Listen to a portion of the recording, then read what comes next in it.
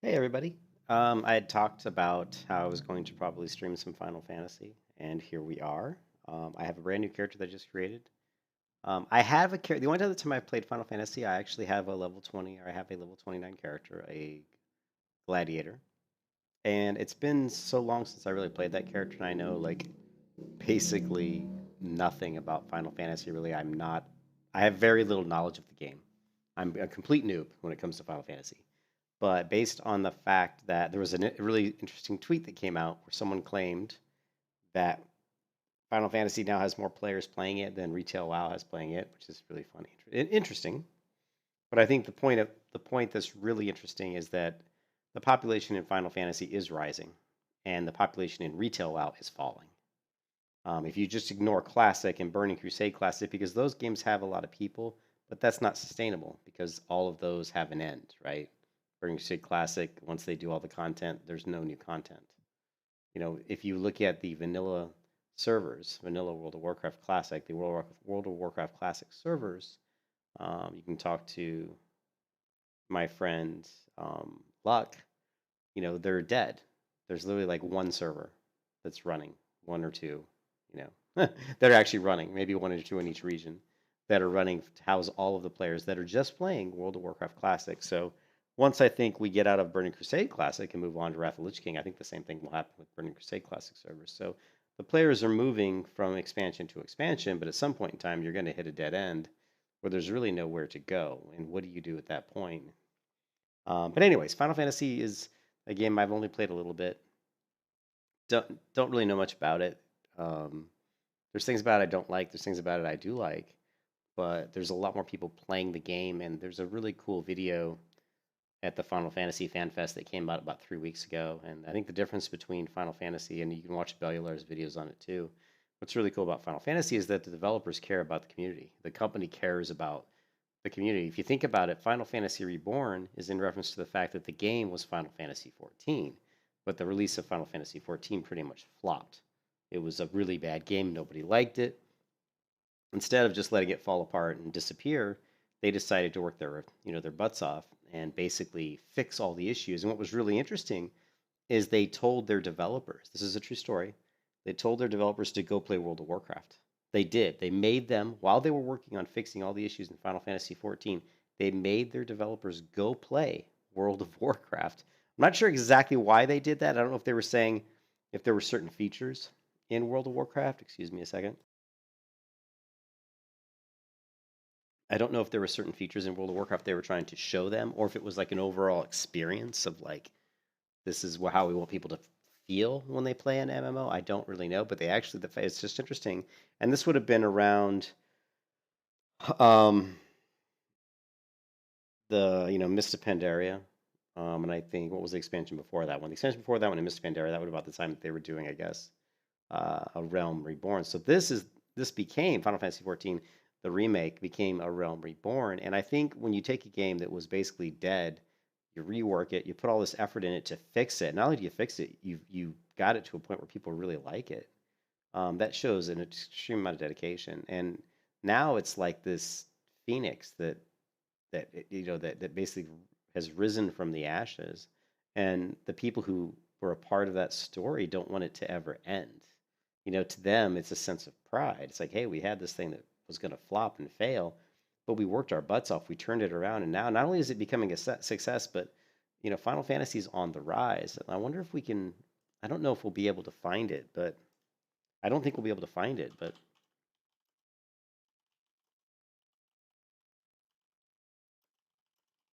I don't know if we're not going to be able to find a graph because they don't really show. I don't think we don't have like the numbers that are published, publicly.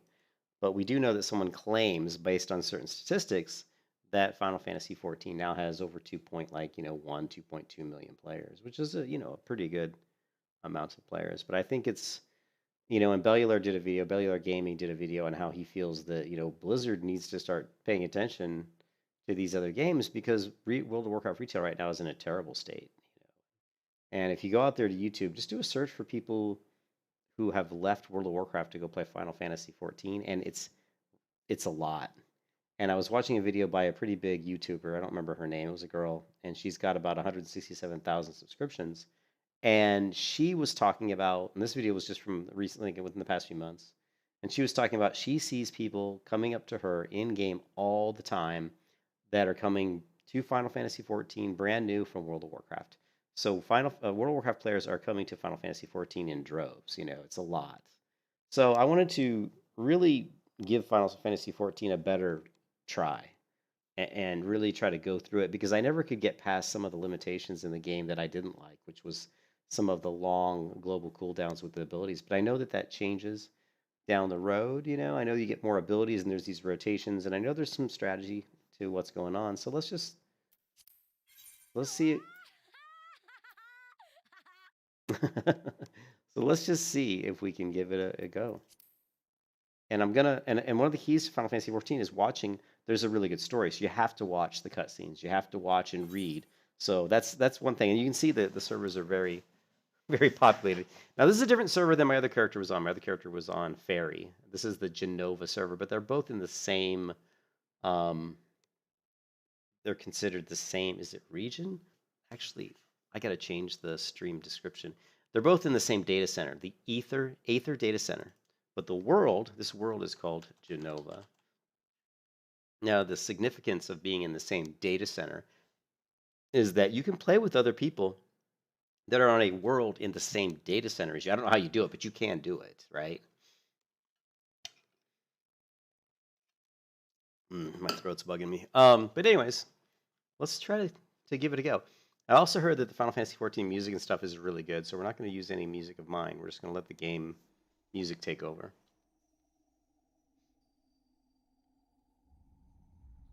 Hope the volume's loud enough. That's one thing I didn't check was the volume. I should have.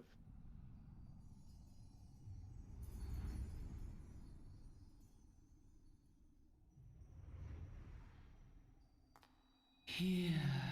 Seems pretty loud.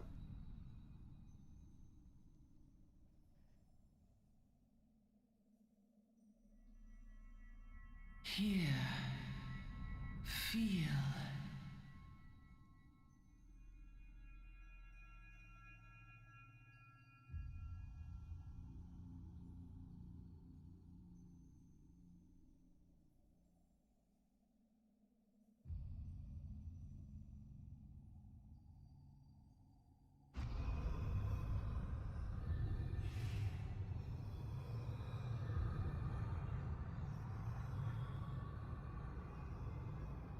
Here.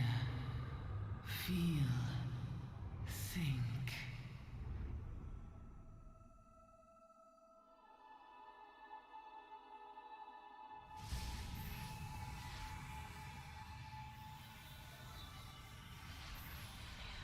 Ooh, look at that armor.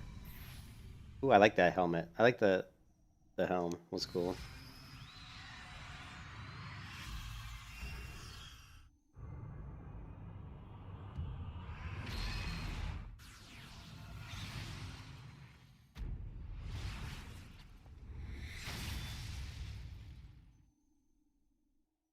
Now that is what I'm going to be, a paladin. So paladins use a sword and shield.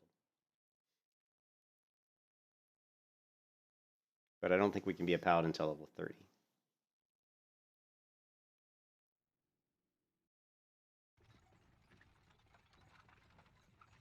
And I don't know if like I can take the money and stuff I got on my other character and give it to this character. I have to figure out if that's possible, because obviously that would be helpful to give her some money, but if not, no big deal.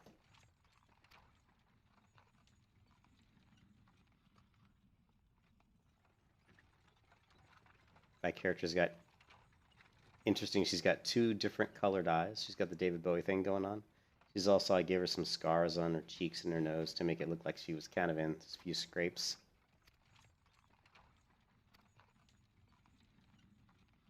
Feeling the effects of the Aether, I reckon. You'll get used to it, though. Don't worry. I'll try to narrate for you guys, although my voice is kind of going, so we'll see how it goes.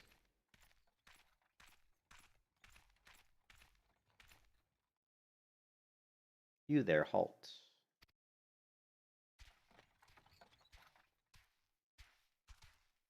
What's all this about? Carriage driver says that. It it is in certain sections, Benzu. Like certain sections are voice acted, but I don't think they all are. I don't think this beginning. I don't think this beginning one is, but right now I can't really stop it to check. But once we get out of this first intro cinematic, I'll check and see if maybe I've turned off the voice. I don't think I would. That's something I would never do. I don't ever turn off voice acting. So I just don't think this intro one's voice acted. But some are voice acted. But this game has a ton of cutscenes, like a lot. This game is heavily based on story, but that's supposed to be one of the biggest strengths of Final Fantasy. Inspection, men. Search the carriage.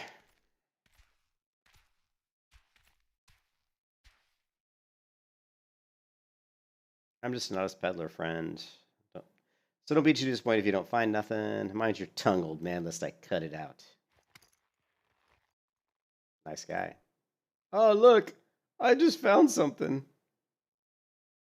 Honest peddler, was it? Since when do honest peddlers deal in prohibited herbs? You're in a lot of trouble, old man. You'll rot in the dungeon till the end of your days unless you can afford the fine. He's like, yeah, business as usual.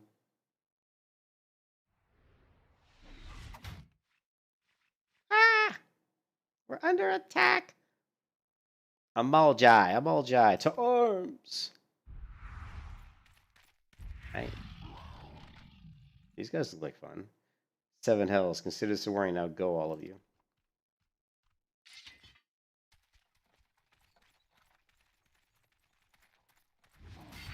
Go. Ooh.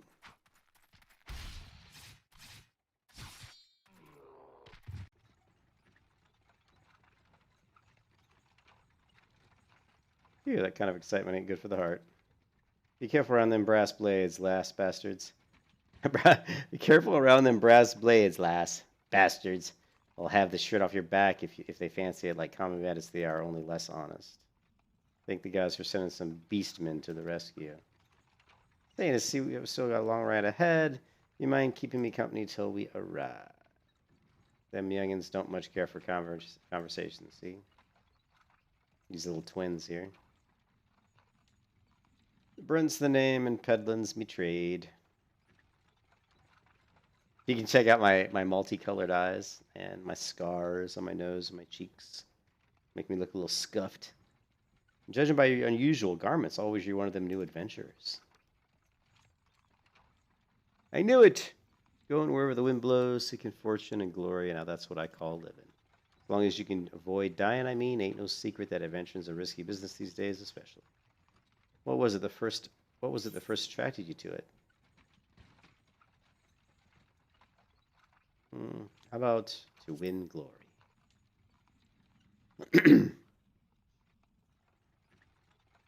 Glory, eh? Well, you're one to take on them tasks as other folk ain't. Ain't adventurers such as yourself can win fame what coin can't buy. When you arrive in town, you want to report to the Adventurers Guild. You'll find out everything you need to know. Just remember, though, there's more important things than fortune and glory, such as breathing. Ain't no profit in being dead, and that's a fact. By the by, is this your first trip up to the Olda? Yes, it is. Well, then, let this journeyed itinerant tell you the ins and outs of your destination. Yeah, there's a lot of story in the beginning. Like, you really have to get through a lot. I think that's one of the things that can be a turnoff for a lot of people who aren't used to, I've never been a big fan of a lot of story, but it is refreshing in this game because the story actually is pretty good. Alda is ruled by the Sultana in name, but as most folks know, the Syndicate holds all the real power. Them and their monstrous cronies would happily get rid of her grace altogether, but that won't happen while she still commands the loyalty of the Royalists, and the Royalists are nothing if not loyal. These factions have long fought over power, throwing the weight of their wealth against each other, and they show no sign of stopping. Of course, the Lizardmen, that's the Amalja, couldn't care less about Alden politics. They have their own interests, see, and they ain't afraid to enforce them. They say war is a gift to the peddlers, need breeding profit, and though it shames me to say, I'm inclined to agree. At long last. At long last, behold, Alda, jewel of Thanalan, where folk turn sand into gold. Gleaming gold. Black gold.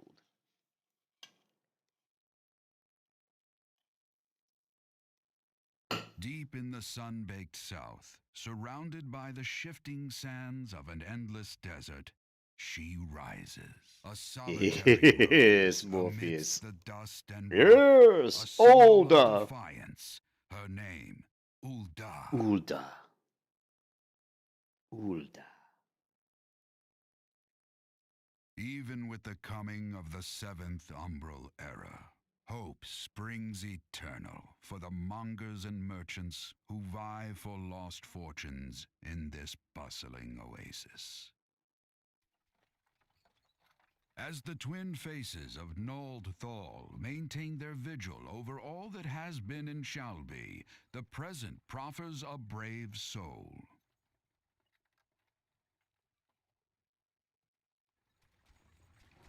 One whose arrival could mark the beginning of a new era of prosperity for the realm. That'd be me, I guess. So where we part ways, lass. I'm off to the markets to deliver me wares, and it's onto the Highland Road for me. Here, I want you to have this by way of thanks for putting up with my prattle.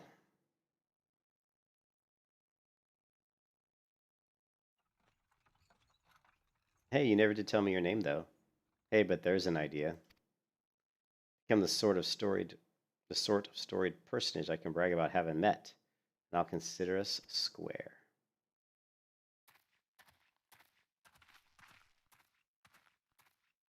May the traders nurture our fortunes as they kindle the flames which burn within us all. For by fire are we reborn.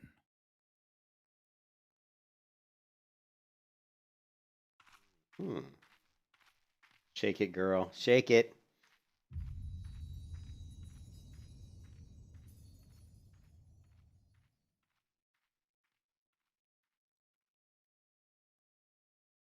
They need some music.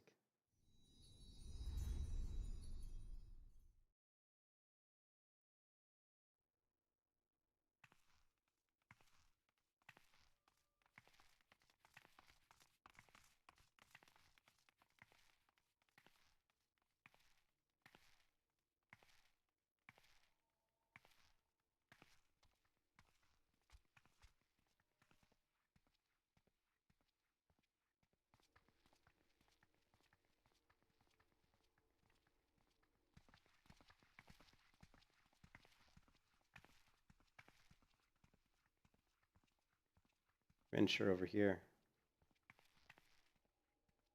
It's like a steampunk John Lennon. Ah, I mean you. First off the carriage by any chance. Hey, how can I tell? Heh. Name's Wyman, and my business is known every bugger else's. Now then, what if I offer you some valuable advice by way of welcoming you to Fair City, free of charge, just for once? Like, yeah. Yeah, all this dialogue is going to kill me. Welcome to Ulda, the shining beacon of prosperity rising in the deserts of Battleland. Please select control scheme you wish to use. Mouse and keyboard, of course. We all know all this stuff.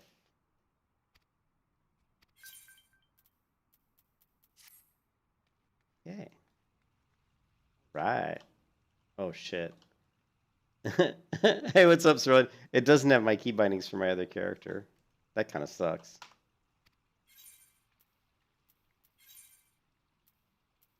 Is there any way to import? What's up, Sirlin? You've played Final Fantasy, haven't you, Sirlin? Is there any way to import my key bindings from my other character?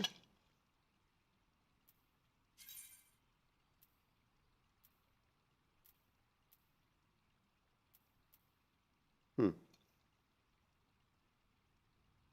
I was wondering if you could. I'm looking. I don't see. I see.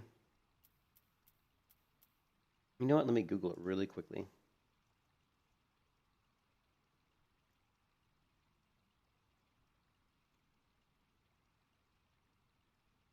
want to transfer the binds from one computer to another. It's sufficient to simply copy the Final Fantasy XIV folder to the same location of a new computer. What about transferring keybinds?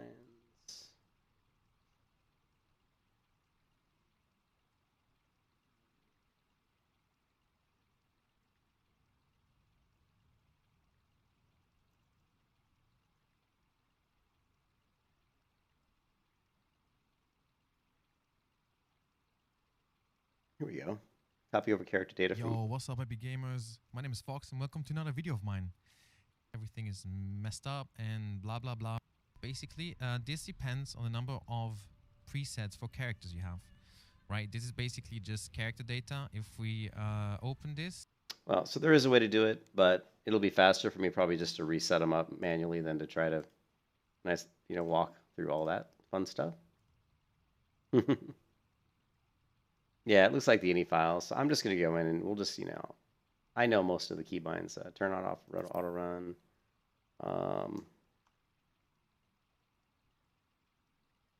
Draw sheath weapon. Lock camera. Just let me unbind this. Lock camera on target. Why would I ever want to lock camera on target?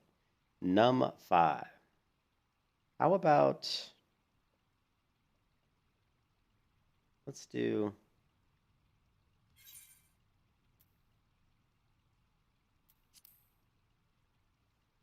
Float, flight, diving, descend. Interesting.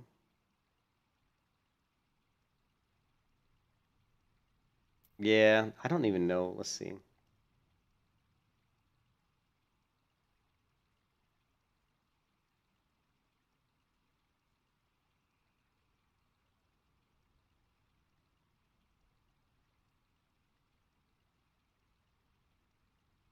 Well, I only have 2 characters, right?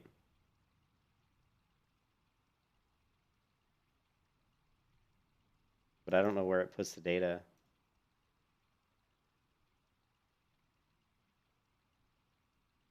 I mean, all this, I don't really know. I'd have to... There's nothing here that tells me anything about, like, individual characters. Oh, yeah, so that's not really going to help.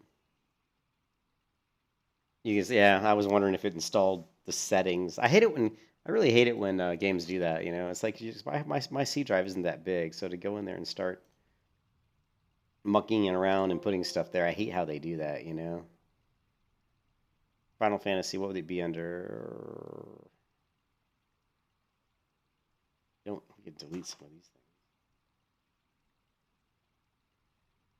Yeah, I don't see it under here.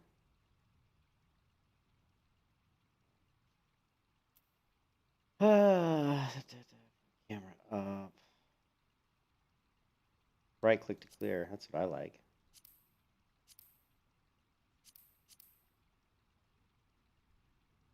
Ooh, toggle between first and third person mode. That's kind of interesting. Camera. Zoom camera in.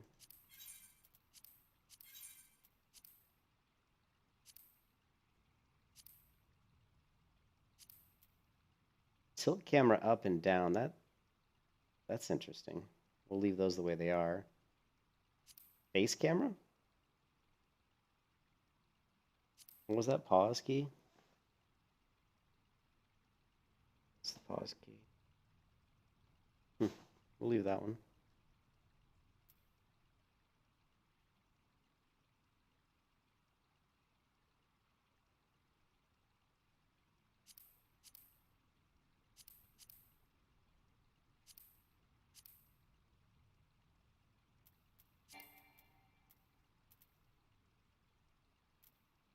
What did it say?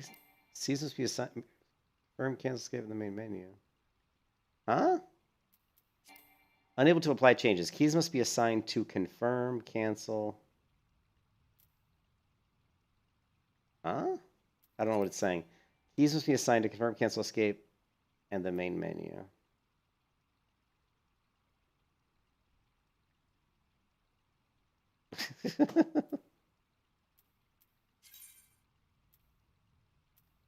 I don't know what it's telling me. All right, we're done. We're going back to WoW. I'm just kidding. I didn't change any keybind that has anything to do with what they're talking about, so I'm not sure what they're talking about. Confirm, cancel. Okay, it must have been confirm, cancel, escape. All right, so we got confirm, we got cancel, we got... Where's escape? I don't know what escape means. We've got confirm, we've got cancel. Maybe target main menu? Let's try putting something here. It probably was like numpad 9 or something stupid. Some of these I changed, like the cycle UI components.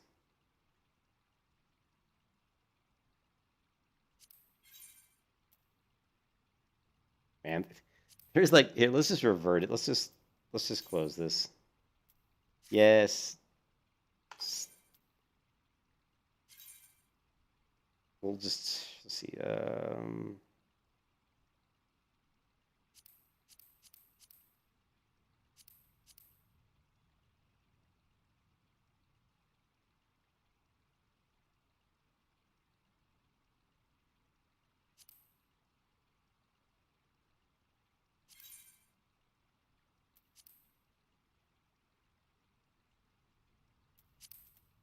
Let's do that for now. Okay, dokie.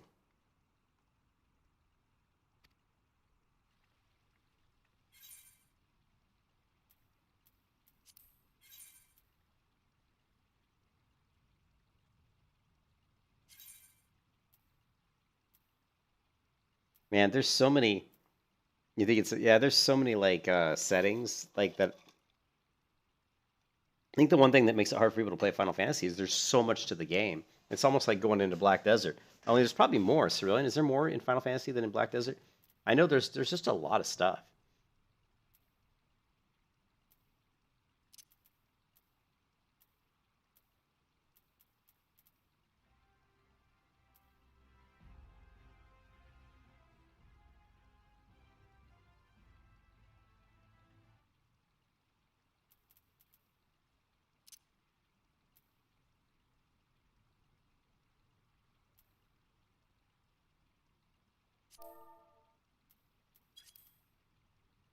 Well, use documents my games. There's where it is.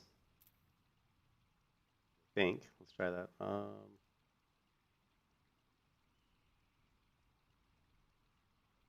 Here we go. Maybe. Okay, so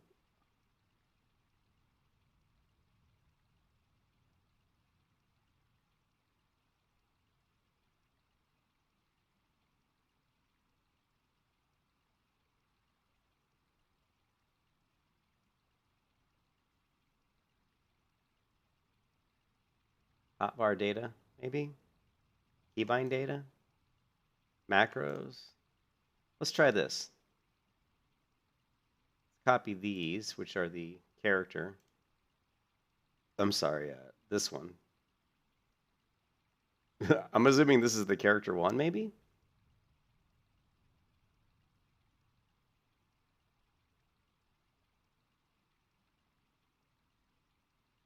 I have no idea. One of these, maybe.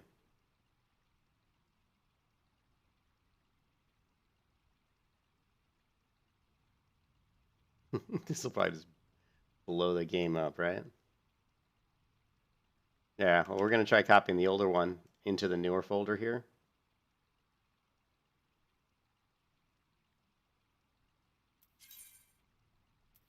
And then what we're going to do is we're going to try to exit the game. I have no idea if this is going to work. And we'll load it up again and see if it has those new keybinds.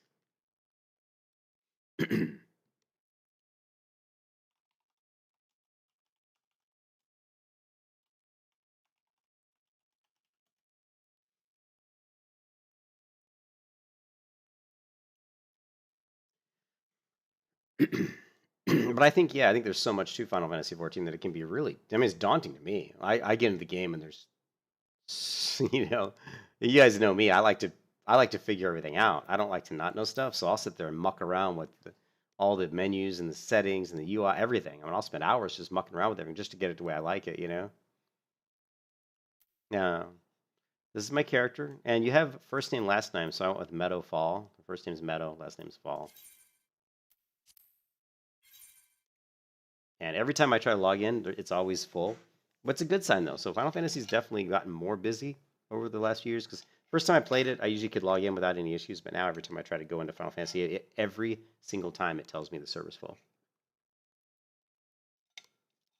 And it wouldn't let me create a character on the realm that my other character's on. It just flat out said you can't create a character there right now. So I'm assuming that that realm must be really full.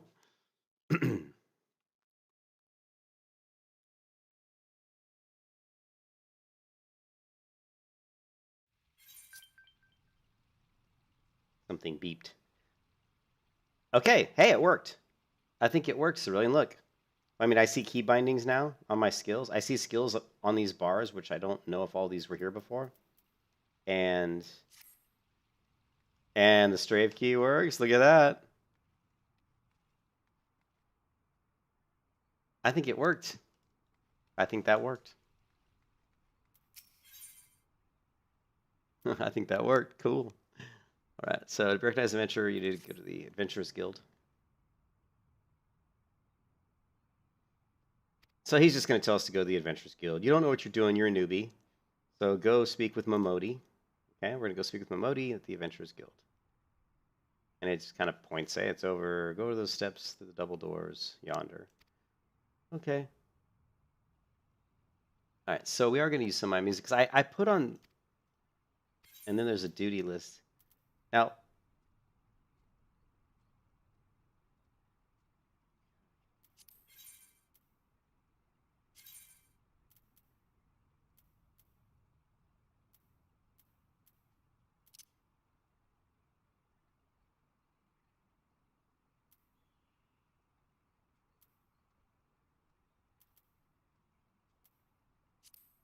I'm going to turn off display action help.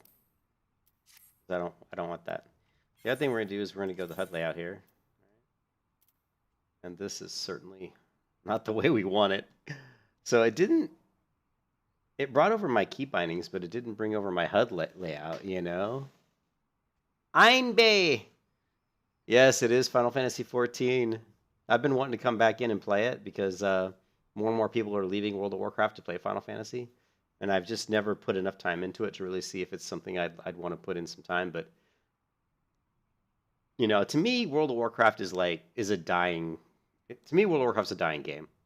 The only thing to me that's kept World of Warcraft alive is Classic WoW and Burning Crusade Classic. If it wasn't for those things, WoW would really be in trouble. I mean, it'd really be in trouble because people are leaving retail in droves right now. They're leaving Shadowlands. You know, they've left. A lot of people have left, and they're continuing to leave. So, the only other MMO out there that right now that has a ton of subs is Final Fantasy XIV, and it's rising, it's getting better. But there's some issues in Final Fantasy XIV that we can talk about that they need to address, and we'll get to that as we go through these streams. But we were able to fix the key bindings. Yeah, I mean, WoW's killing itself. That's 100% true. WoW is literally killing itself. So we were able to fix some of these things, but we weren't able to fix the layout. So here's the old folder. And we had thought, yeah, I don't see the layout here. There's the UI save data.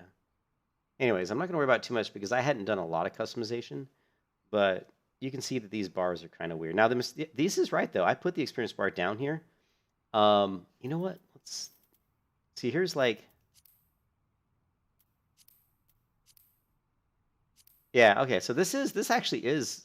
Some of the settings I made on my other account did get pulled over because you can see when I go from 2 to 1, notice how everything scales down. I changed the scaling, so... Yeah, that's what turned me off, Cerulean. What really turned me off with Final Fantasy was the global cooldown and the gameplay in the beginning being very slow and painfully slow. Other thing I found out just yesterday is that you really, even though it looks like you can run around a mob, you really, I don't think can avoid their attacks. And also the other thing I learned yesterday was there's an indicator. Sorry, my throat's really bugging me today. Let me turn off my fan here. There's an indicator on the bottom of NPCs, of mobs, a little circle around their feet, and they'll be their pointer, and that pointer points the direction they're facing. But even if I think you move around them, they'll still hit you. But you can like stun them and then move behind them and hit them in the back and do more damage if your particular attack does more damage when hitting from behind. Yeah, I mean, I'm trying. For me, it's like trying Final Fantasy. This is only the second time I've ever tried it. I tried it before and got a character to like level 29. but it was so long ago that I really played that character that I felt it was better to start from scratch. Plus, I like to do video series where you guys can see everything, like the gameplay from beginning to end. And unfortunately, I don't usually finish a lot of the gameplay series because I just get bored. But hopefully this one won't be boring. Hopefully this will be good. But anyways, we look at the UI, and you can see the differences here. This scale is a lot larger. These hotbars are a lot bigger in size. This one I've scaled down. So if I select hotbar 1 here, you can see we've got hotbar 1 selected. Click the settings here. We can knock this all the way down to even like 60%. So let's do that. Save. Now we're going to grab this experience bar, and we're going to move this all the way to the bottom. I wish there was a way to tell like if I'm centered. It'd be really cool if you could snap to like the center line. See this white line that goes down the middle of the screen? It'd be great if you could snap to the center. The center of this could snap, but I don't know how to do that. So we're just basically kind of guessing unless I count out the boxes. I'm going to say that that looks to be centered.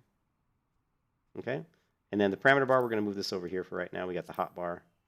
And we're going to put this here. Hot bar 2. Same thing. We're going to knock this all the way down to 60%. Stack it. It's not letting me move it. Oh, I didn't save. Stack it right here. That was hotbar 2. And now this cross hotbar, I don't even know what this is. So we're going to bring up a video I was watching, and I hope I still have it. I'm going to bring up a video and just for like UI setup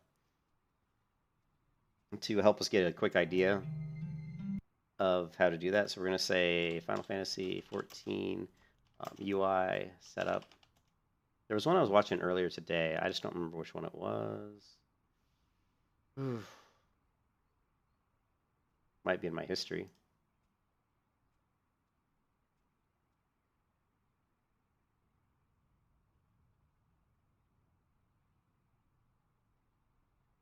You can see I've been doing a lot of videos. I've been watching a lot of stuff on Final Fantasy. There's a good one. The big reason I quit WoW for Final Fantasy. Here we go. Well as all the information about. Okay, so we take a look at this guy going through a setup, and I just wanted to see some of the things that he's got going on here. And we've got the hotbar 1, 2, we got 3. Now he's got this cross hotbar. I don't know what this thing is, but it's behind this other stuff. Maybe he's got it disabled. And then we've got your health, and you've got status effects. And then you got these other bars that he's stacked here, but all these I'm assuming are disabled. And I'm not sure what the progress bar is for. And then here we've moved the party list over here in the Alliance 2 and 1 here, and then target bar at the top. He's also put the enemy list here, so when you have enemies that you're fighting, they'll appear down to the left. He likes doing that because his eyes look here. You know, a lot of times when you play an MMO, you tend to look at your hotbars just to see what's... You kind of have to. And one of the games that does a really good job is Terra, because what Terra did was it would put indicators on the screen, and you could move that around, and it would... So, like, I wish I could show you. I can't really do it without logging into my other character, but certain abilities you have go into combos into another ability. So if in Terra they had an indicator that would show that, it would say you'd hit this ability, and then it would flash up a little icon, which would say this is the next ability you need to... Yeah, they're all disabled. Yeah, Keith, it looks like they're all disabled, but... And it indicates you what's the next ability. So it's nice because you could drag it further up. I mean, the human eye naturally looks at the top. Like when you look at a picture, the human eye naturally looks right about here. They, to the top, like above the center of the image, to the left and up. So right about where this mouse cursor is where the human eye normally looks when you look at a picture. So to play an MMO, most people end up, unfortunately, looking down at the hotbars because they got to see, well, what's on cooldown, what's on cooldown. There's all kind of stuff, but anyways. Yeah, it does it here automatically, but you can't move that. There's no like floating indicator bar that I know of. And again, I don't know Final Fantasy, so I'm just telling you what I know. So please, please, please, if I say something wrong, correct me. Because that's another great thing for streaming games is that you guys can tell me how to play these games because I do not know how to play Final Fantasy. But looking at this guy's UI, I like some of the stuff he did. He reduced stuff, made it a lot smaller. And of course, putting the mini-map down here on the bottom right. I've never liked the mini-map on the bottom right, but I understand why he does that. I've just been so used to it up here. But having, if you take a look at his UI once he gets out of here, you can see this is what his UI ends up looking like. And it's nice. I mean, Final Fantasy, the particle effects of the weapons and stuff are so flashy. There's so much stuff going on the screen that it's a really good idea to do what this guy did and just get the top part of your screen completely clear. It makes it a lot easier to see. So this is good, what he's done. I kind of like that. And I think for Final Fantasy specifically, it's a good idea because, like I said, because of all the flashiness of the particles and things that are going to be flashing all over our screen when you're in a party and you're in a group and you're in a raid. So, yeah, see, Keith's saying right here, shit gets cluttered, you know? So that's why I think that, you know, going kind of this route, the way he did, is a pretty good idea. So anyways, just looking at that, let's go back to here, and we'll go back to Final Fantasy, and we're just going to take these hotbars, and we're going to, you know, shrink these down, okay? Actually, what we can do is we can just say 60%, we can save this, and then we can just go to, what, 4 and 3, so 4, 3. All right, and then let's go ahead and just, you know, we can drag them down here even though we're not using them.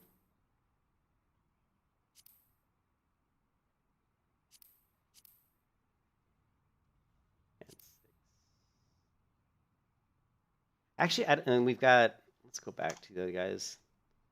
We want the parameter bar, status. Okay, so we've got, where's my parameter here? Let's put this. Actually, I don't like, if the hotbars are disabled and I'm not seeing them, I don't really like them here. So let's just get these out of the way. For now, we can always move these back later, right?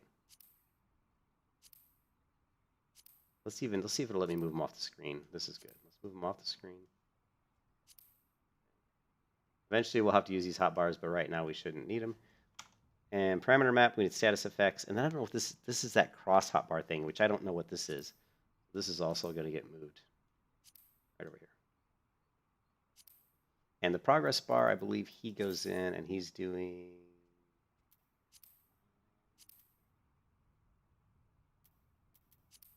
something else. Progress bar.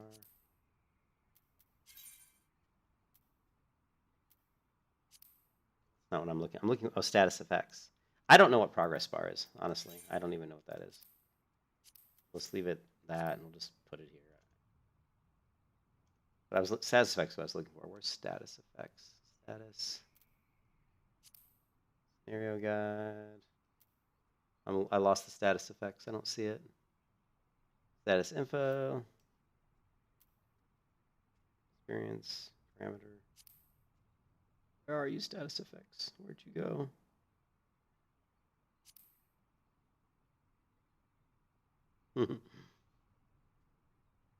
Three hotbars personally. Yeah, but we can put the third hotbar there.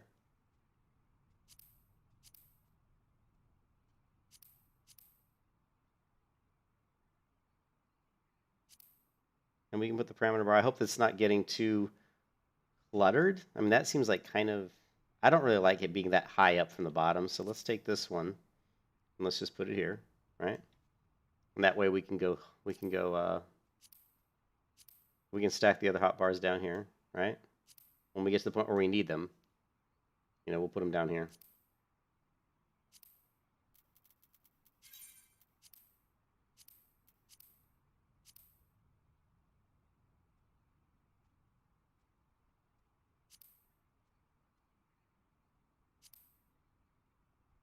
I wish they had like some sort of snapping, but they don't seem to. I don't know.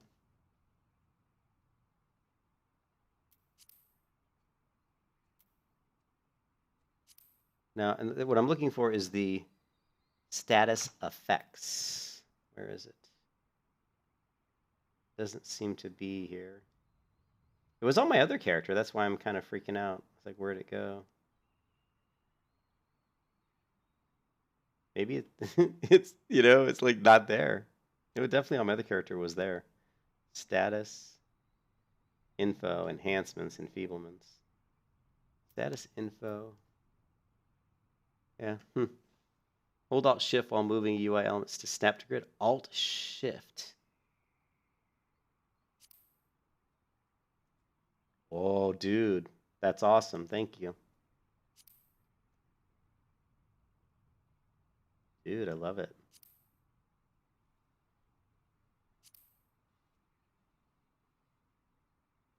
Oh, sweet.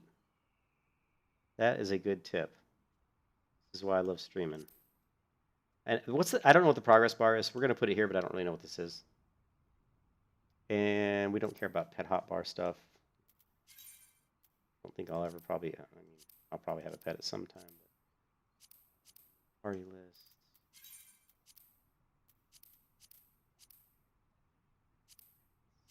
Enemy list here. Alliance scenario, limit gauge, new game guide. Here.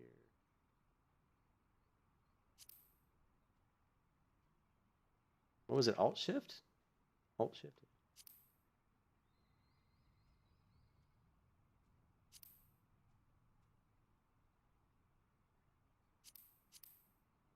Hot bars. Man, there's a lot of freaking hot bars, guys.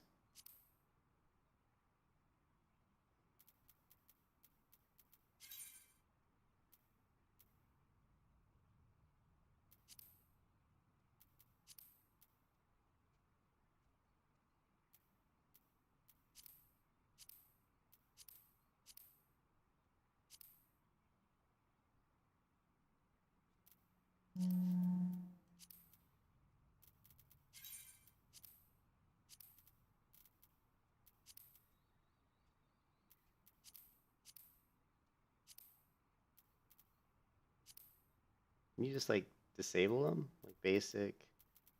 Is there like a disable? There is transparency though.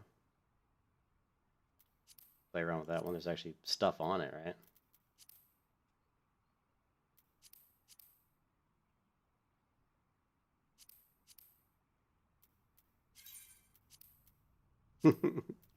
This is funny. I didn't realize I'd have to do all this, but it's good to get it out of the way right off the bat, right?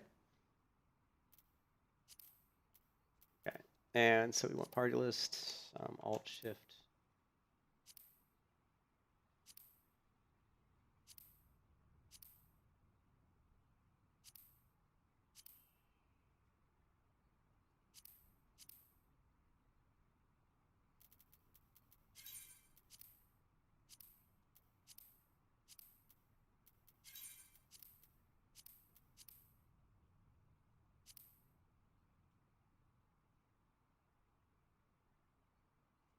Yeah, I clicked.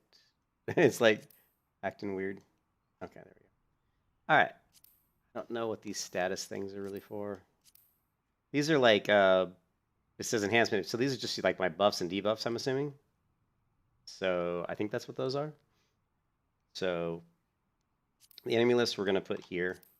This is going to hopefully populate downwards. So we're going to need all that space below this to populate.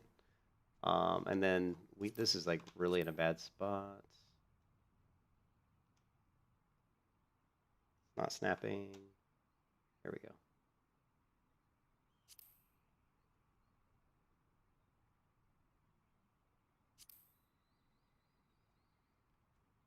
I don't know what cross hotbar is. No idea. Duty list is going to pop up, so we'll just put it over here.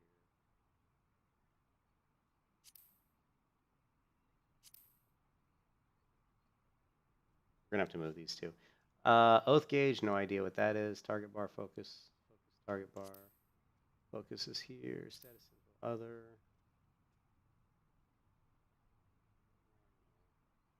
Now we'll just put this here.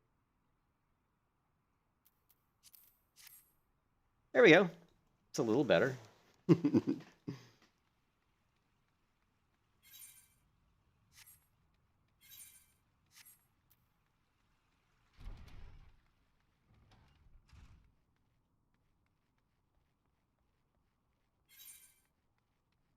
I thought I turned this off. Complete a quest by right-clicking the NPC. Active help windows can be disabled.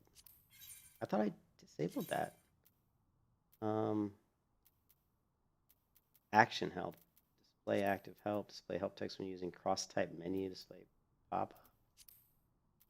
Just disable them as we get to them. Yeah, we're trying to clean it up a little bit.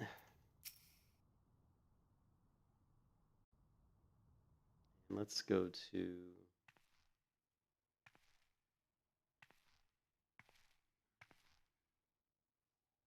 Well, hello there.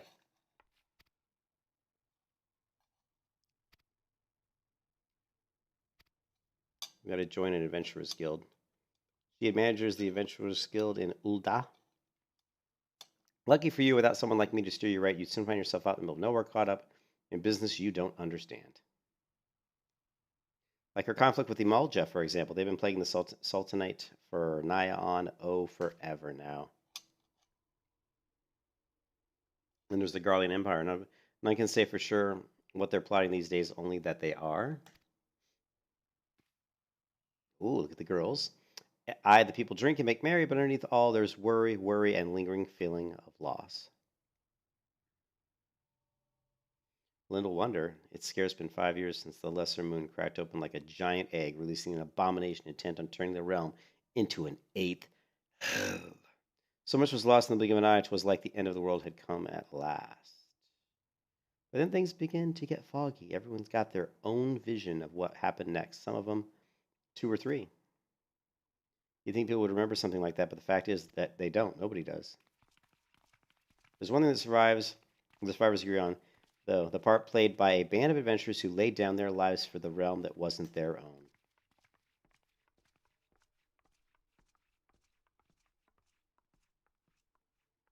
Sorry, I'm having a hard time. My throat's really hurting.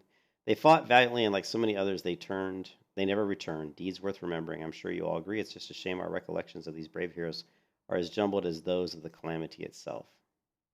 Whenever we try to call their faces to mind, it's like they standing between us and the midday sun, permanently silhouetted. I'll bet that sounds poetic to you, doesn't it? Well, it's not. It's bloody infuriating. But even if we can't remember them, we'll not let them ever be forgotten, and so we'll call them the Warriors of Light. And they'll forever stand as shining examples of what adventurers can achieve. That's why I welcome new arrivals like yourself to our fair city.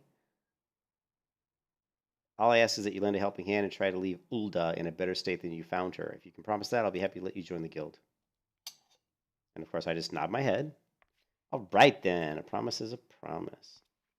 I'm counting on you to help put past behind us. We need people working and spending and bickering. We need people working and spending and bickering like the old days.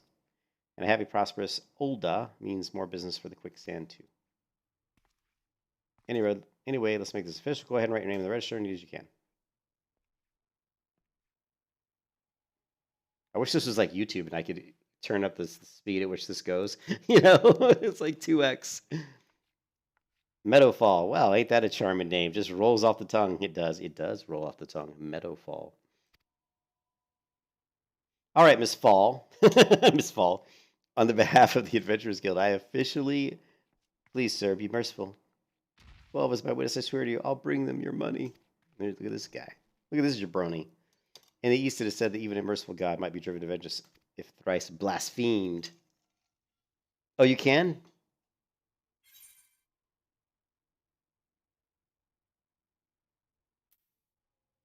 What? The following can be used to adjust speed and unvoice cutscenes. Left, right, directional buttons. Okay, I don't know how it works, though. The following can be used to adjust speed and unvoice. Because remember, I don't think I changed. Left, right, directional buttons. Tab, shift tab. Tab and shift tab will adjust the speed.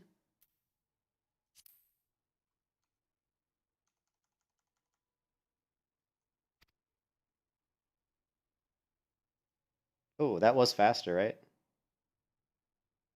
Okay, it's going to disappear quick, isn't it?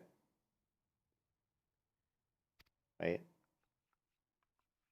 All right, just the same. If you ever need a bit of advice about one thing or another, pay me a visit. Just don't go bothering me every time you stub your bloody toe. Of course, I do enjoy hearing a lady muse the many man has acquaintance from time to time. It seems faster. I think. Yeah, it seems to work. Thanks, Einbei. Hope I'm pronouncing that right. Einbei. Hey, what's up, GS? Anyway, welcome to Ulda Meadow. All right, we need some. Take a moment to catch your breath. I need to turn the music on, I think. There's an indicator underneath the chat bubble. Okay, complete. And this little green thing next to my name means I'm a new player. This concludes the entry game tutorial. You have taken the first steps in the city of Ulda. Listen well to the wisdom of Modi Modi, then go forth and discover the incredible adventures that await you. Whoa, what am I, level 2? Yeah, level 2. I guess this is my level. These are the bars. Okay. I think Einbei definitely plays because he's already told me a couple things I didn't know. So let's go to, what was I going to do? I was going to go to the UI again. I can't change the chat though. And here's the duty list though. So let's move this over here. Okay. And then I don't know. Let's move the target bar. Let's just make this like centered. That. And okay, save.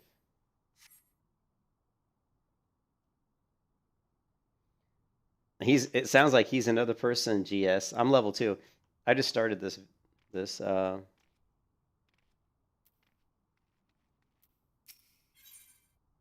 so here's the target. Let's HUD layout. Let's move this down a little bit. It's a little high.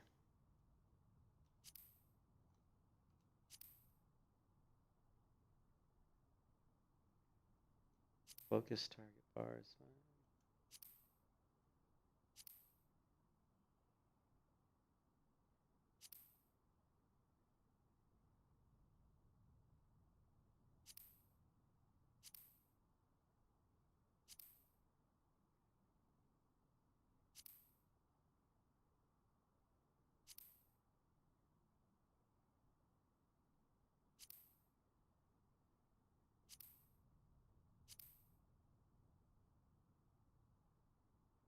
It's weird how these won't really align up here. Let's do that.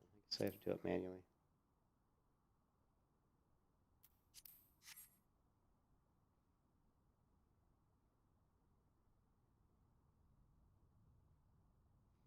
Initial and mandatory content is dated. Yeah, the start's very slow.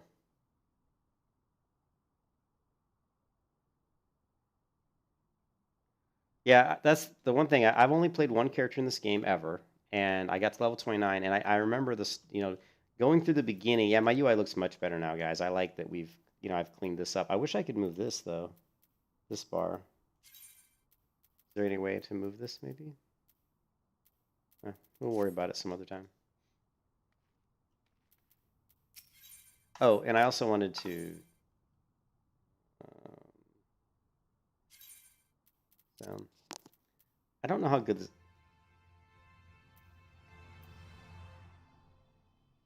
I just know that once the background music... Yeah, no, I never like the background music. Even if it's good in games, it just kind of gets tiring, So...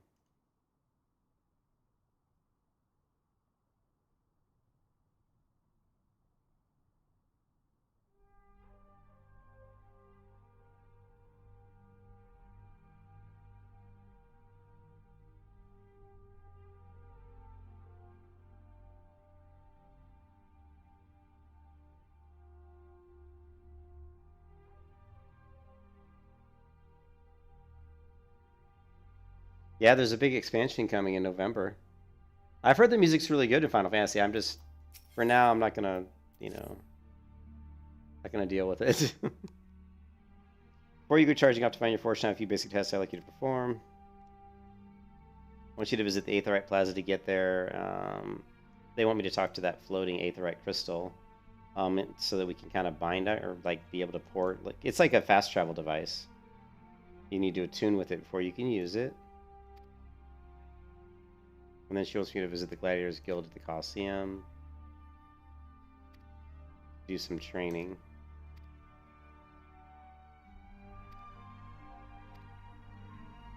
There's plenty as won't scruple to swindle unsuspecting foreigners like yourself, especially if no one's looking out for their best interest, which is why I'm giving you this letter. When you visit the exchange, find the gentleman named Cesaroga and give it to him. He'll be happy to tell you about the market once he's read it. So I got to go to the Aetherite Plaza, Gladiators Guild, and then the Sapphire Avenue Exchange. Simple. There's more than a few unsavory characters out there who'll try to take advantage of you.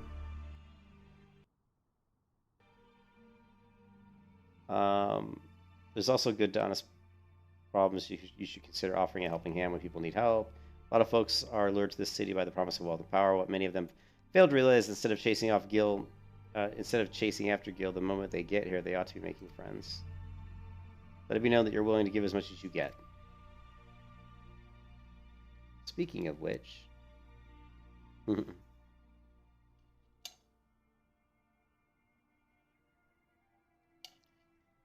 Takes a long time to get max level? Oh, jeez. He wants me to speak to this guy.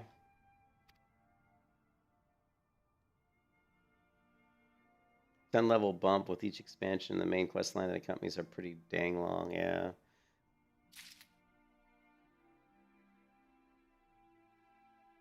Well, Einbei, didn't you say you just started playing like this? Hey, Einbei, this is my second time giving it a go too. So you can see this symbol. I am one of the smiths, a stoker of fires and forger of futures. As a decade member of the Adventurers Guild, I've been trusted with the task of providing assistance to new adventurers. I see you have recently taken an adventurer's mantle. The possibility of stretching out must be positively daunting. It is daunting. Believe me, it's very daunting. The Adventurers Guild, we see new adventurers as fledgling heroes. You are champions of tomorrow. My fellow smiths and I are here to help you, provide you with guidance, but the guild can also a cadre of veteran adventurers. We'll be happy to share with you their accumulated wisdom. You can recognize these helpful men and women by their title, mentor. Mentors stand ready to advise you on any aspect of venturing. They have hundreds of quests under their belts and will likely have the solution for whatever dilemma might be causing you trouble. Mentor may even offer to accompany you on your adventures. I highly recommend that you take advantage of the mentor's aid to enrich your experiences in Zora. Pray do not hesitate to ask me if you would like to know more. New adventure status is applied to players who have recently begun their adventures in Zora. Amongst Zora's thriving population, there are seasoned players known as mentors who have taken upon themselves to assist new adventurers. When a new adventurer and a mentor form a party, they both receive a bonus to experience points earned upon invitation by mentor. New adventurers also gain the ability. They also gain access to Novice Network, an exclusive chat channel where they can consult with mentors and share their experience with other beginning players. All right, can we read that any faster? What will you do? Nothing. That's what I'll do. How about that?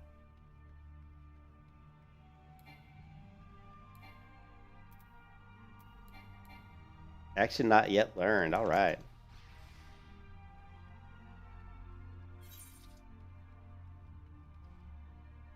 Okay, now we have to remember how to navigate this crazy map, right? So let's just go here and try to find this guy. Navigating the cities in Final Fantasy XIV is freaking pain in the butt. Like, we need to go here, right? To the Aetherite, maybe? I'm unattuned, so.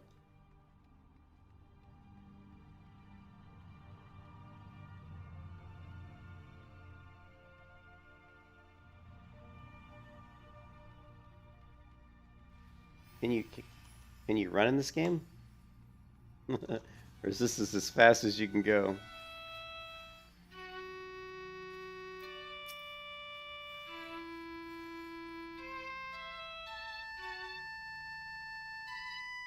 Ugh. That's not exactly the nicest sounding sound. Wait, Z is run. Here we go. Now we're running. Now we're sprinting.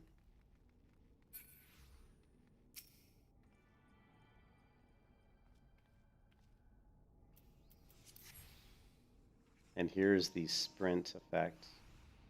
So we'll have to move that, I guess. Modi quicksand. This guy. Excellent, which means the matters of attunement fee. That will be 100,000 gil. What? Apologies, but I do so rush every to make that jest. The look on your face was absolutely priceless. But the fact that you were so easily deceived suggests to me that you are unfamiliar with use of the Aetherites. Now let me explain.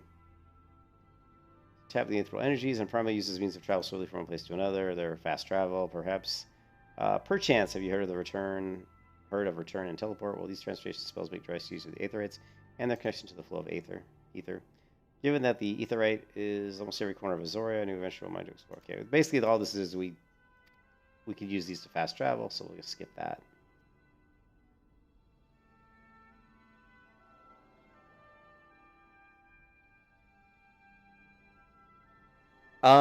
Yeah, I mean, I definitely want to keep. Yeah, I'm gonna give it a good go. I think that, like I said, I think World of Warcraft is on the decline for sure. So.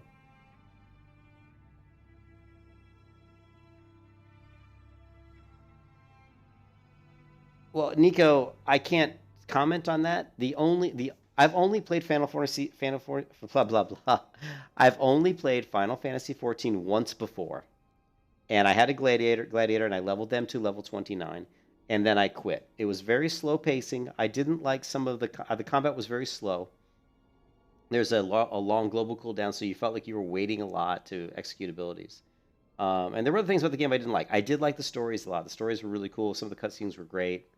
Um, the world was pretty cool. The graphics were pretty cool. The world's kind of small. The zones aren't really big, but but as far as like my experiencing, do I think it lives up to the hype over retail? Well, yeah. I mean, I think it's a different game than retail WoW. Final Fantasy XIV is a story-driven game. It's a very much a Final Fantasy game. You know what I mean? There's more RPG in Final Fantasy XIV, than there is in World of Warcraft. Retail WoW is garbage. Retail WoW is terrible. Now, as far as the end game, I can't comment on the end game of Final Fantasy XIV because I've never done it. The highest level I've ever reached is 29. So I wanted to, but just going off the fact that so many people are leaving WoW right now because Shadowlands is garbage. So many people are leaving WoW and going to Final Fantasy. They are. A lot of people are. And the fact that big people like Bellular and other streamers are talking about it, and that some of the big streamers have left, is making other people want to try it. And me being one of them, although I've wanted to try it, before, So it's going to be a big trend, I think. I think, a lot of people are going to be going to Final Fantasy XIV. How many people stay, I don't know. But World of Warcraft, in my opinion, is on the decline. And I don't see it being able to recover. Like I said, the only thing that's keeping WoW ahead really is Classic WoW and Burning Crusade Classic, because there's as many people playing, almost as many people playing, Burning Crusade Classic as are playing retail WoW. So, but I think that WoW is on its way down. I don't think, unless they really do something drastic to fix it,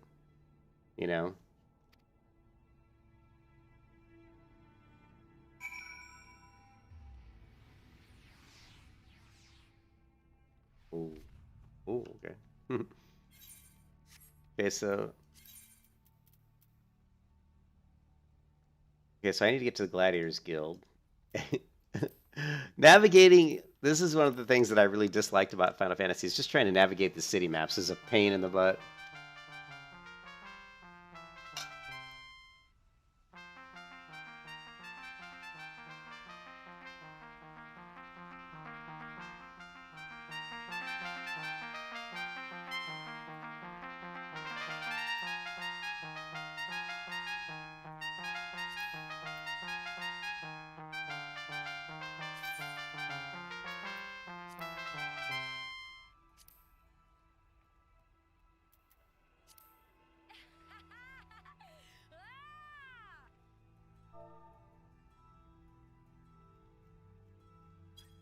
All right. Okay. Now, let's see. What is this? I don't remember seeing this before. What is this? Itinerant Moogle. Oh, I don't have anything to exchange, so.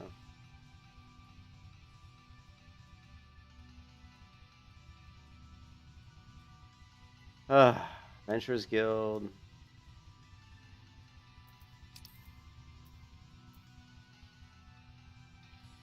I hate these maps. It does. It gets better, but it's like there's the elevators and there's the crystals, but it's just the first time it's such a pain to figure out how to navigate these cities. It's really annoying. I'm just shocked that when they created these cities that they laid them out this way, that. So basically what I'm going to do is I'm hoping that I'm going to go to this lift attendant, and I don't even know if this is the right thing to do, but no, we don't want to go to the airship. Let's try going here. Let's just see where this takes us.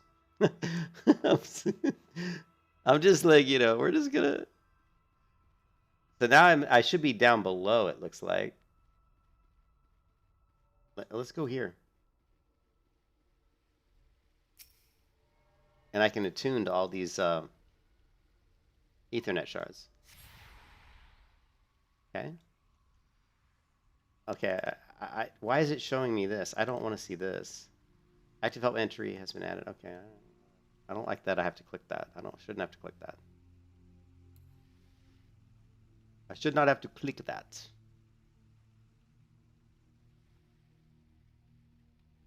These people. What is this?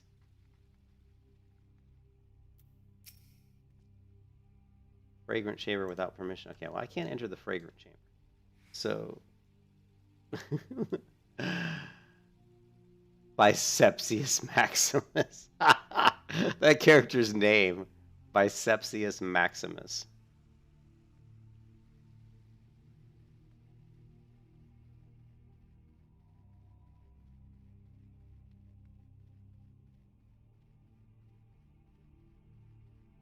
I never played Lima Lamosa or whatever. I've never played that. Okay, you can see I'm totally lost as usual. This is what happens when I play this game. I just get lost in these cities trying to figure out how the hell to get around.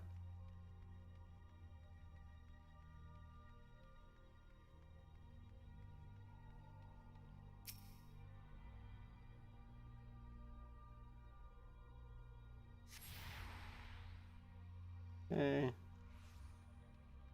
This is the Goldsmiths Guild. Go this way. we're just gonna run around and maybe we'll find something. If we can get the Ethernets, let's go this way. The Gold Court. I don't know, dude. I'm just grabbing these port locations. There's the progress bars. So it looks. Oh, see, Gladiators Guild. So this is it right here.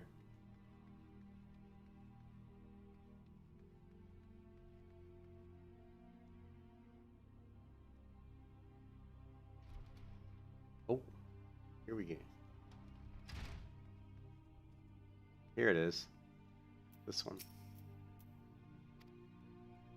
Now these are what's called the main story quest, right? MSQ something. Tell me, are you new to the thrills of Mortal Kombat? Yes. I can see if there's no way the way. Coliseum is only the most celebrated place of public entertainment in all of Udall. Worlds could have borne man a massive fortune so vast. Yay! Talking about fighting and the gladiators, training methods.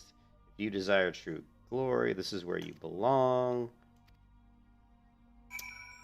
Visit the Gladiators Guild. Now she's got another quest. Wants you to reaffirm your desire. So, am I supposed to join the Gladiators Guild? It says visit the Gladiators Guild. Tune yourself. Okay.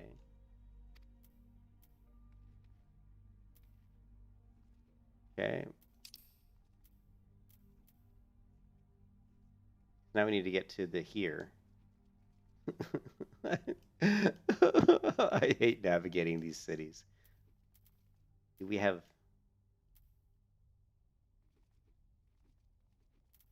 you gotta love it.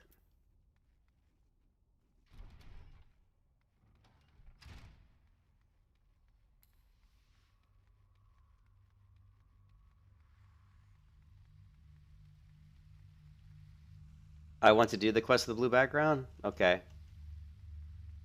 Okay. So I do want to join the Gladiators Guild.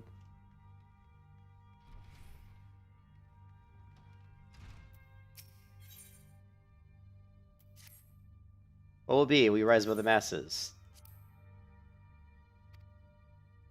Now then, before your enrollment can be considered complete, you must present yourself to the sword Mila, seek her out, and obtain her approval. Okay.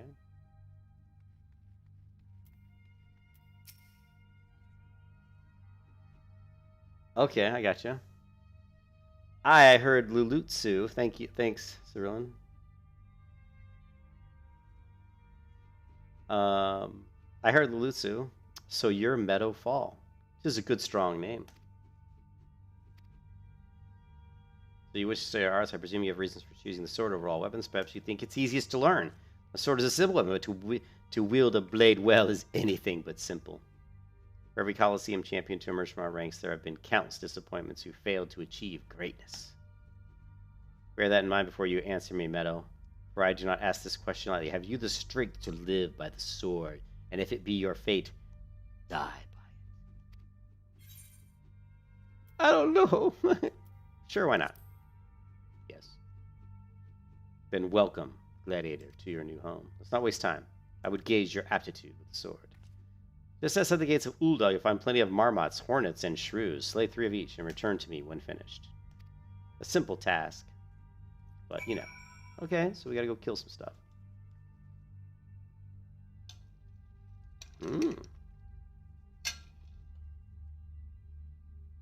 Okay, so now we just have to figure out how the hell to navigate this damn city.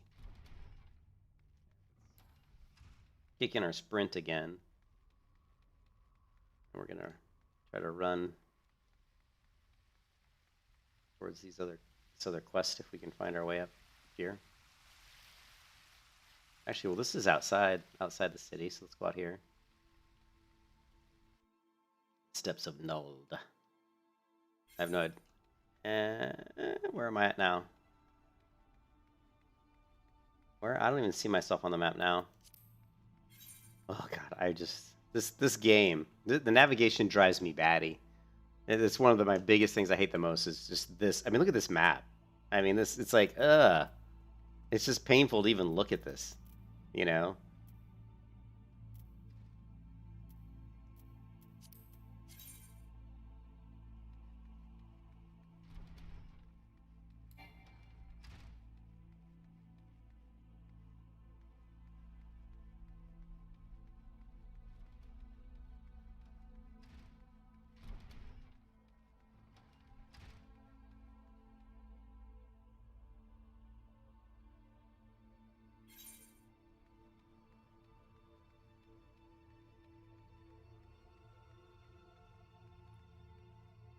Uh-huh.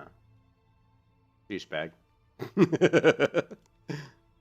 Le douche. Look at all the people. Look at how many people are in this game. Jeez.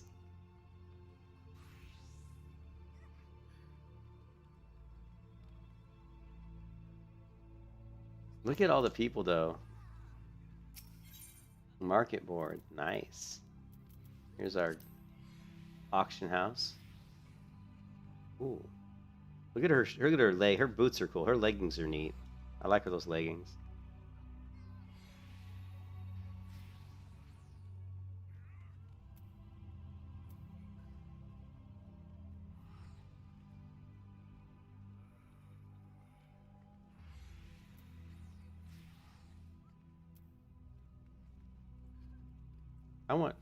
She's got bunny ears. Not sure what's going on with this girl's face. Anyways. And you are, a newly come adventurer, but of course, yes, I am Cesar Roga. What can I do for you? You would have me teach you the ways of the marketplace. Very wise. As for my fee, what? You expect me to do it for free? Surely you jest. Yeah, I like some of the gear in this game. It's pretty cool. I mean, they have some nice, like, leather. I mean, I think it's always silly to see characters in game walking around in high heels. I've always kind of hated that, but at least these aren't high heels. They're just kind of, like, more low-heeled boots, so it's not too bad, but we'll get some. The cool thing is, like, the Paladin will get some really nice plate gear, which looks nice, so that I'm very happy about. My dear adventurer, when you ask an Ul'dah for a favor, you should at least try to make it worthwhile. Judging by your garb, I have the doubt you could afford my services, but the fact that you offer is laughable. Okay, so now we got to give her this letter of introduction.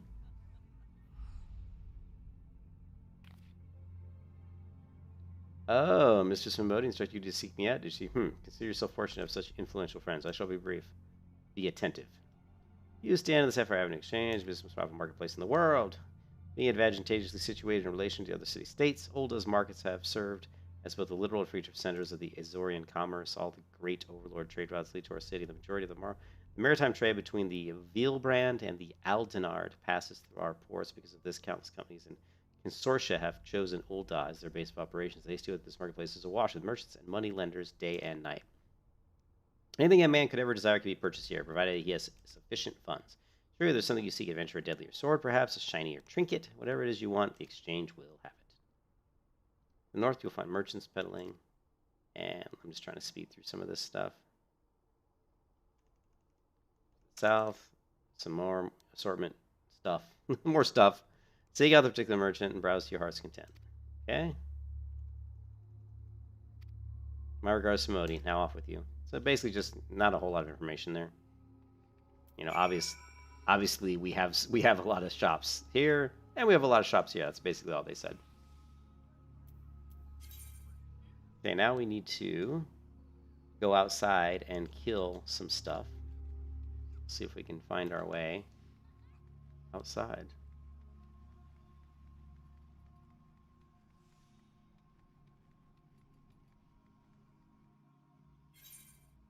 Well, the jobs are just classes. I know that there's some weird thing that when I get to level 30, I have some sort of like trinket you carry, or I don't understand it. But I don't really get getting over certain aesthetics and such. Okay, so we are unlocked.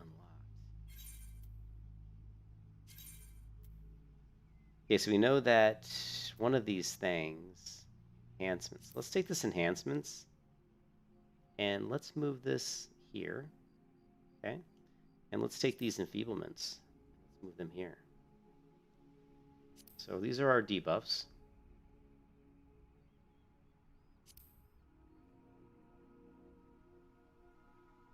And these are our buffs.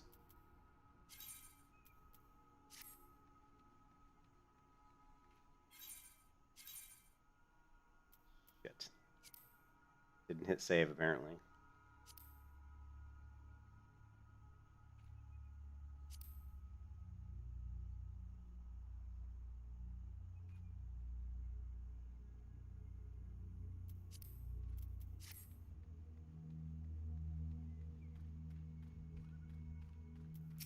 Uh-oh, we gotta kill some marmots. Alright.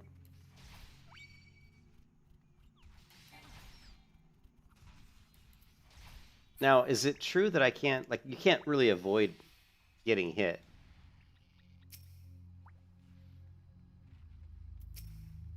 Ooh.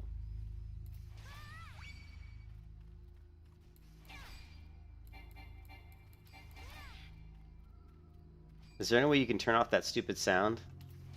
Like if I hit the A key and it goes not ready yet, can I turn that off? Because that's really annoying.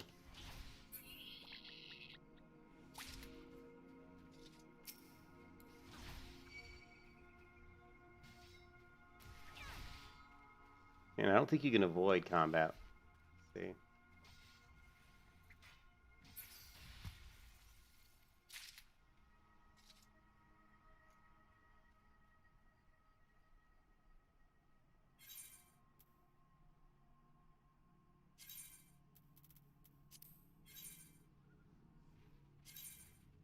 This creepy looking level 12. Yeah, we don't want to attack him.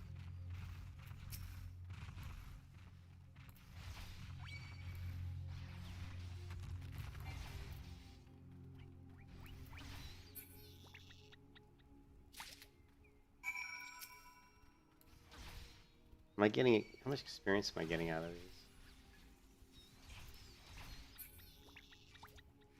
I didn't get, oh no I did. I got quite a bit of experience actually of killing that one.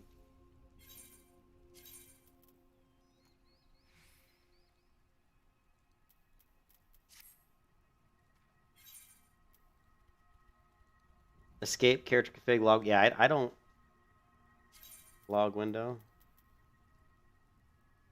And like log details?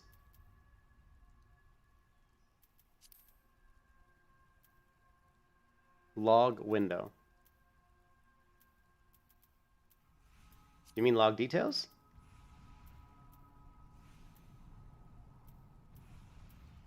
Here, log window settings. Okay. So here.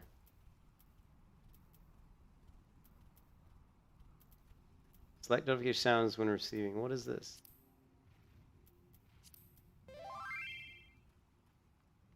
I don't see anything here that prevents. And these are very generic cross-world link. I mean, what the hell does this mean? Cross-world link shell. What does that mean? Link shell 1? I don't know what any of these things mean. Type 1. I mean, these are so generic. Type 1, type 2. Yeah, so these don't help me at all. So yeah. That doesn't do much for me.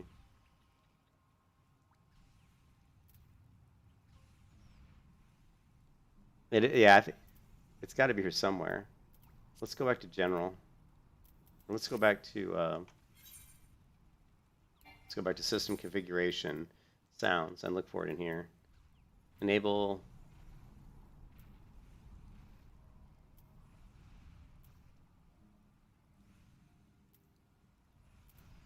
Play sounds when window is not active. Play.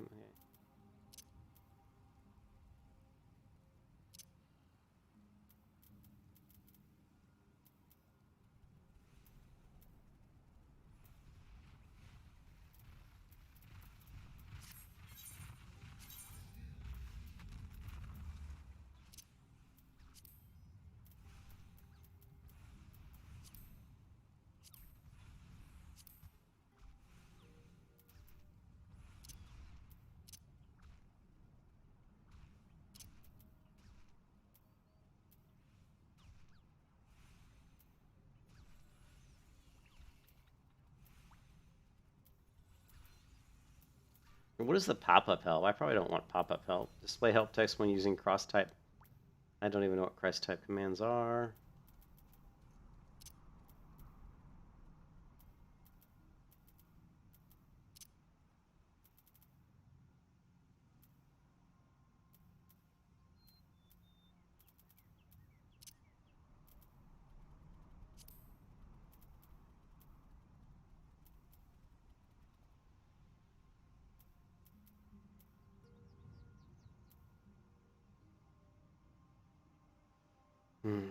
Target display settings, display target ring.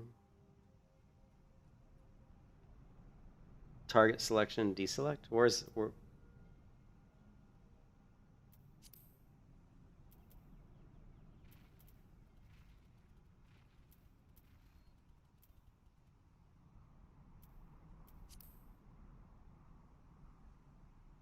game config sound sliders?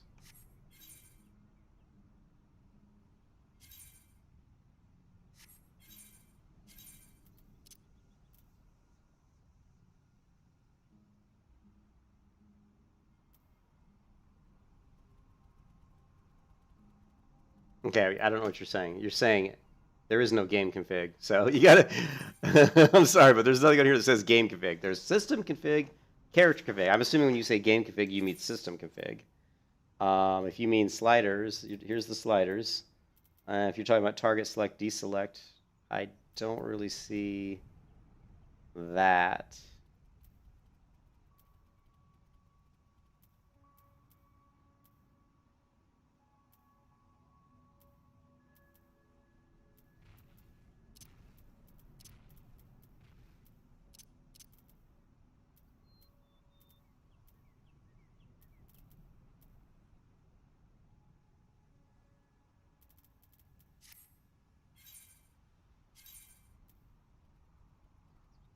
Yeah, well, I went to system config, but I didn't see anything for target. I didn't see anything for target selection, deselect, unless I missed it.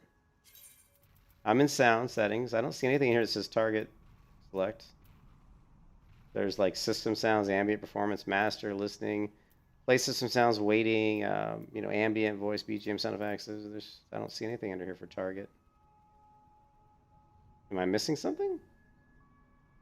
There's a box.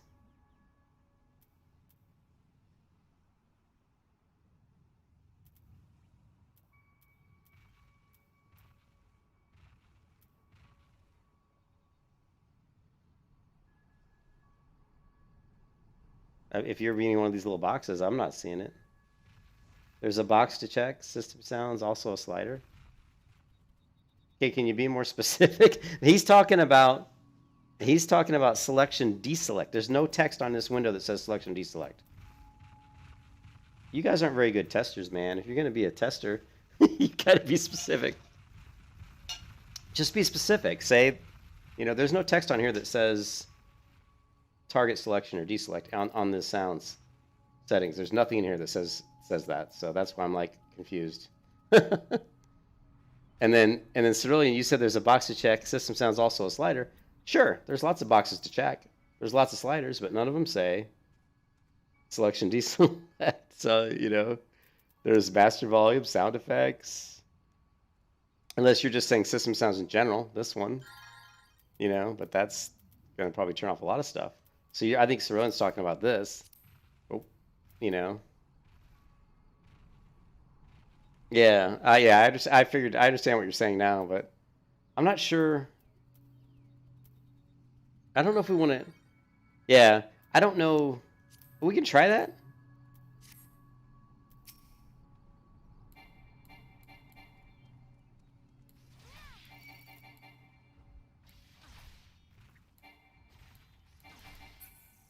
Oh, I don't think it's okay. So it's not doing the beep sound.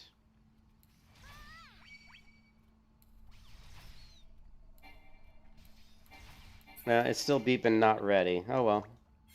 Maybe it always does that. I don't know. Maybe, I don't know. No, it's fine, dude. You're good.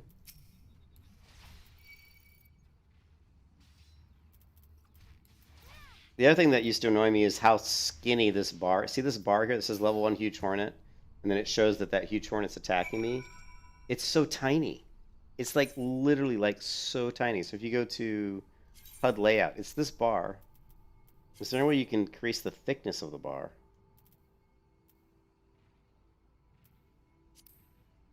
There we go. Let's try this.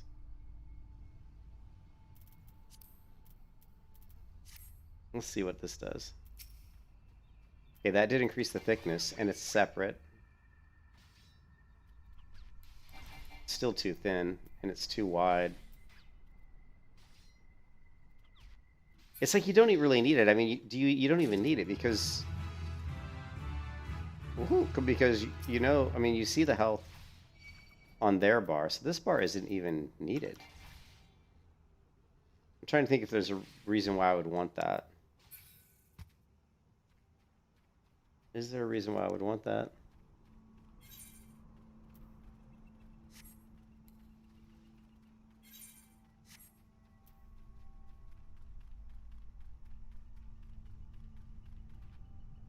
Ooh, that's a fast jump. She really jumps quick. Zing! Zing! She really zings up in the air.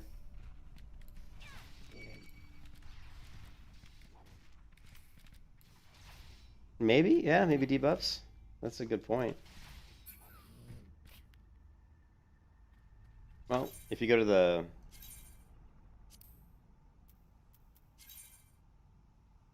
This is the target info HP. This is seems to be disabled. If I get rid of that, then it's this one. This is display target info independently. Move this up all the way. Target info progress bar? Target info status? Just for fun, let's knock all these up all the way. Save.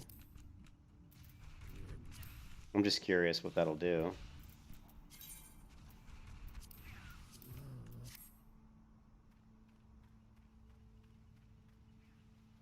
Yeah, I don't know. And of course, right now I'm just a gladiator. No, of course I made it very translucent here. So I screwed that all up. Because that was target info, element size, progress bar. I don't know how I made it. Oh, this is transparency settings. I got it. Okay.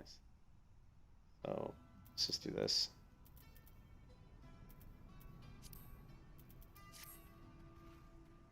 That was just transparency settings. Yeah.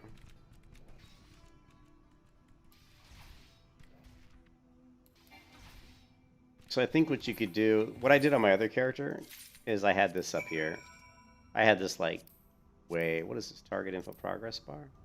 So I basically just had this like way up here.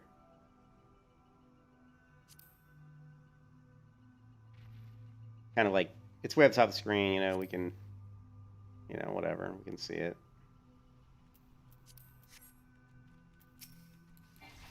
So even then it's kind of like not needed. It is nice because it does show who who it's targeting. So like if I was in a fight with like 5 or 6 mobs, it would be nice to know that when I change targets to be able to see that. Let's try something else real quick. Let's do that again. I want to see what this looks like again.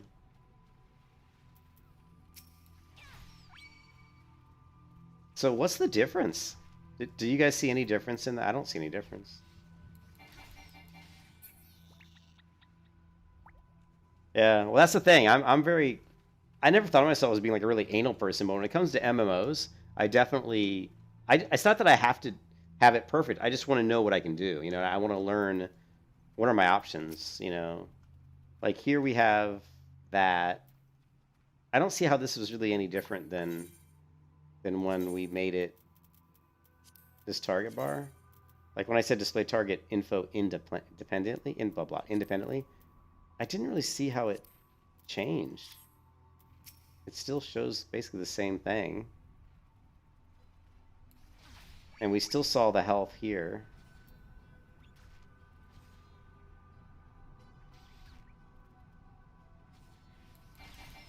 Oh, is that what it is? The cast bar. I gotcha. Well, and I wonder if the cast bar is the target info progress bar, though, right? So if this is the target info progress bar, meaning this is probably the cast bar, what you could do is this. Well, this is going to be weird. Like in WoW, what I do on the target cast bar is I always put it like right above my head, like this, just so I can see that. So you could go here and say, how do you disable this element here? There. Get rid of that, right? Now, if we could just find somebody that actually casts a spell, you know what I mean? I think we'd still see the spell. The only thing I could see that was useful with the other one is that it shows like who they're targeting, you know, which could be, you know, be useful. There's all these little balloon thingies. I guess I need to go back into the city. Okay, we're level, what, level 2? Is that it? Am I literally only level 2?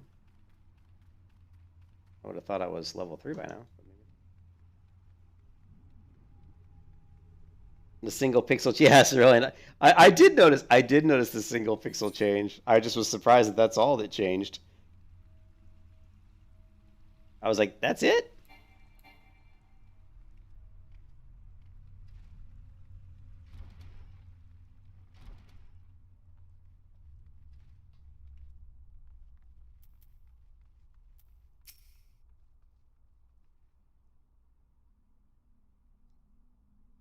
How was your tour of the city? Did you get lost? Yeah, I got lost. What do you expect?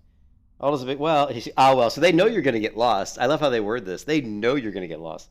Oh, well, Aldo's a big place, lots to see and do. But wandering around aimlessly don't pay the bills. If you're serious about making a living, you'll need to remember where things are.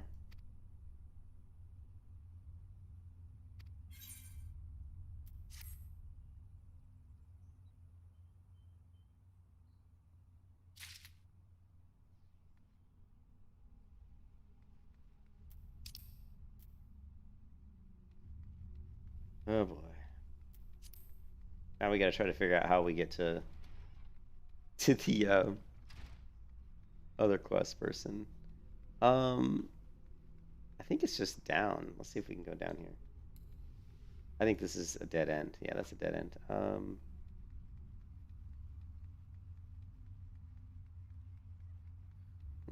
This is probably not where I want to go. I'm always lost in this game. I think we can go...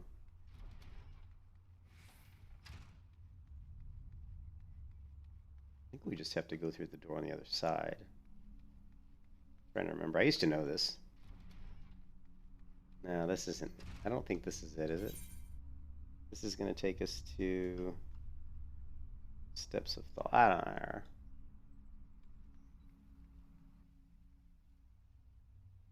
Yeah, yeah, they got to. I mean, this game's got a lot going on, so they kind of need to teach you that stuff.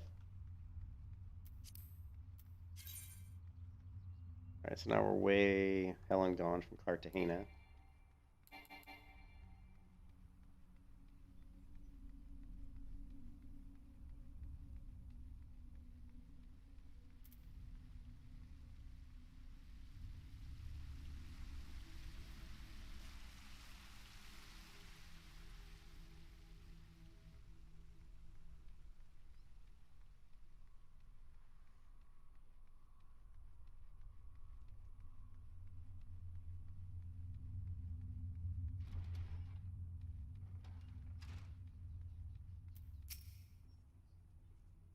Welcome back. You've dispatched the beasts. You will be doubtless gain valuable experience should you seek out and slay them. It is only with such practice that you recognize and eliminate the deficiencies in your technique. Your training under me shall continue once the haft sits so snugly in your hand that you cannot imagine holding aught else. This black window I don't like. But whatever. Okay, now we're level 3? So that's not my level because it still says 2. That's just these are just my hotbars. So my level is 4. Okay.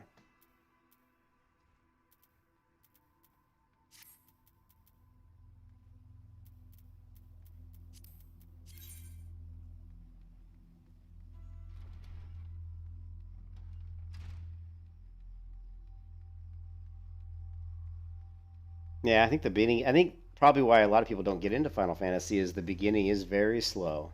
And there's a lot of stuff that like I've played a lot of MMOs, like literally a lot, like probably, I don't know, I've probably played 30 or 40 or even 50 different MMOs in my time. And I think Final Fantasy has one of the most annoying maps, like city maps of any MMO I've ever played. It's very annoying. Now I need to get back to... Oh, now we're trying to figure out how to get to here. I think it's this way again. Yep, back to Momodi. Wait, some certain backyard. Alright, so we've got the leather. We don't want leather. We've got the thigh boots. Defense. Magic defense.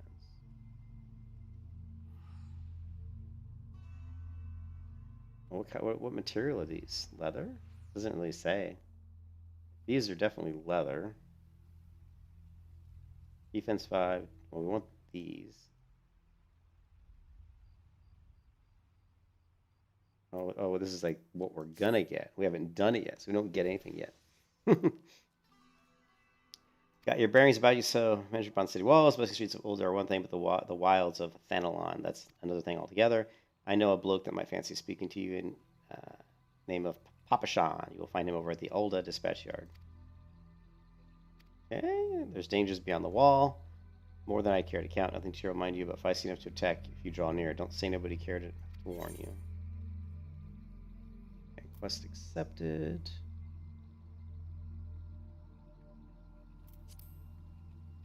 Okie dokie.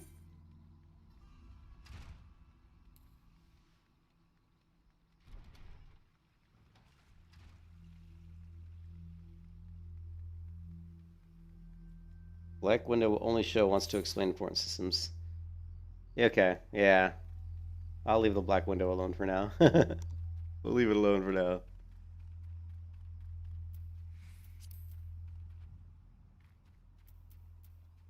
What's the symbol over their head? That means it's like a hunting quest or something?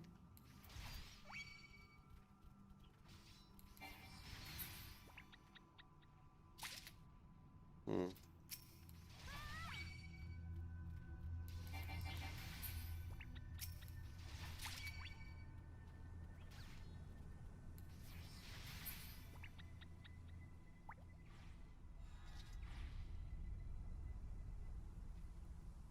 Yeah, entry complete.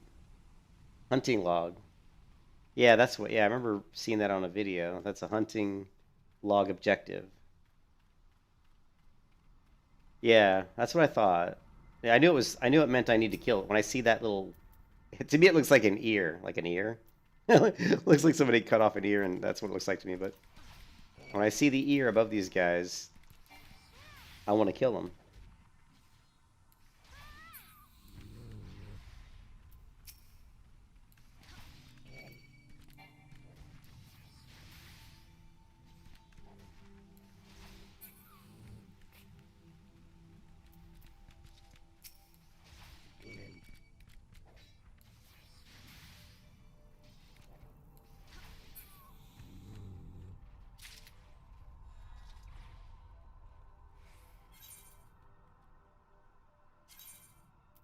Okay, well, that stuff's appearing here.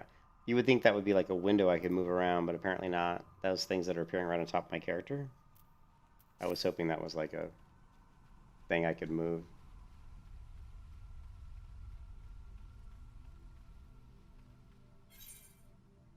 Yeah, I don't know how to get to the hunting log. Is there an easy way to get to it?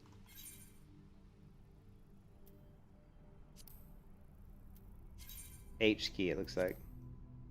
So here it is. Here's the hunting log.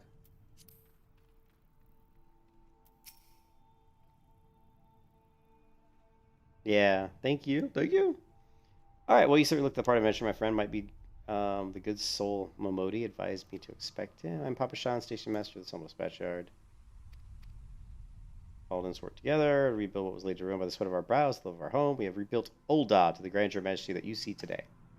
The railways which run through Dispatch Yard, too, are born of noble effort of many great souls, but there's still issues more to be done.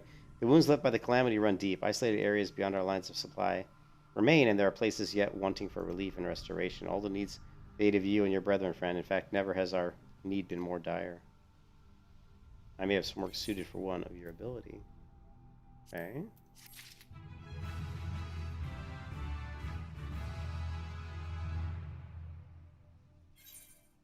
How do you get to the character?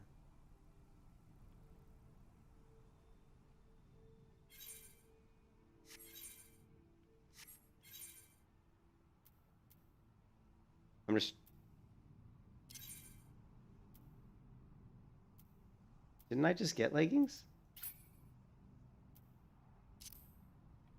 Oh, it was these. Yeah, that's what I got. How do you open up the armory chest? Now, whoops. Those are some interesting leggings.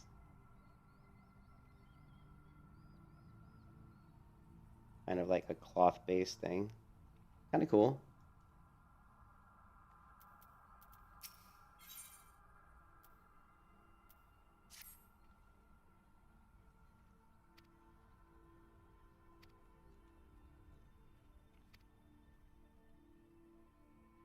Twilight pretzels. I find it comfort food. I have to find Twilight. Okay.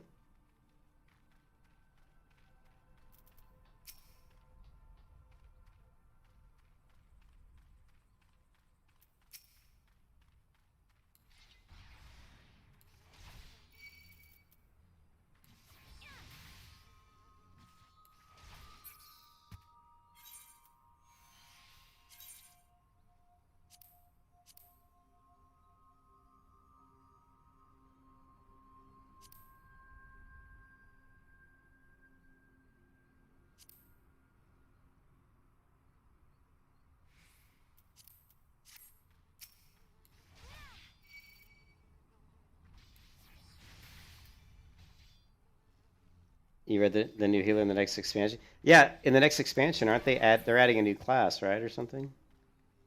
I just want to get far enough to where I can actually, do like you said, Cirilla gets like level 40 or something, so we can actually see what the game's really like later on down the road.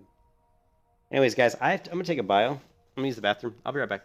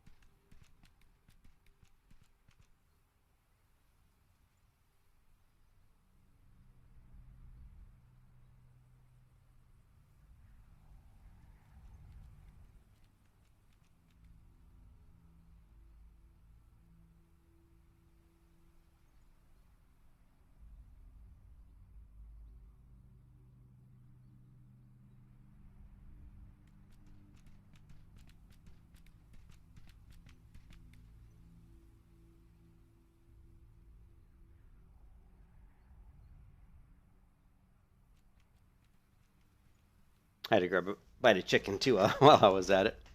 All right. You have to actually put the pretzel on the ground. All right.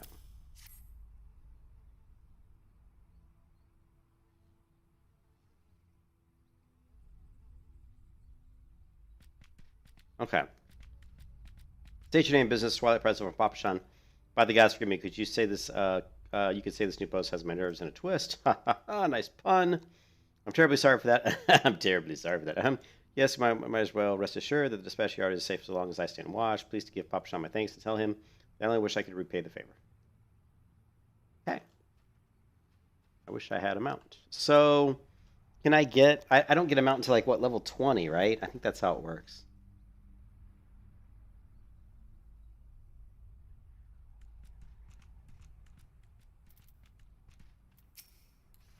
Let's watch the experience bar down at the bottom.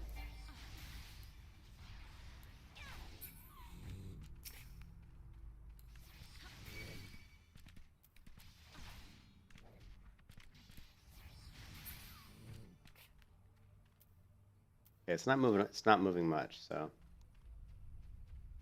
15 to 20. Okay. And there's farming in this game too, so you can. I don't know how to do farming yet, but we'll eventually do farming as well. Because I like farming in games. So here's a. Seems to be some plants and stuff. 5.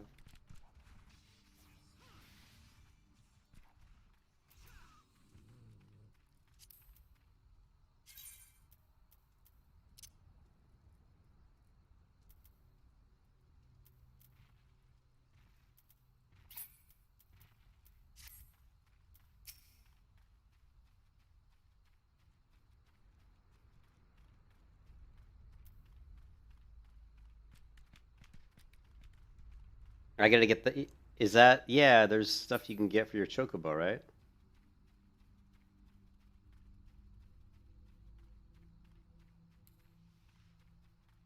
Okay, and sprint does seem to be available outside the city because I'm sprinting now.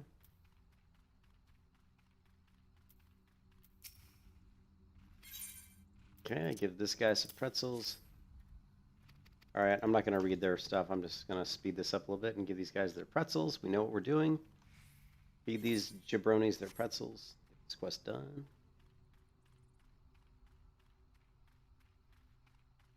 I think I saw something. No, I thought I saw something that was. Maybe it was. No.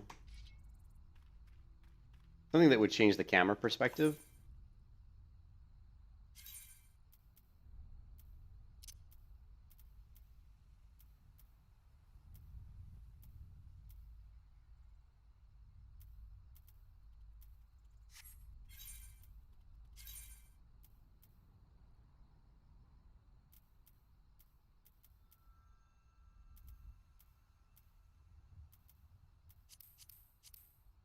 Oh, I'll figure it out later. But I thought there was something that would allow you to change the like move the. There was something that I thought said move the camera around behind you, so we'd be able to offset the camera, which I think it'd be easier for people to watch. But we, you know what I mean? I'll have to figure that out later. So,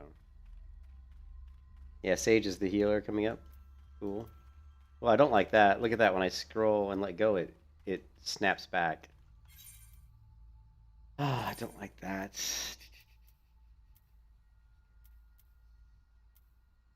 There's no camera. Mouse mode. Automatically face target when using this action. Enable auto target when no target. Target close enemy.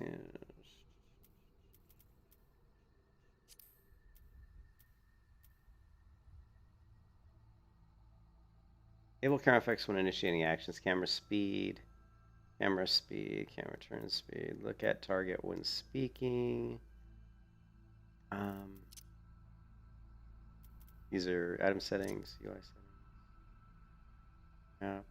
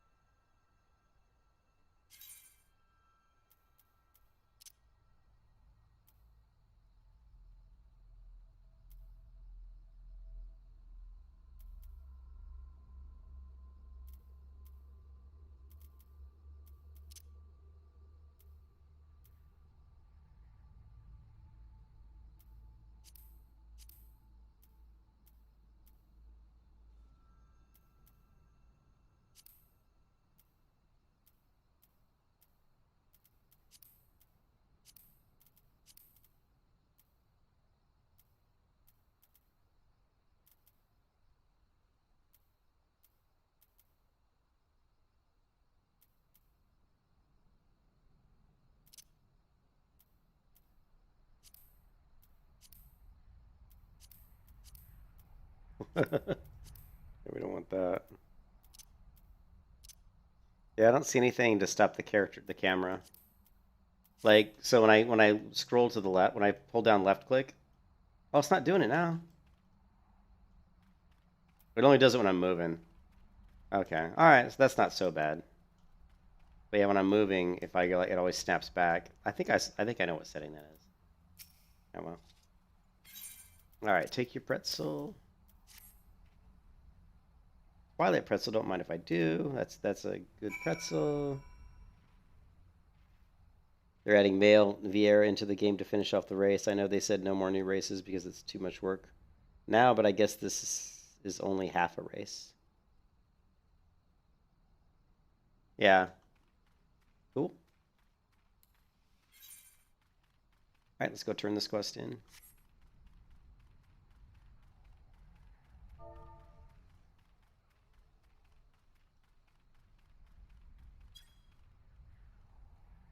Ah, for the love of God, really? All right. Full.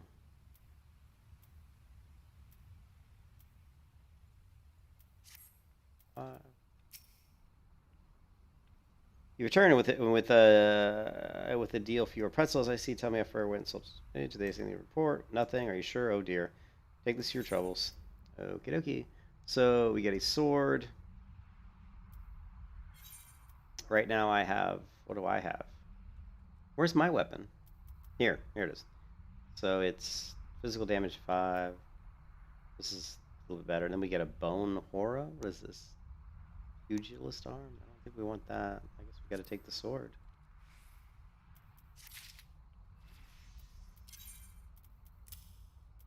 Okay.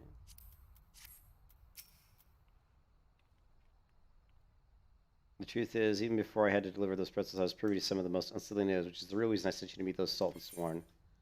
Papa Shan is in dire need of your assistance. Uh-oh. Uh-oh.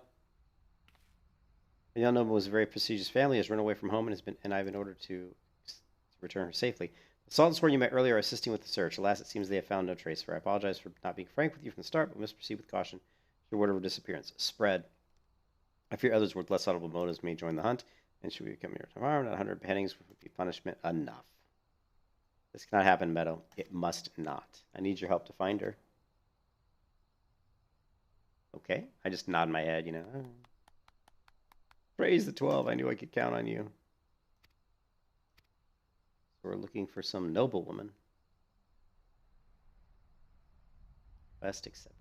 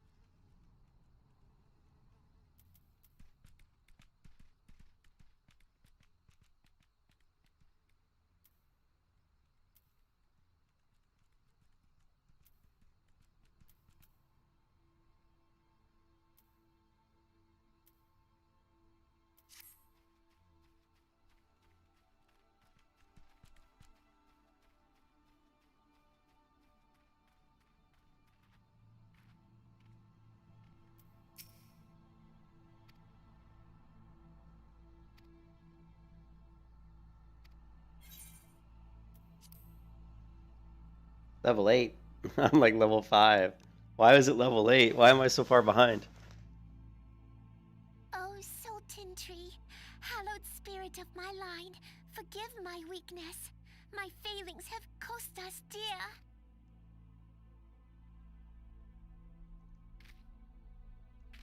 Show yourself.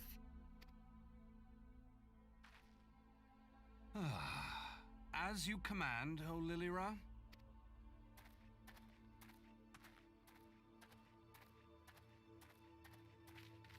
Forgive my selfish desire to assure your wealth. I don't recall requesting an escort. Simply pretend we never met and continue on your way. Mm-hmm. We both know I can do no such thing. It isn't safe for you here alone. It isn't safe for anyone. Not with this etheric disturbance. And I'd prefer not to join them, if it's all the same to you.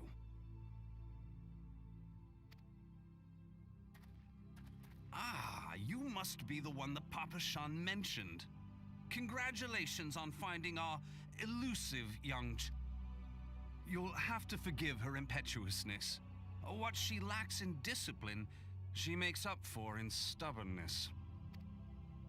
You should return with us.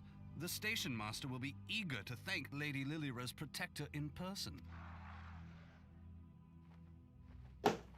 Uh-oh. Demon spawn! Alas, the station master will have to wait. Dear Lilira, for my sake, please stay out of harm's way. As for you, dear friend, for Lilira's sake, please stay in harm's way. Right. Finally some real action.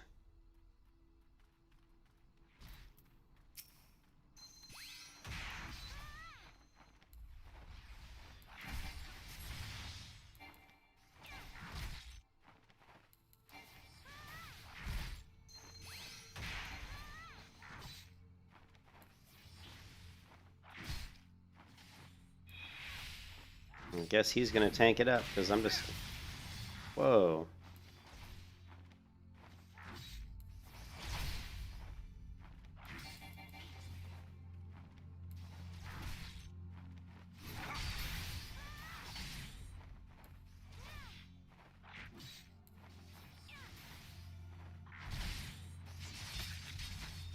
There we go.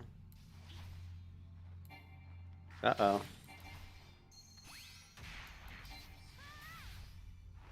There's more people coming.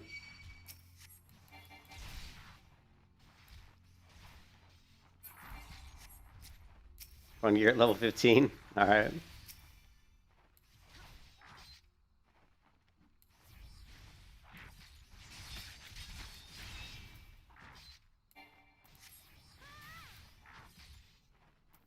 Stick to MSQ, yeah. Yeah, I'll do the MSQ in the blue, yep.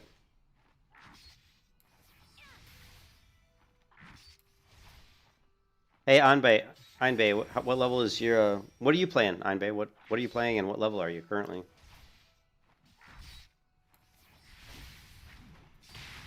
You might have said, but I can't remember.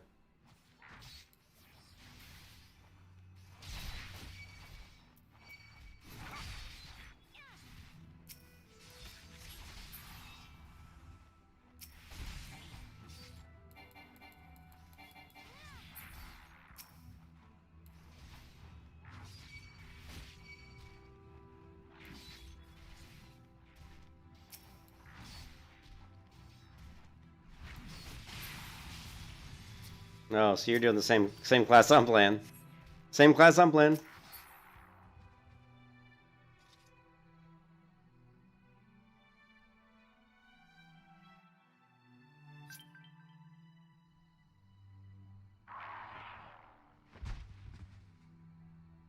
Now you're playing Marauder Warrior? Why did you switch? You just want to try something different?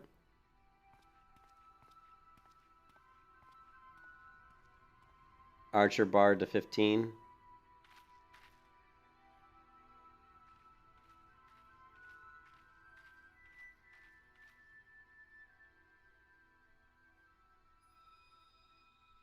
Ooh, what the heck?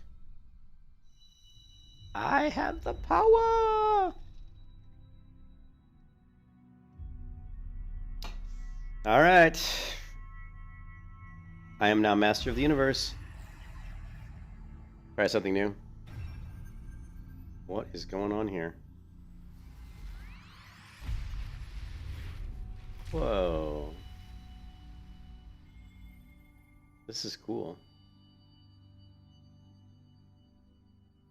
Hear, feel, think. Not this again.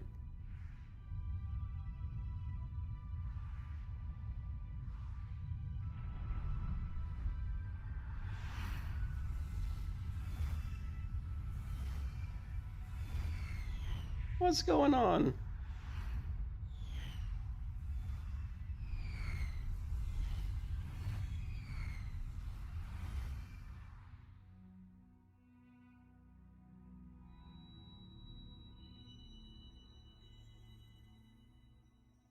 Crystal bearer. I read that as crystal beer. What's my mind on? I am Heidelin, Mm-hmm. all made one.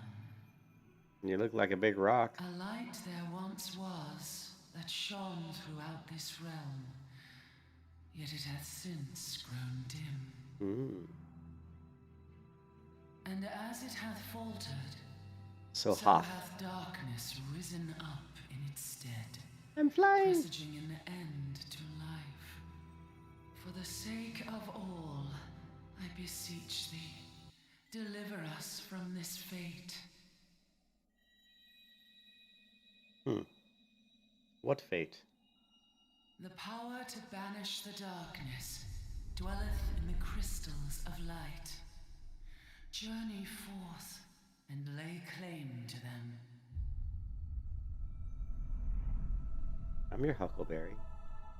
Or maybe I'm your Makoti? I'm your girl.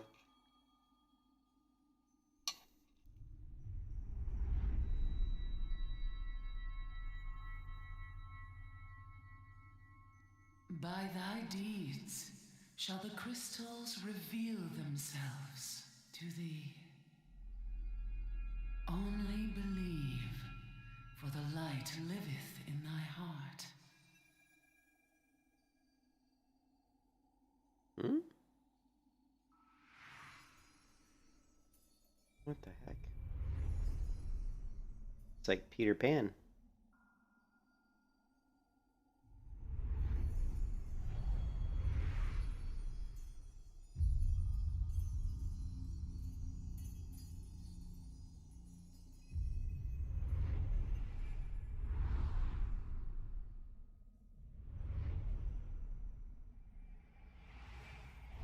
Go now, my child, and shine thy light on all creation.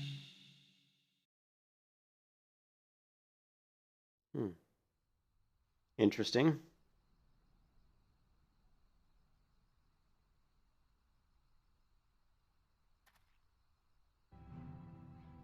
Ah, coming around now.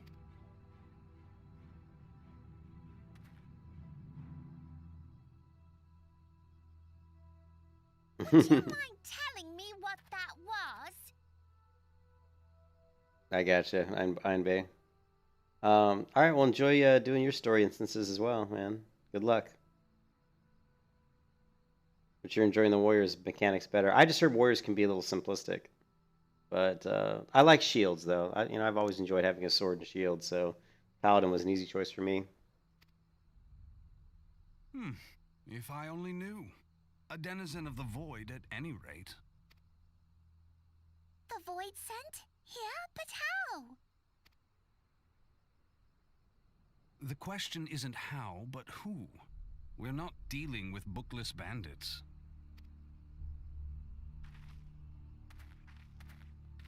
Don't suppose the answer came to you in a dream.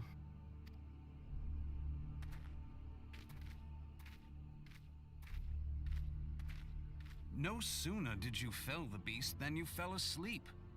Too much ether, no doubt.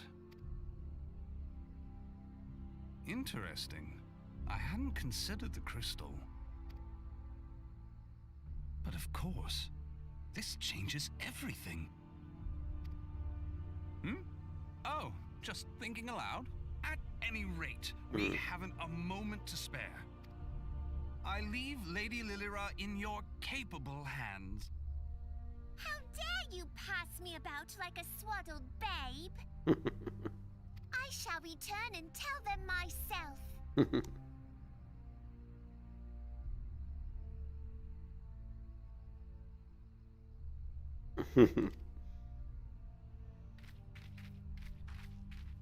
Yeah, from what I can tell, a paladin's supposed to be pretty fun and pretty As good. you wish, Warrior's supposed to be Your good too. impetuousness. I suspect we shall meet again before long. But the most damage for tanks is that other class, the weapon class, the gun class or whatever. Was it the gunslinger? I don't know. There's that other tank. It's like a gunslinger or something. It's supposed to be the most DPS based tank. Until then, do try and stay awake.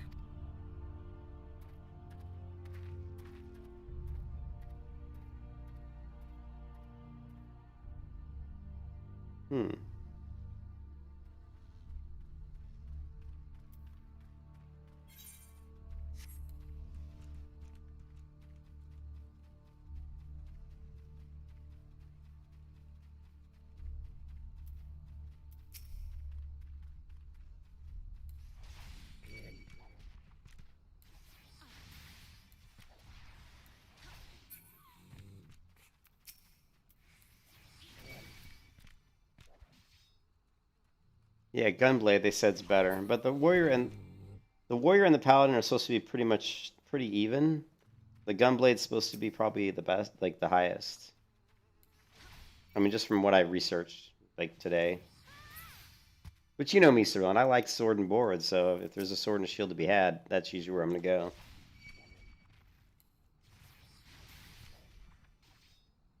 Oh, really? Yeah.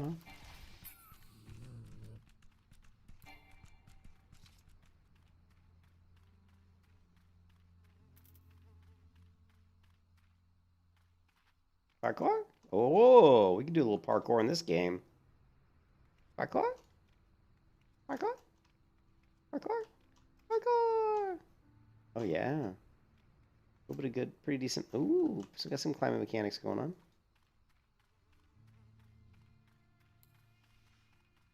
Let's try something here.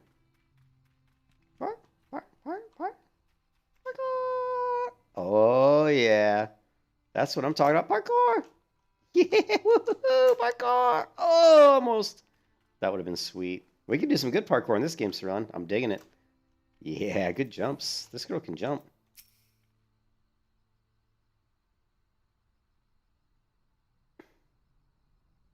Yeah, I'll power through the slow beginning. I know it's got the slow beginning, so I'll definitely push through.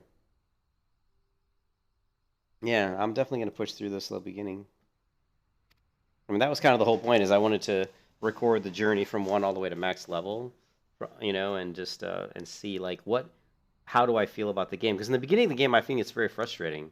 You know, coming from World of Warcraft, I think WoW's on its way down. I think it's just I've kind of gotten to the point where I don't really enjoy World of Warcraft that much anymore. I enjoy the Burning Crusade, like what I'm playing right now. I enjoy it, but I mean, I've played it so much, and it's just you're repeating content we've already repeated before, so it's kind of silly. So you know, and of course, retail WoW is just a steaming pile of dung, pretty much.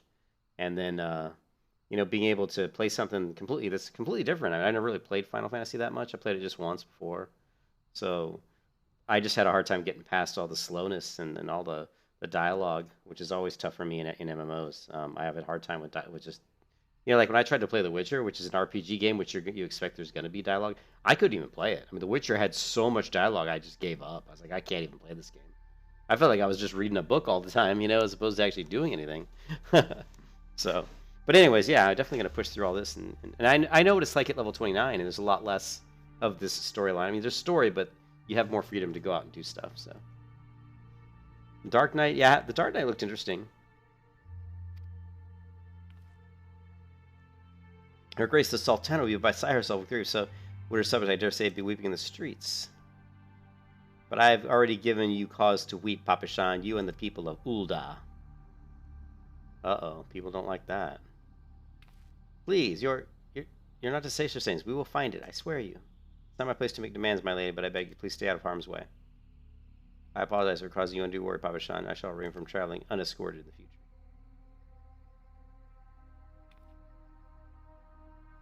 Get these little guys. I like how my head turned when she walked away. I was like, what's up with her?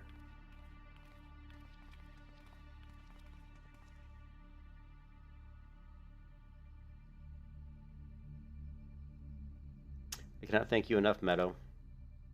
I just thought you fought bravely. For your gallant service, you all in the royal vaults. Alas, a small token of my gratitude is the best I can offer.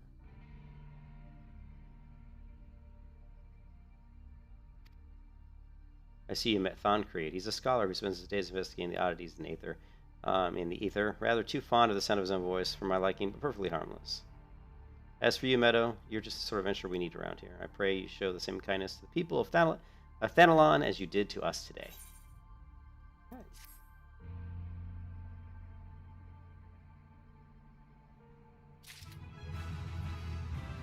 Ooh. I think we're level 6 now. Okay. Dark Night is what you're trying to unlock. Cool. Thanks, Einbei. Einbei. Thanks, Einbei.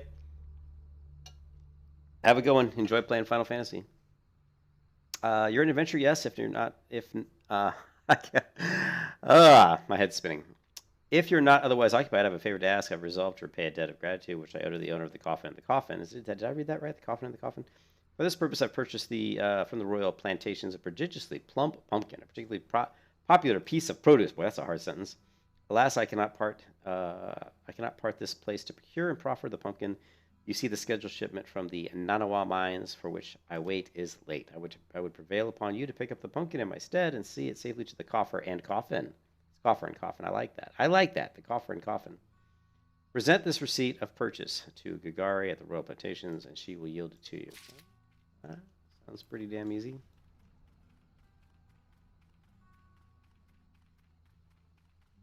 Parkour! Oh yeah, I love this. We can really move around this world pretty good.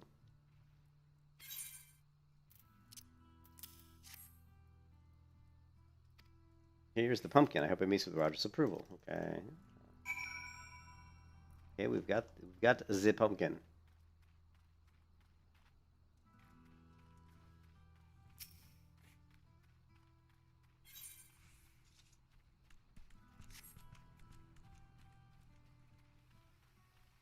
Ooh, level 5.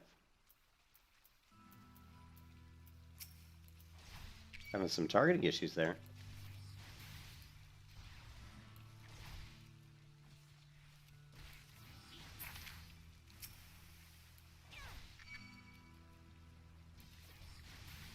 Yeah, you don't get much experience from killing mobs. I mean, you get some, but it's not much. Hey, SK, am I missing a class quest? Which one of the class quests? Is it this kicking the hornet's nest? This one here, right? This is the class quest. Okay, well, we'll grab that one after we turn this one in. So the blue ones are the class quests, right? Ah! I am a Final Fantasy noob. I'm trying to... You guys in the stream got to help me out because I know very little of this game. I know that this little ear above this guy, I like to call it an ear, means it's a hunting log quest. Yeah, so I see it's under the MSQ. There's the kicking the hornet's nest. Let's kill these guys for the hunting log thingy. Right?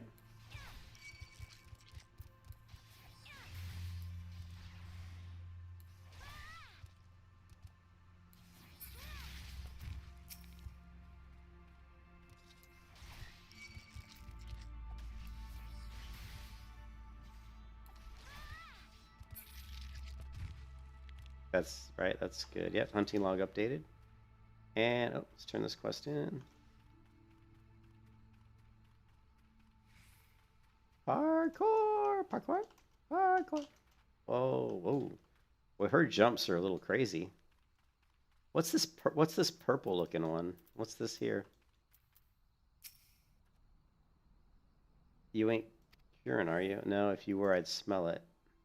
Might be you could help me though. Recommended. Oh, it's a fate. Okay, let's not worry about that one just yet. It's a fate NPC, and let's do our main story one. Drink for you, lassie. You won't get better ale spirits. Okay, whatever. Here's your pumpkin, dude. What's that? We Cici Doa. Has she bring me this here to me? Ha ha. So even the foul mouth drunk, but he's an honest. But hell's an honest to God's pumpkin from the royal plantations. I can't wait to see what the cooks will do with this. The lads here scoff down beastly amounts of meat, and it's starting to tell on their health. It'll be good to get more vegetables in their bellies, assuming I can get the stubborn bastards to try something new. Thanks for your help. Alrighty.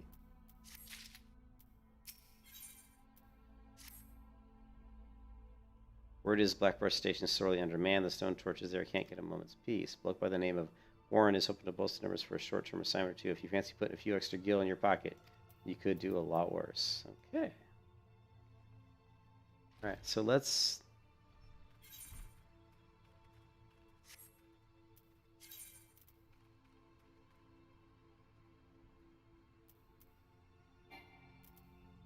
Oh, it won't let me go there? What?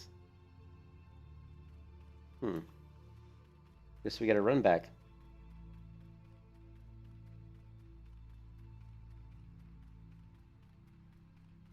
I thought I had attuned myself to some of these different Aether rights, but I don't know. Like here, right? It won't let me so I haven't figured out how to teleport to these yet. Is that what's going on? I don't understand. I thought I had.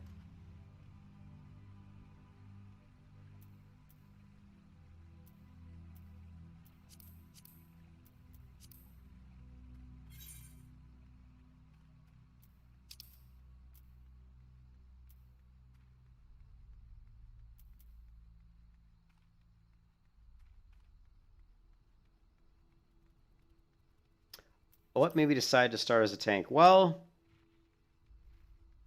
can only be teleported to from within the city. Oh, okay. Thank you. I didn't know. What made me decide? When it comes to MMOs, I tend to lean towards tanky characters, especially if I'm, when I approach an MMO and it's like the first time I've played it, I just have this natural inclination to play a character that's very defensive. That way, as I'm leveling, I always lean towards defense is a better offense as opposed to offense is a better defense. So I also like to be able to solo stuff a lot. So I figure if I'm more tanky, it makes me, obviously I can actually have more ability to solo stuff. And I just, I like sword and board. I like sword and shields. I've always loved in fantasy, the characters with shields, with a shield and a sword. That doesn't mean I necessarily love tanking. I don't have a problem with tanking dungeons, or raids or whatever.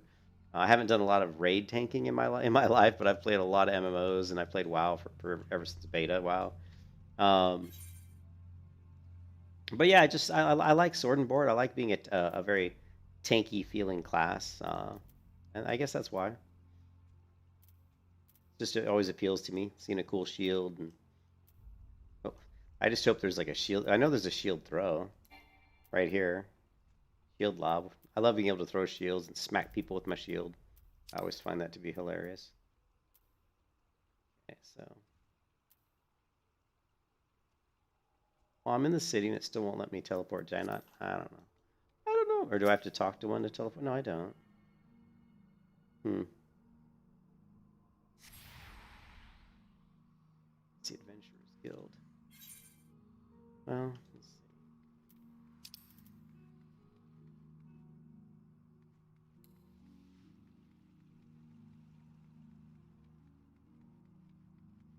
It's so hard getting through around these cities is so difficult. Such a maze.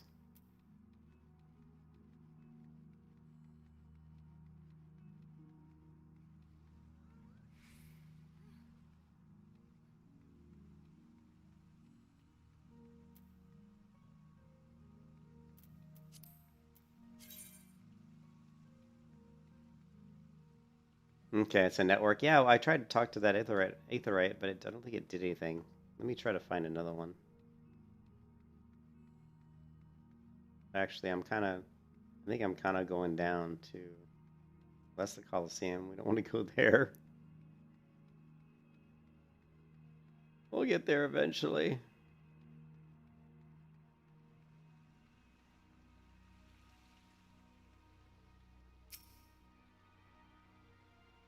I've got 608 gil. That's not a lot of gil.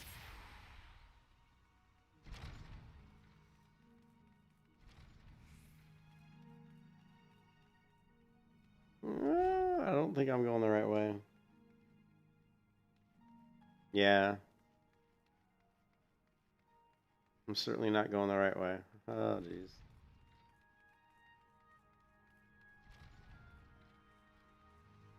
When they're all lit up.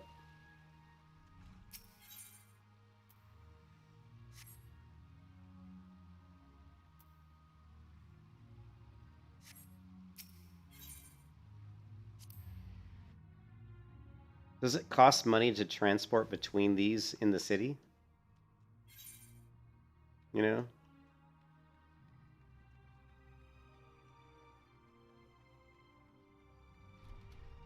Ah, good. That's good to know.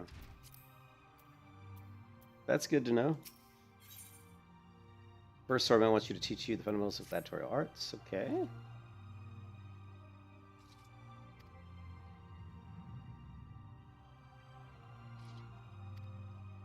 Your role is not to slay the enemy in front of you, but to rather defend the man beside you. Teach me how to tank. Come on, girl. Momodi of the Quicksand has requested our assistance. Gig of Lomin-san brought us this parade into town to begin harassing people outside her establishment. Men like to pray in the weak, but will turn tail the first sign of defiance. You need not resort to violence. It will suffice to show them that you are not afraid of them, and you will not tolerate their behavior. Okie dokie. Yeah, I figured it would, Cyril, and I figured it would tell me that it was going to cost me, you know.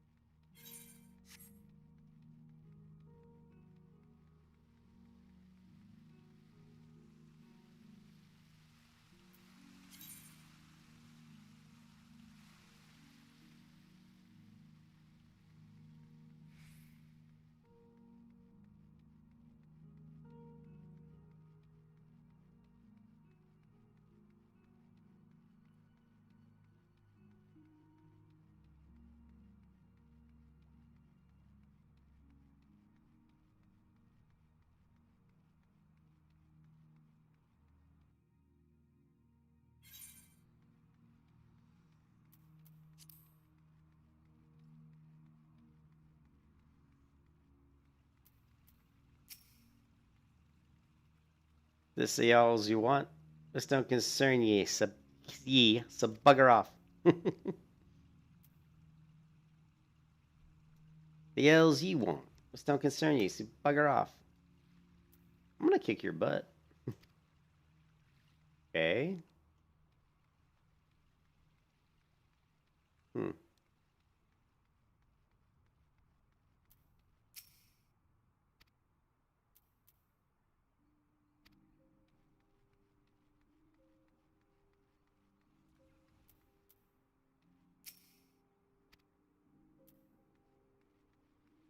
Hmm.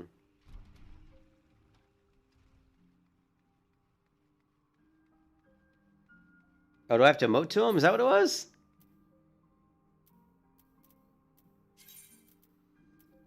What do I emote to him? Let's see. Oh, slash me. Okay. Oh, I hate it. I hate quests when they make you do an emote because I always miss that. I always miss that. I thought I was like something else.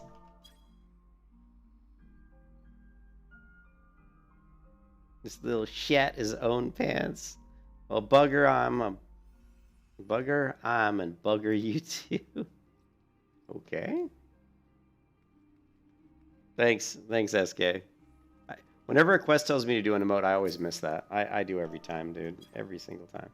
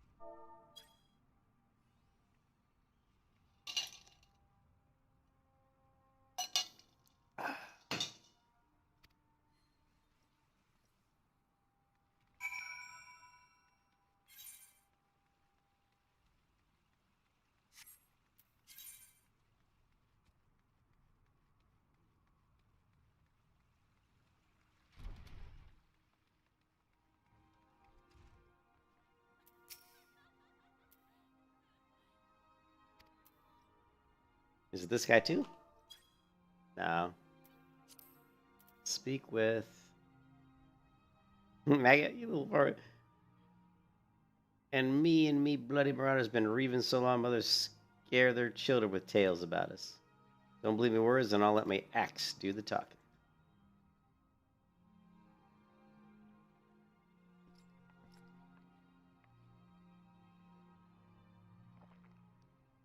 Who's this jabroni? Nice sandals, nice clogs. Err. These clogs.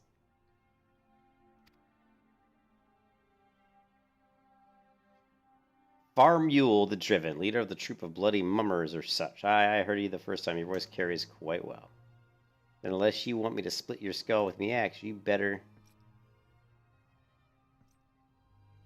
Oh, he recognized his blade. That sword, it couldn't be Frenzy. But only the sword of Naldwood. Bloody hells, it's you! Mind if I join the fun? Begging your pardon, sir. He didn't want any of that. He's like, I don't want any of that. Why do they always do that? Standing up that to Loman San was quite brave of you and quite foolish. I think I like you, Gladiator. Name's Aldis, and I'll buy you a drink, but I'm afraid I spent my last coin. I used to be a young gladiator like you back then. But that hardly considers these days. I'm just an explorer of the unexplored, a seeker of yet unknown experiences. Like that beautiful stranger keeping my bed warm right now. Gods, I've missed this city. This wonderful desert jewel of debauchery and sin. Now, if you'll excuse me.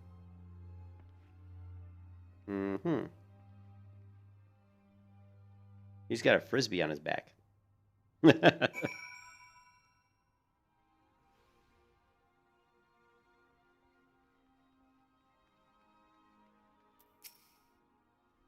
I swear, if I hadn't seen Aldous with my own eyes, I wouldn't have believed it was him. Everyone here thought he died years ago. Listen, Meadow, do me a favor and don't tell Mila about meeting Aldous, all right? She doesn't need this sort of drama.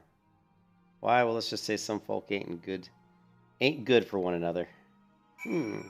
I see. Okay, now I gotta...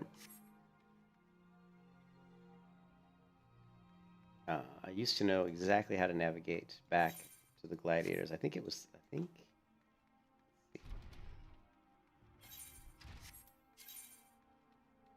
This way.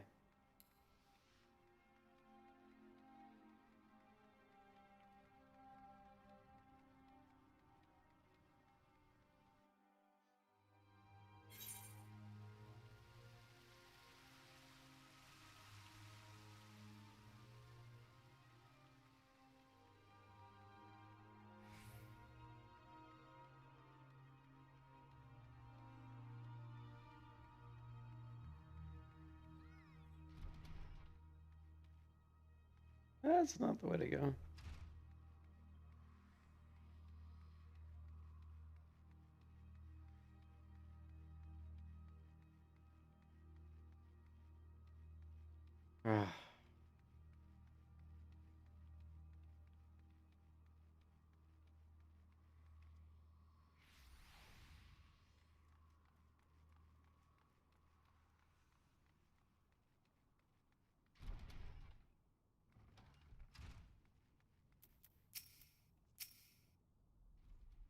Very heard of your exploits at the Quicksand Meadow. You did well. I'll send those marauders packing. I wish I could say we've heard the last of them.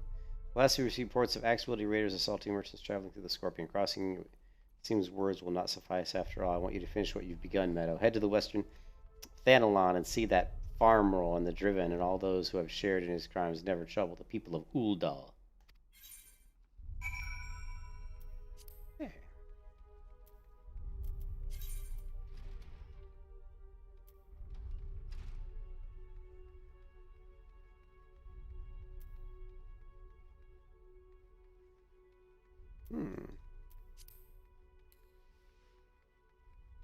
Yeah, the beginning of this game is it's very slow.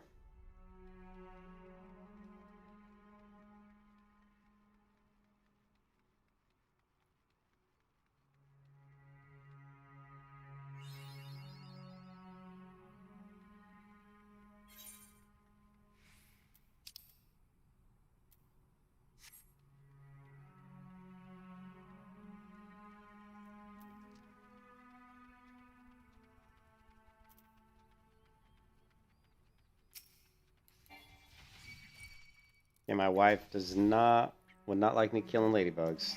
My wife would not be happy right now. She would be very unhappy.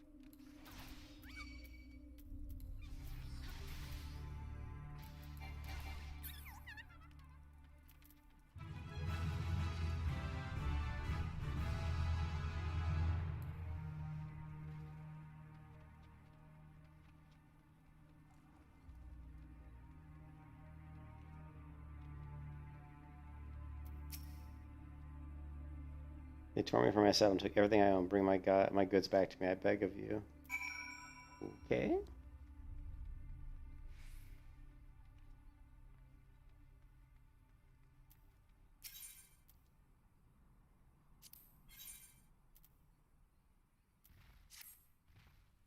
Have you heard the news about the goblet? All that quality land so desperately coveted is to be auctioned off to bidders regardless of their origins. Even adventurers have the right to participate. Just imagine the entire area could end up owned by a wealthy foreigner. I beg your pardon, miss. It isn't that I dislike adventurers, far from it, but considering that Ulda is still struggling to accommodate countless refugees, the idea of this land being sold for profit, not surprising whatsoever, come to think of it. Struggling to accommodate countless refugees, the idea that this land is being sold for profit is not surprising. So the least they could do is give preferential treatment to hardworking Uldans like me. I've been sitting for years just waiting for an opportunity like this to come along. You would happen to be curious as well, would you, about the goblet? My hands are full here, but if you have a moment, head that way and look into this auction business on my behalf, I'd be ever so grateful. Okie dokie. Let's do it. The goblet. The goblet of fire.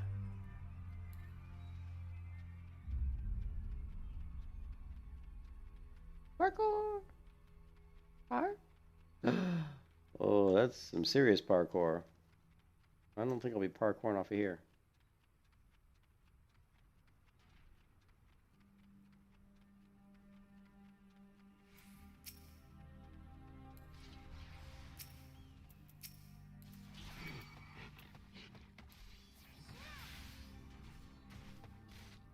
It's just depending on...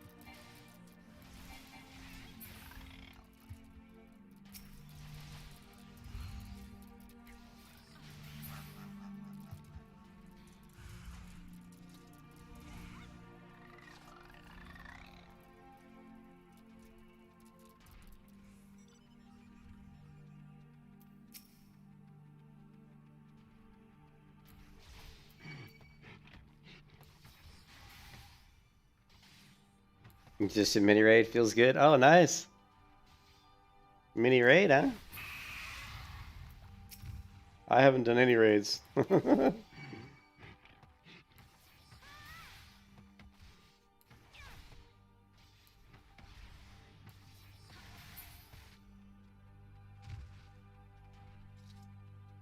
Mini raid. What's this caravan sack? What's this? Interacting. Ooh.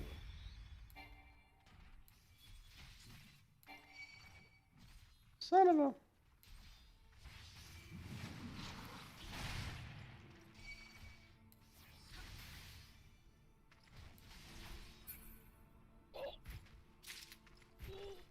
And get a taxi to certain locations. Okay, cool. The Chocobo taxi?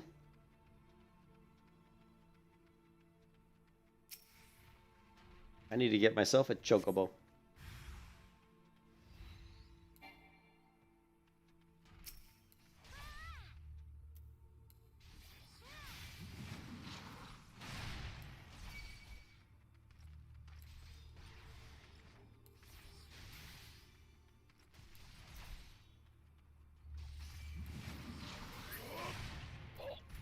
Hmm.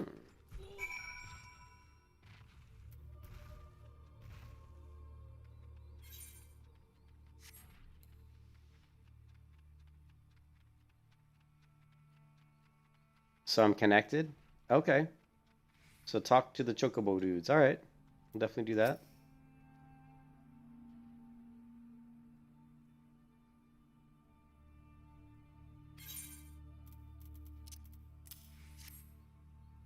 Well, bless you, adventurer. If it weren't for good women like you, I'd never leave home. Turn the goods merchant.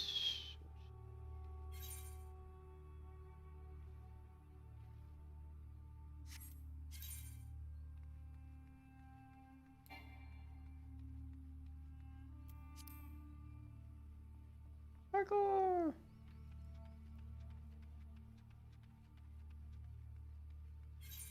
We are level 8. Level 8.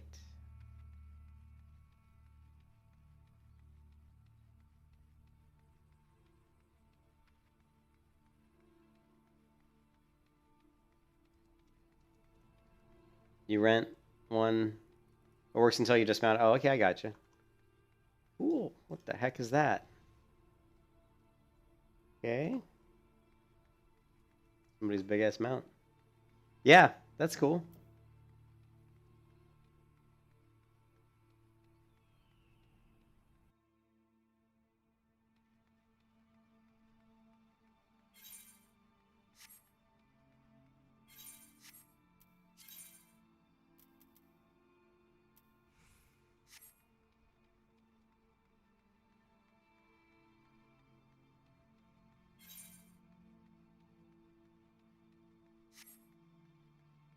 This isn't the right direction either, is it? Here, let's just do the teleport. They're free.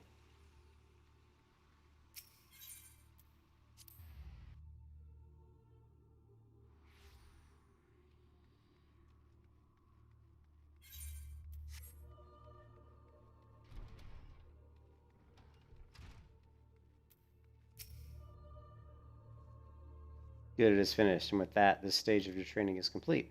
This time your enemies were ill-behaved ruffians, but who knows what manner of opponents you will face in the future. Regardless, I have faith that you will do well. Master your sword, and you shall master yourself. Now then, there will be work for you in the days to come. Return to your training meadow. We will speak again. Oh, so we get... What do we get? A custom-made cuirass. That's a nice upgrade. And that's leather eye patch. Let's go with the cuirass.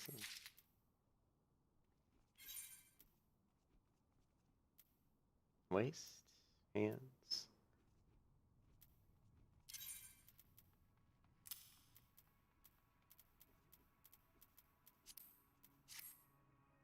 Right.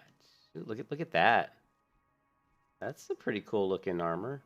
I love the little gold, the golden kind of cross. They do a good job of armor in this game. I'll definitely give them that, man. Flying mounts, flying. Yeah, I saw that they had flying mounts. Is that something they added to the game fairly recently? But I heard that's really important that you get flying mounts after 50, like really important, because it'll, obviously speed up your leveling. All right, back to the main quest. Where am I? I'm here. Okay.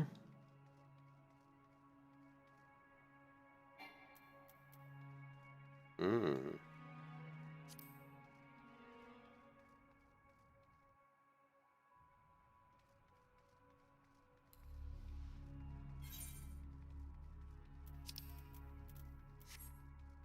That way. Let's go. We want to go out this way, I think. It's not new? I see. I didn't know. So flying mounts aren't new, huh?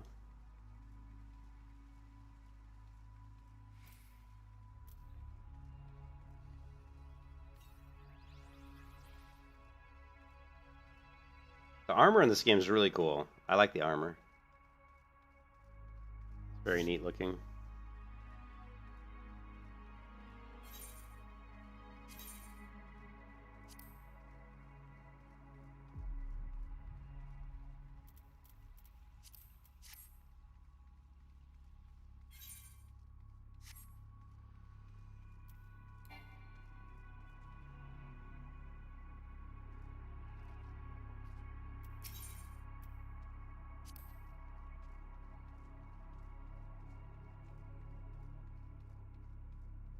One of the first X packs? Okay.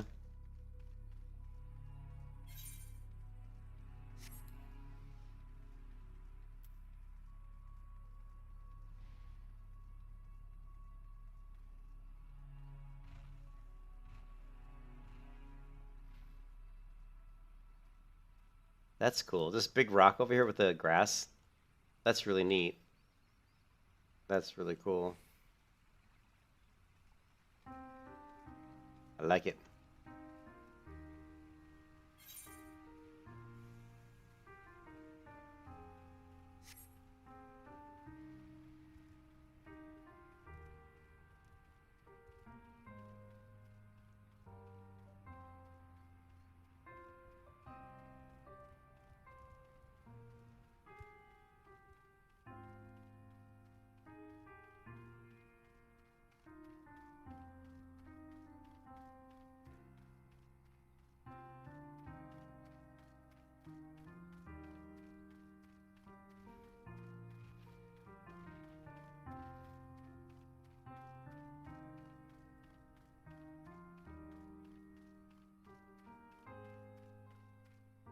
No, you notice anything?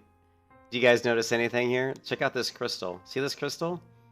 This looks like that dream I had. Remember where she said, "See this big, huge aetherite up here? This looks just like the one in my dream, in that vision. Looks just like it."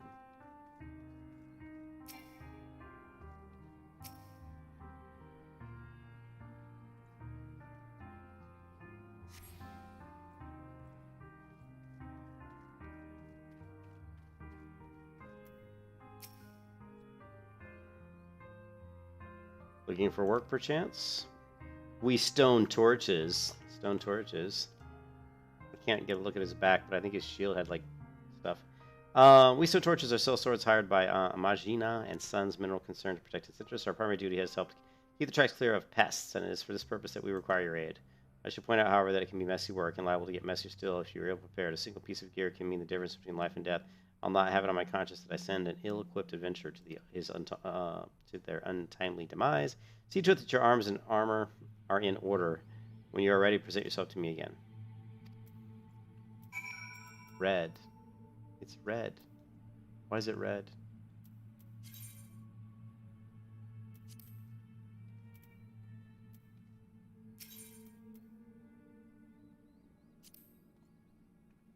Why is it red? Does that mean it's too high level, or astrology?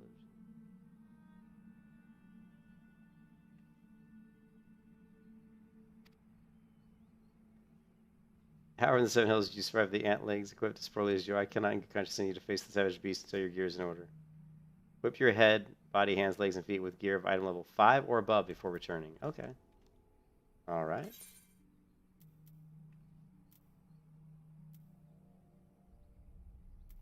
I don't have any head. 5, 6. I have no waste. How do you open your... What's the keybind for your, like, vault thingy, whatever it's called?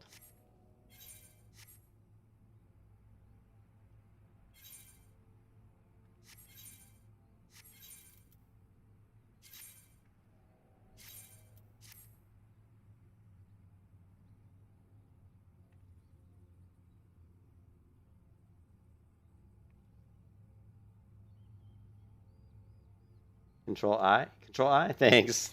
I'm trying to figure that out. Well, that's inventory.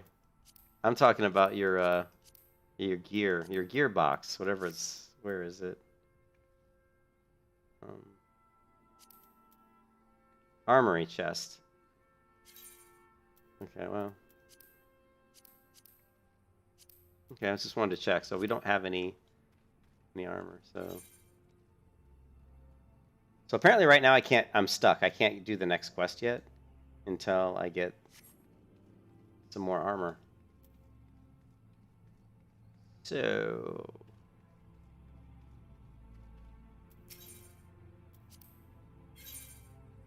I have 618. Okay, so what we need is a helm piece, right? This is what we need. And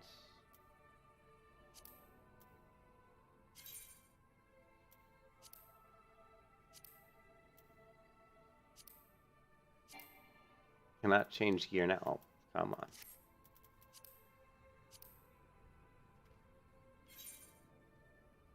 What the? That's a little silly looking. That is very silly looking.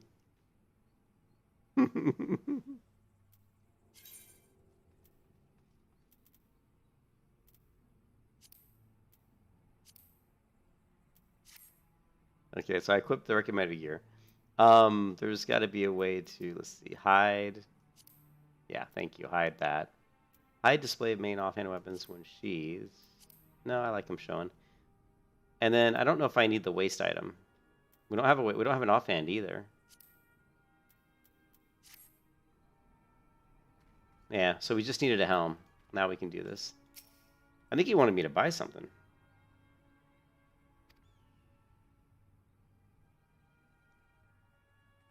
Fate is a fickle mistress after all. At any rate, capable adventurers like you are few and far between. I would not have you throw your life away. I have to like very many comrades. Burst side cracks in their hauberks and dents in their helms, no matter what you face. Do not disregard the importance of gear. Okay. God, what is this? Is this a...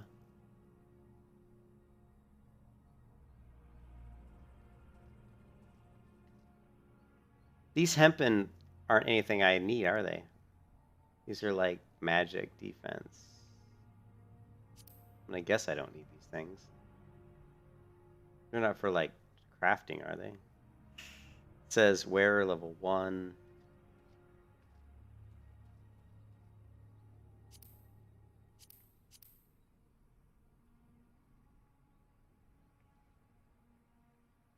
I just want the money, right? I think I just want the money. I'm gonna get the money here, guys. Tell me if I'm wrong. I think that gear is just like stuff I don't really need. I'm such a Final Fantasy noob. Ooh, I leveled up again. Let's go. Our wagons pass through the station every day, but not without incident. Weapons coming, going to dispatch yard. South must go through the tunnel by fastest watch tunnels, which some genius saw fit to put an ore storehouse, creating ideal conditions for a goblin nest. So now the ore-loving beasts have taken up residence in a tunnel we dug. We practically delivering meals. Right. Well, I knew the gear wasn't better than my gear. I just wanted to make sure it wasn't something I'd use for something other than like my profession. You know, I don't know. It's not. It wasn't gear that I want. I know that. And you can see the stats. I mean, when you hover over it, it shows if it's going to be, add anything to your defense or offense. You know, it'll have like a +5 or something, or whatever it's going to increase your stats by. You will find a narrow fissure where the goblins hide. Use this silver ore cluster to lure out the creatures, then slay them.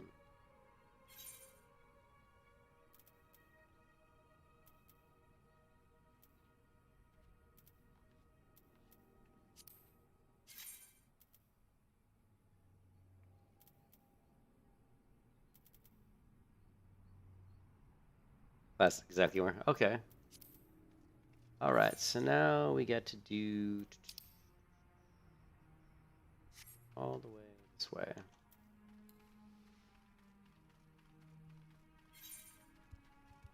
Yeah. Crap, that's a big turtle. That is a big turtle. The size of that turtle.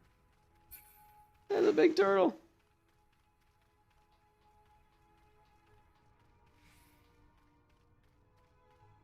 Now here's a question that can I offset the camera? Is there any way to move the camera to the right or to the left behind me so that it's not positioned right behind my character but offset? I was hoping I could do that, but I haven't seen anything that will allow me to do that. There was a keybind.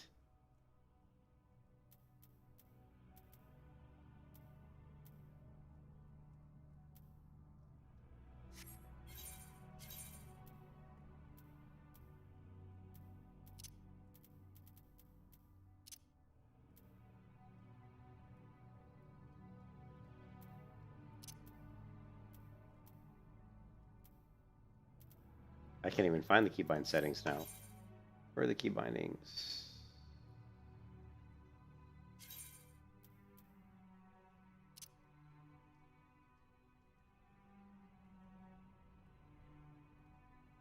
Yeah, I know you can zoom in and out. I've got that key bound, but well, you can do it a couple different ways. But the reason I asked, I actually saw.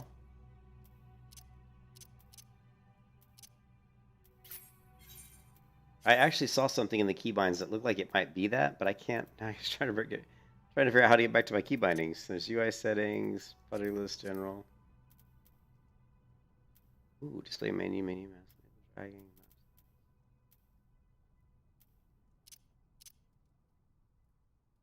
Display sharing cross.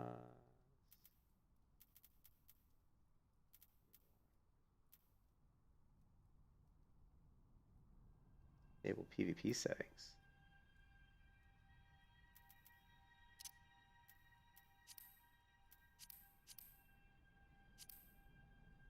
Can't even find the keyboard settings now. Where did the keyboard settings go? Let's look down here. Character, duty, logs, travel.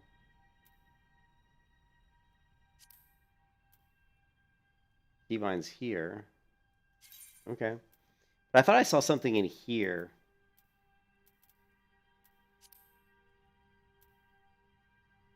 That had to do with the camera.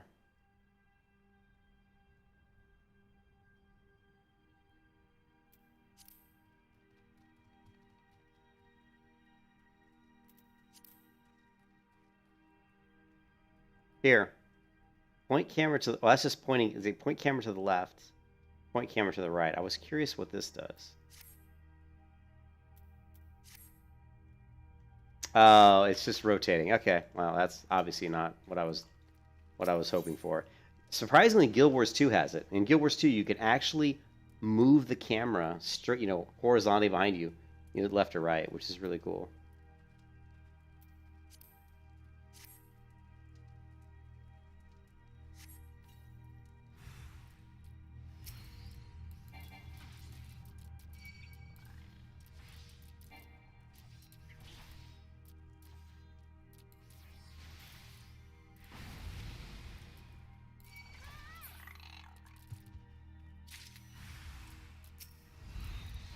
These are some pretty creepy looking monsters. Like a poor man's beholder.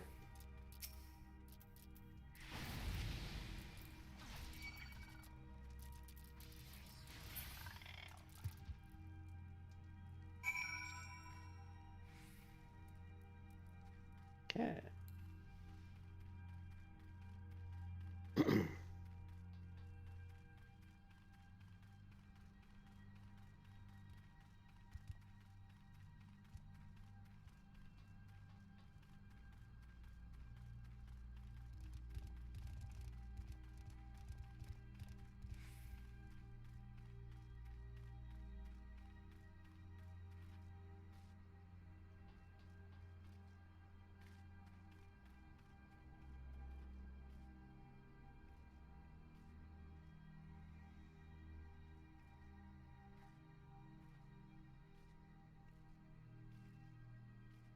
Hmm. Just testing the parkour in this game. Parkour! Some things you can land on, like this. Yeah, it doesn't seem to want to let me land on this fence. It's just bouncing me off. How about this? Yeah. I did let me on that, though. Okay. So there's some interesting collision detection going on the top of that fence. Well done. It shan't be easy work to keep the sauna free of goblins, but our wagon should be able to go unlisted for a time. Okay, if only we had more women willing to lend a hand, such as yourself. Yeah, see here it says +1 to the physical damage, so that's obviously an upgrade. Here we got +1 on the leather. This is an arm, and then, so I'm going to go with this. These are what class-based. Okay. So try to protect the interests of the amount of sons. Means you with any threats to the shipments, of course. Let's just share you the most amazing rumor.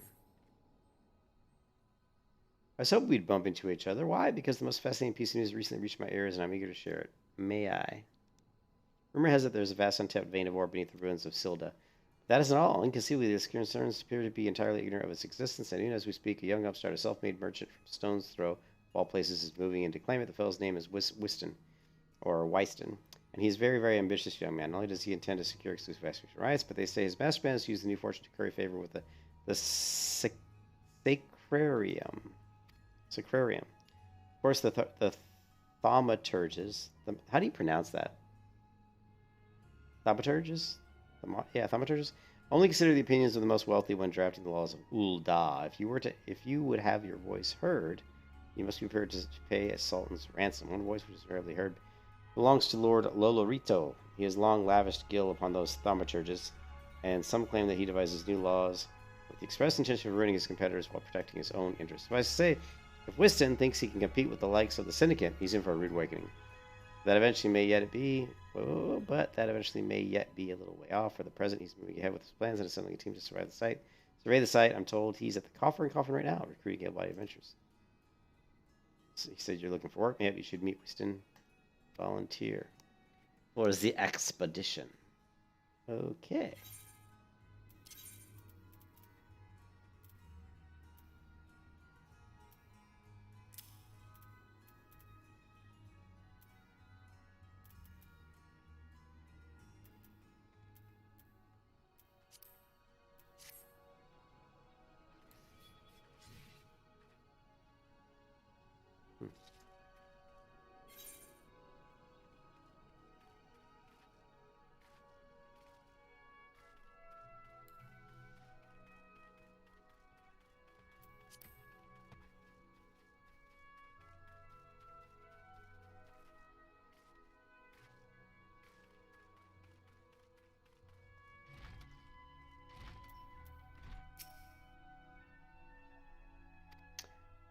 Some brass blades looking for extra coin volunteer, and the team's already en route to the ruins. But look, I know it's not easy to find work these days. If you're interested, there's something else you can do for me. There are these children outside, little ones from Stone's Throw. I look after them while I have time to spare, so they've been taking to follow me around, even when I tell them not to. Yeah, nothing for horizontal. In World of Warcraft, I use the action cam, which offsets, and also in Guild Wars 2, I also offset the camera to the left, so it's like, actually to the right, and I've gotten so used to it now that when I play an MMO, if the camera's directly straight behind my character, it actually bothers me a little bit. I mean, you can certainly just, left click and turn the screen, but it's nice to have it permanently just, set, offset.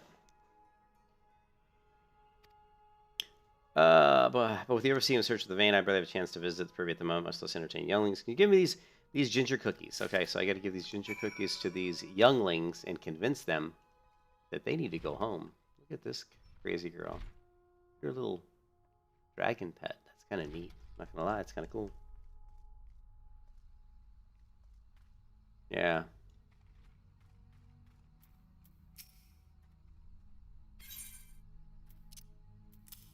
Go home, you little brat. Okay.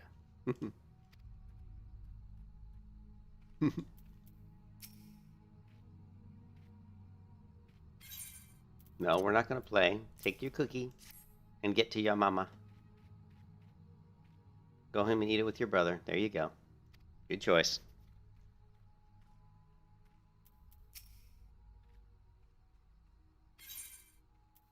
He's kind to you. You like him?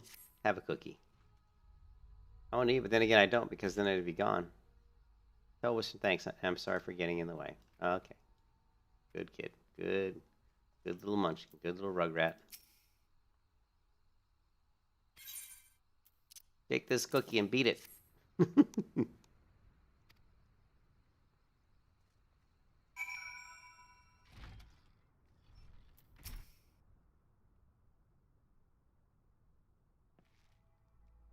Thank you, adventurer. I only wish I could do more. Since there was no place for a child.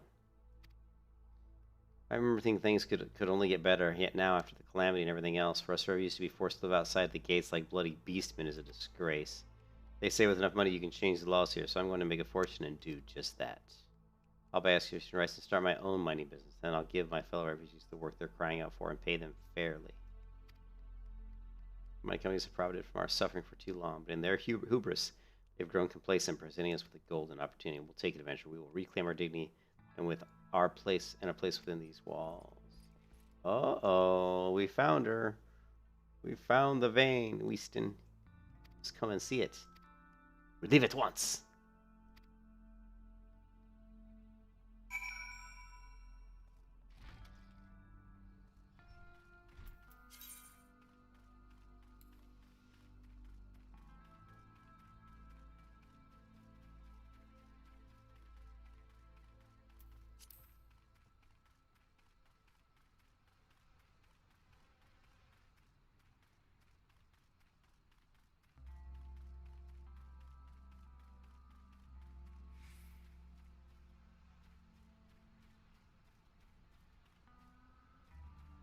Well, I'm at like level what? What am I? I'm at level 9. Level 9.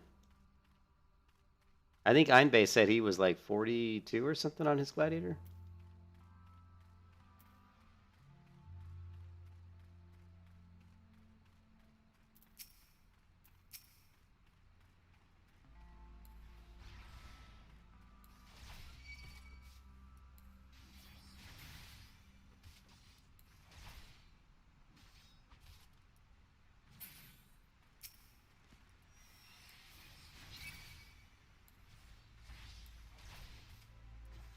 $44 paladin, 53 warrior. Damn.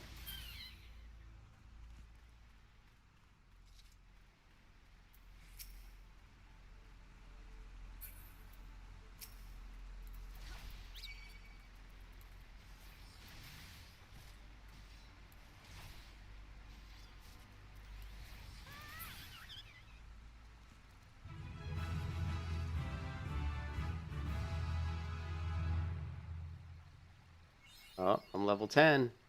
Action learned Iron Will. Stick them with the pointy end. What? They got Game of Thrones stuff in here already?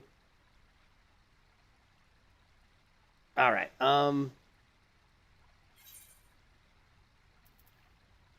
where are my skills at? Like, P, here we go, P. So what is Iron Will? There's no tooltip? Oh! What did I do? Enmity is increased. What is... There's no tooltip on this thing? Where's the tooltips? Why am I not seeing tooltips? Yeah, thanks. So, enmity, I guess, is this thing here. But I don't know what it is. There's no tooltips! So it's a defensive stance, Iron Will's back, which increases enmity, which I'm assuming is, of course, threat. But why are there no tooltips? Well, I did that, but I'm just... Shouldn't there be tooltips on these things to, like, explain? Here, let's go down here. I guess we just got...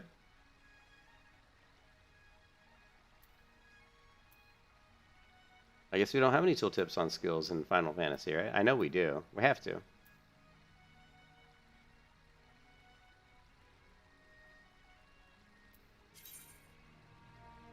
Well, there's this. There's the job gauge details. I'm thinking maybe I must have. I must have disabled them, right? Must have.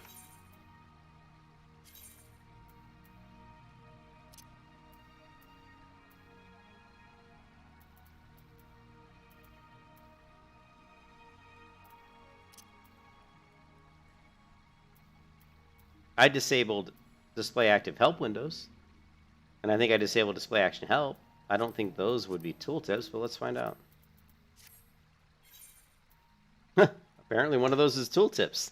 That's not very intuitive, right? I'm going to guess it's display action help, maybe? So let's go back.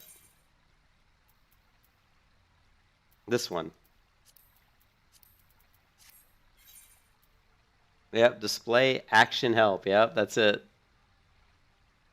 I did disable that one. Oh yeah, well, whatever.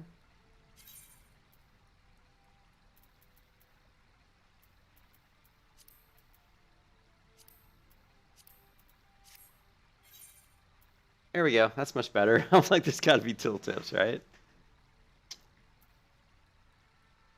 Oh, we've got shield bash now too.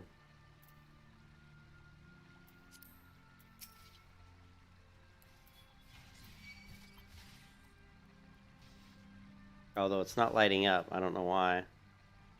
Oh, because I don't have a shield. That's probably why. I need to get a shield. Why don't I have a shield? Come on, guys.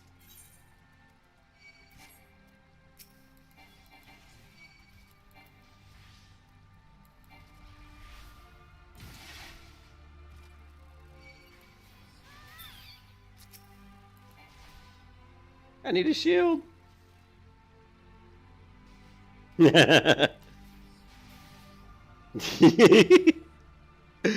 Dude, you know I will tweak. I will play around with all the settings to try to figure out what they do. I have to know what they're doing, man. It's like I gotta know what all these things do.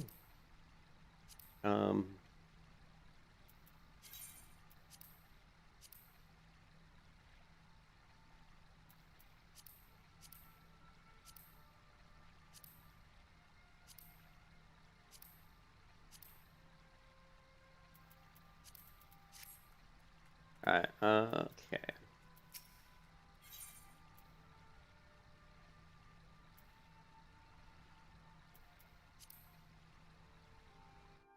Will it, like, let me do this even though I'm too low in level? Let's find out. My WoW macros. They're not that great, but you gotta have anything that'll make the game easier, right? Thou's balls, son, a Vanivore in the middle of a ruined bloody city. What you think was gonna happen then? You'd strike it rich and get cozy with the Order while the masters of Ul'dah looked on? No one crosses the Syndicate. Oh. The Syndicate? Ha! Finally sunk in, has it? We look at this. Not all your friends deserted you. It seems, lucky boy, now you won't have to die alone. That's, yeah, he's gonna try to kill me too, huh? Bring it on. I need a shield, man. Come on, guys. I'm gonna have to go buy a shield. Ooh, wonderful voice of creation grant you this humble stone, a soul, that it may wake to life. Interesting. This guy's like, huh? What's he talking about? Yeah, I see. He spun his head. He's like, what? I was like, what's he talking about? He's like, who's spouting that gibberish? Show yourself. Yeah, that's what I thought, SK. I was hoping it would sync. Yeah, I was saying if I was over but I'm under leveled. So my question, SK, is will it sync me up? Or will it just say, screw it, you're 10, they're 13, deal with it? I understood that it was saying it would sync me down if I was too high. But we got skills to pay the bills, boys. I hope. This ain't part of the plan. Bloody hell, does Lord Loruto mean to kill us too? Oh, snap. It will not sync you up. Alright, well then it looks like... Let's do it.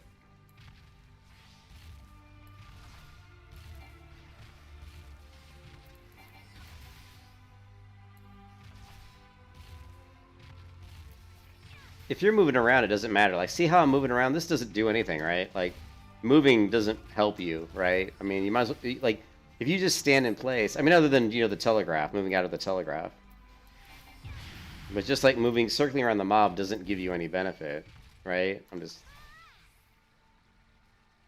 I'm assuming it doesn't.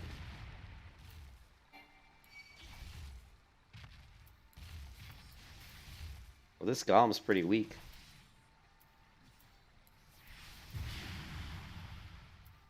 Yeah, cool. Thanks, SK. I didn't think it did. I just had to check,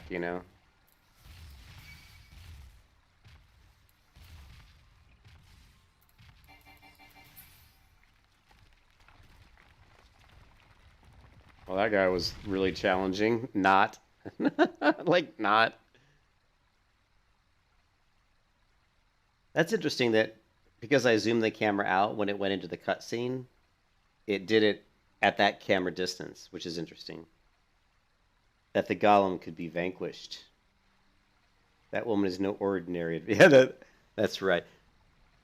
That's right. Yes, Morpheus. Yes, I am no ordinary adventurer.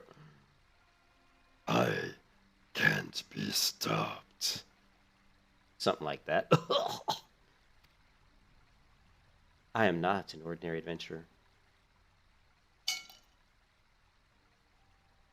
I'm just a girl with weird hair and a sword. Let's do it. Bring it. What was that? What was that dingling sound? I am the one. It's Neo. Damn, seems I've missed all the fun. I see you did need my help this time. I love this armor that I got. This chest piece armor is cool, and this sword too. I gotta say, Final Fantasy has some of the best gear that I've seen in an MMO. I mean, it like rests on the character models very well. It's got good like lighting, the specular lighting, how the light reflects off the gear is well done, and it's good. It's quality. There's detail. The textures are mapped correctly. Like like when you look at this handle, this looks like a very realistic sword handle, like you would see on a medieval sword. Really, really good. So, I see you didn't need my help this time. Someone sent me an invite. I didn't know what that sound was. Yeah, I dig the armor. The armor and the weapons are really nice.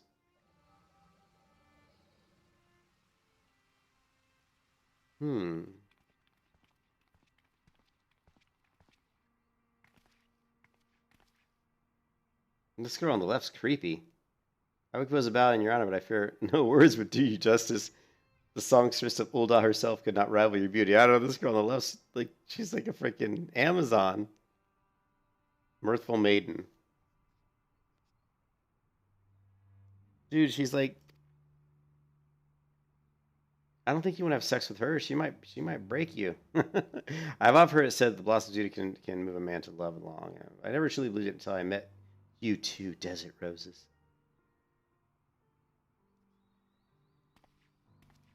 Yeah, the armor's really good. They do a great job in the armor.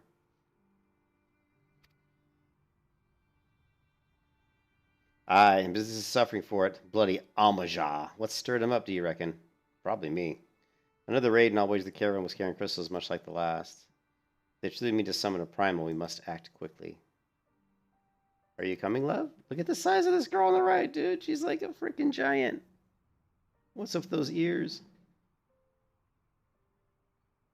You wouldn't keep a girl waiting, would you?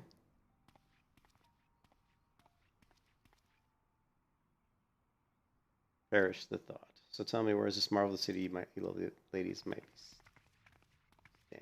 staying?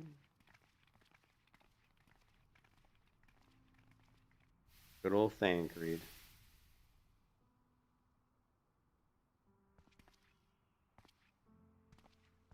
These little ones walk so weird. They walk all like weird.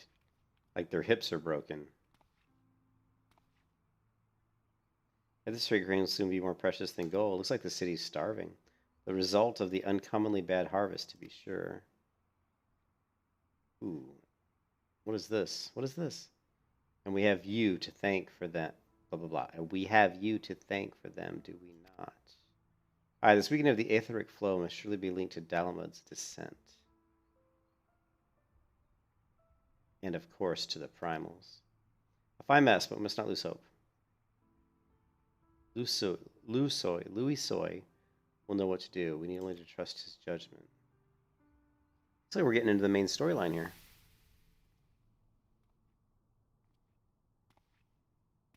Okay, now look at that. Look at that crazy face mask. Leonardo da Vinci would be proud. Truly a marvel of Charlatan ingenuity. It's as if I could reach out and touch the ether.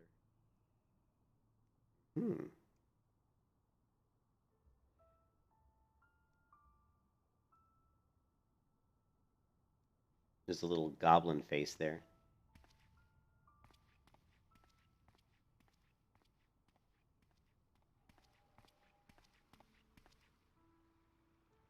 Time to focus. No more gallivanting about like before. The CNs are counting on you. He's talking to himself. He's giving himself a pep talk. Have faith. Just have faith you can do this.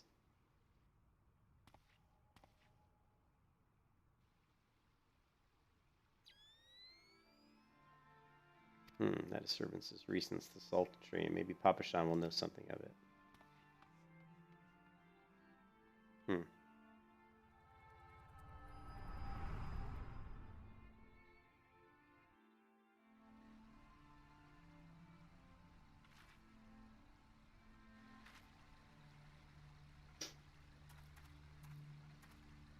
Hey guys, I need like a quick AFK. I'm gonna use the restroom. So I will be right back.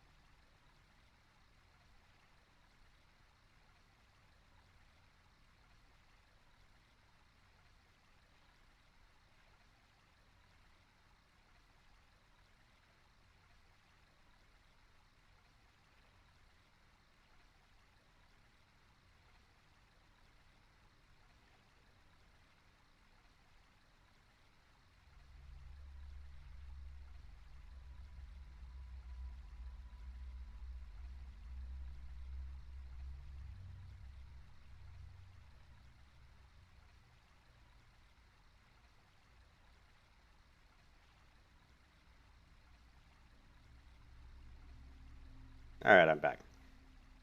Alright, looks like they gave you quite a thrashing. Can you walk?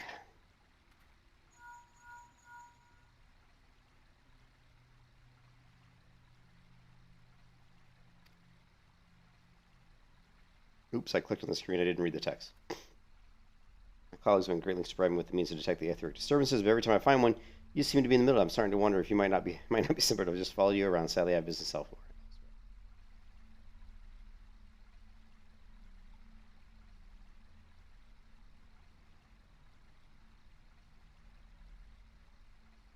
Tread softly, my friend. They carefully trap you. Dismantle was clearly sanctioned by Lord Lolorito. I heard the blades mentioned him as they fled.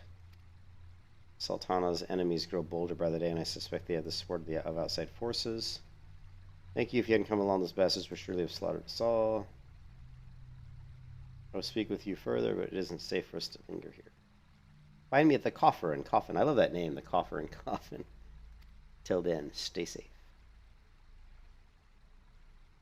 I shall accompany with Sin and his men. Ah, but where are my manners? I have yet to properly introduce myself. I am Thancred, a humble scholar surveying the flow of Aether in Benelon. It is not a privilege to make your acquaintance. I hope when we next meet is under more auspicious circumstances. Farewell.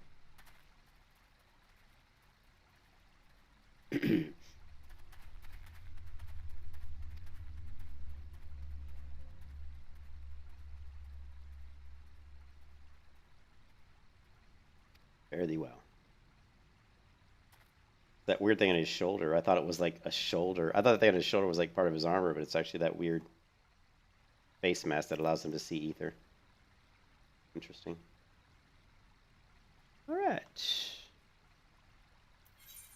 Now where to? Back up, I guess.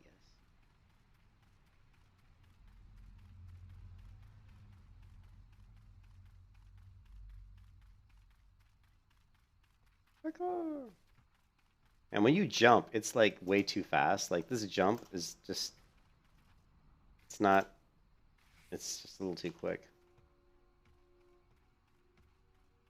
And I hate that your camera, like when is locked.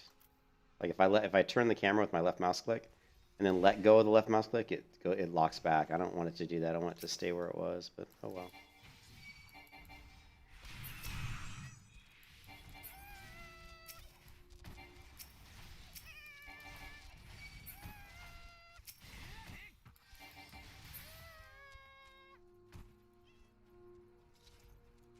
Ooh.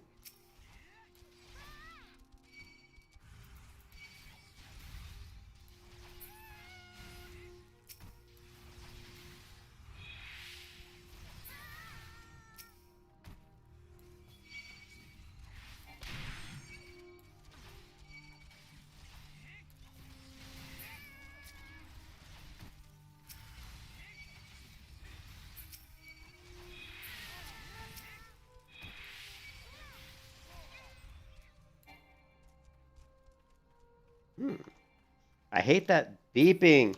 Quit beeping, invalid target. There's got to be a way to turn that crap off. Invalid target.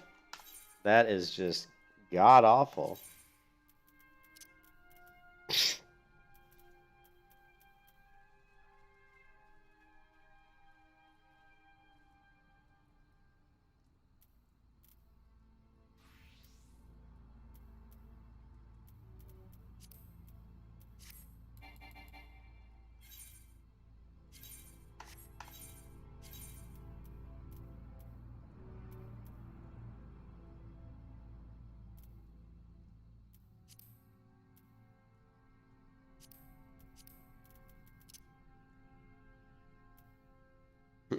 No, I tried that. SK, I tried that.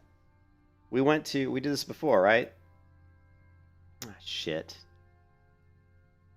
So if I go to sounds here, and I go to system sounds, and I turn this all the way down, right? And even like turn it off here. Oh, it did work. It didn't do it before though. These guys are watching me, and I changed that before. You know what I did though? What I did before is I still had this turned up, but I unchecked it. See? So you would think unchecking it would fix it. Oh, this is when Windows not active. Okay. Well, that answers that. I need to learn to read. So you have to do both. Thank God, because that is just beyond annoying. You know, that is really annoying.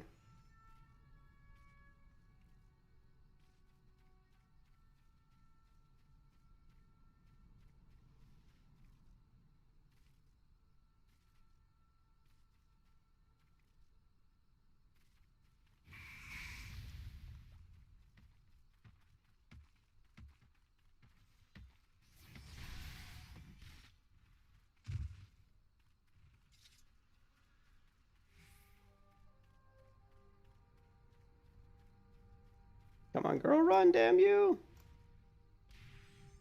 The jump animation's not very good. It's way too... Like, the jump animation's, like, way too fast. And too rubber bandy at the top.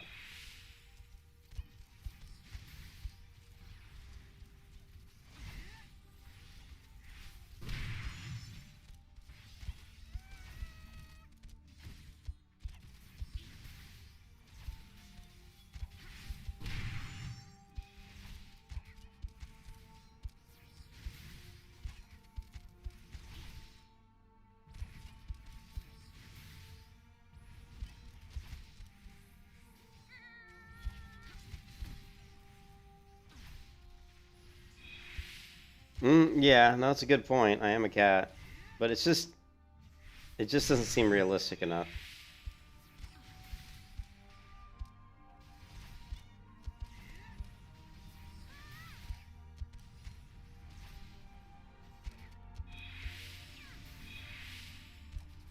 I just would like it to be a little slower. It's just kind of boing, boing. It's like I'm a spring. I don't know. It's just a little too bouncy for my taste. A little too bouncy. And Guild Wars 2 is kind of like that too. Although Guild Wars 2, your head hits almost like an invisible ceiling when you jump. You kind of like hit this wall at the top, and it looks like you're just bouncing your head off an invisible like roof, which looks pretty bad.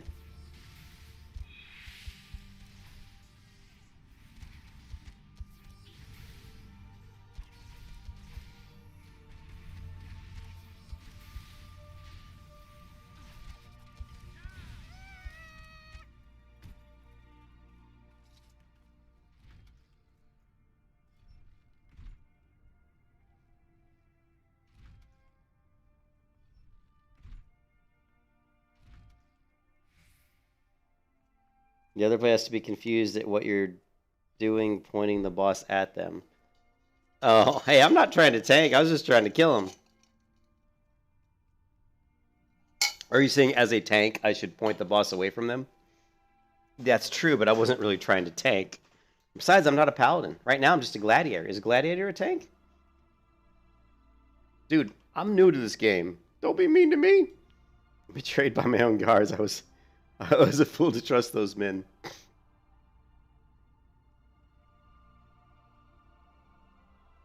Is it a tank? Yeah.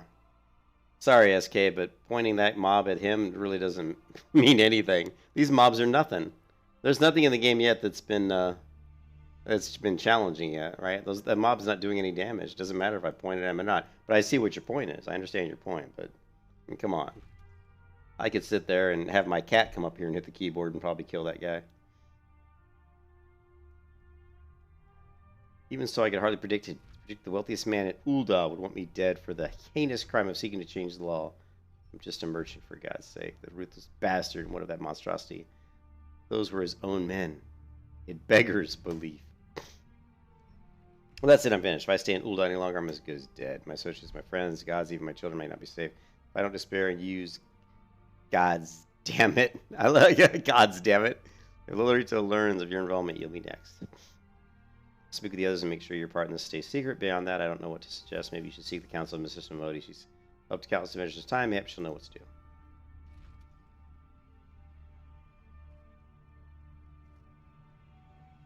This giant. Not sure what this is. How big she? Look at her arms. Look how muscular her arms are. You see this girl's arms? Look at these arms. Looks like a bodybuilder.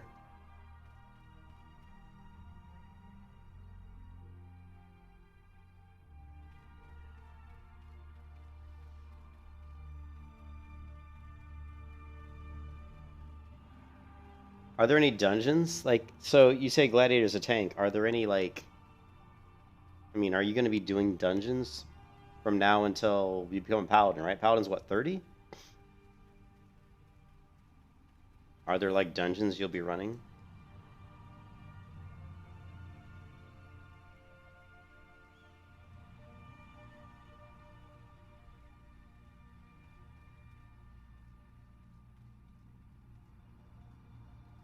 Level 15, the dungeon adventure starts? Okay.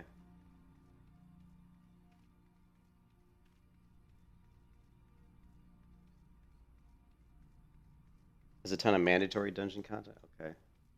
I remember doing a few, like, I think I did a single-player dungeon, and then I remember it wanted me to go into a dungeon, but every time I queued, no one ever came. Hmm.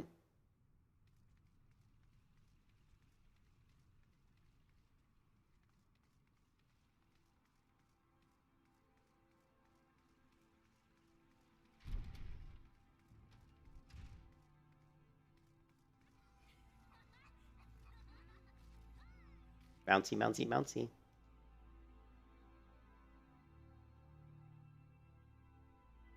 So what matter? You got nothing to worry about. No one seems to know you were at the ruins.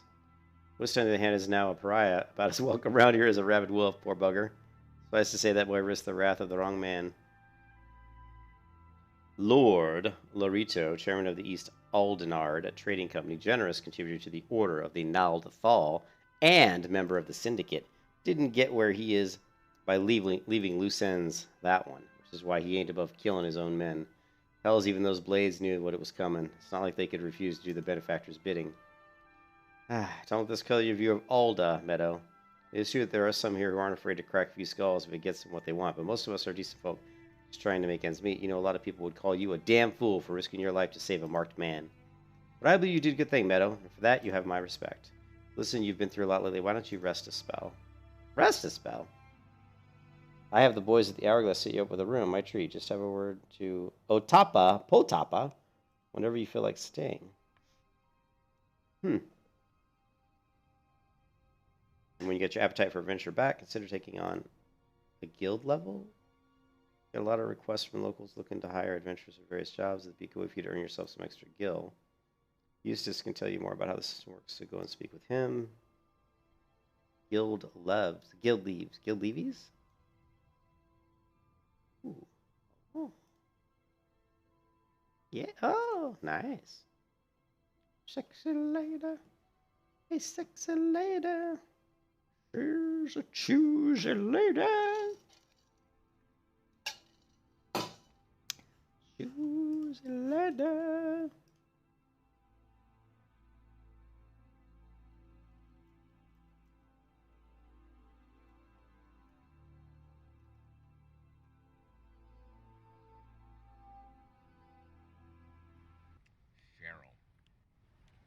Cheryl, who did not respond to a single wink the whole time she was on there. That's a choosy lady. That's a choosy lady. I love that. All right, you have now to access recommendations. The feature displays a list of quests or duties currently available to you in this area. Recommendations list can be opened from under duty in the main menu and will also be displayed automatically when you log in. Okay, yeah, I remember seeing that. Okay. She's got another quest. Ooh.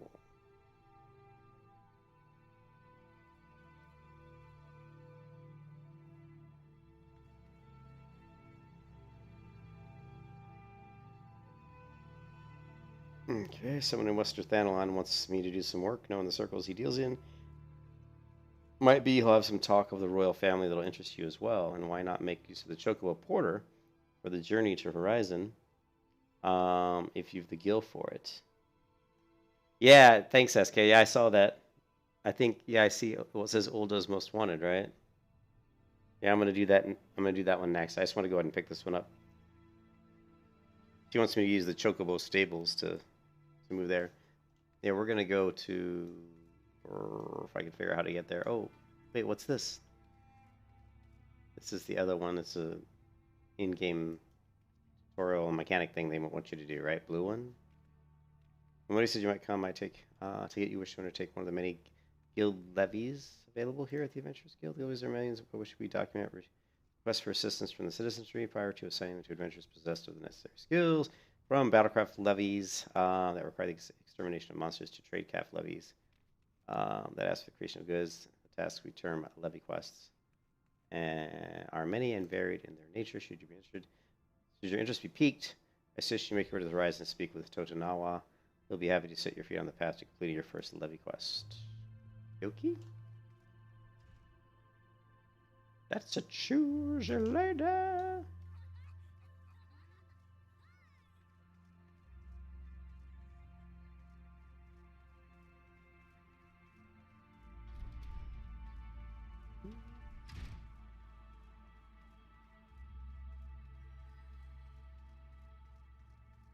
It's just another method of levy. I figured as much. Kind of like just other like daily quests, kind of like in World of Warcraft or something.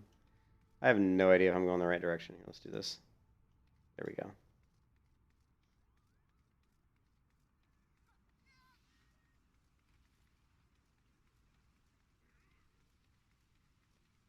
Choose your lady.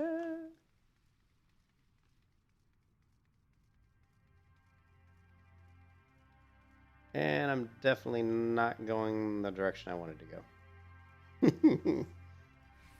Where's a crystal thingy? Give me an ether crystal. Is there one up here?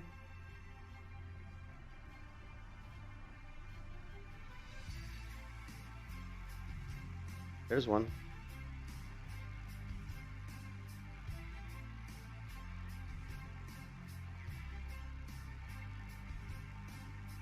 Look, I'm running through the woods.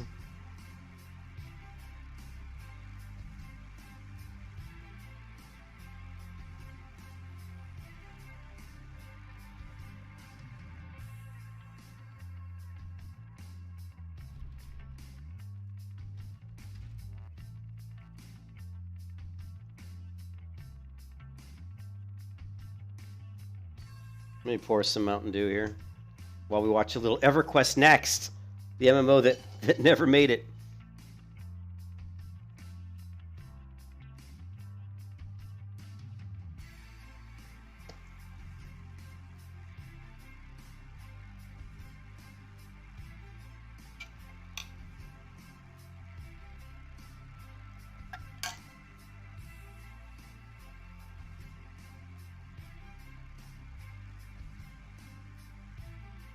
All right.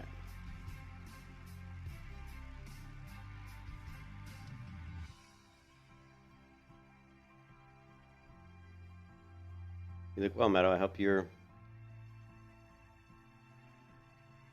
Hey, yeah, I did see the value game announcement. It looked interesting. It was more of like a, more of a, not a lot of combat in that game. It was more around like like crafting and like building your house and...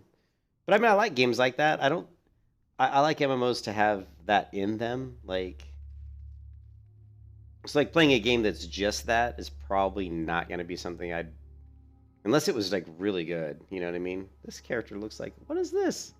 Look at this character. She's got like a leather jacket on and look at this character. Minerva Monroe. She looks like a punk rock girl.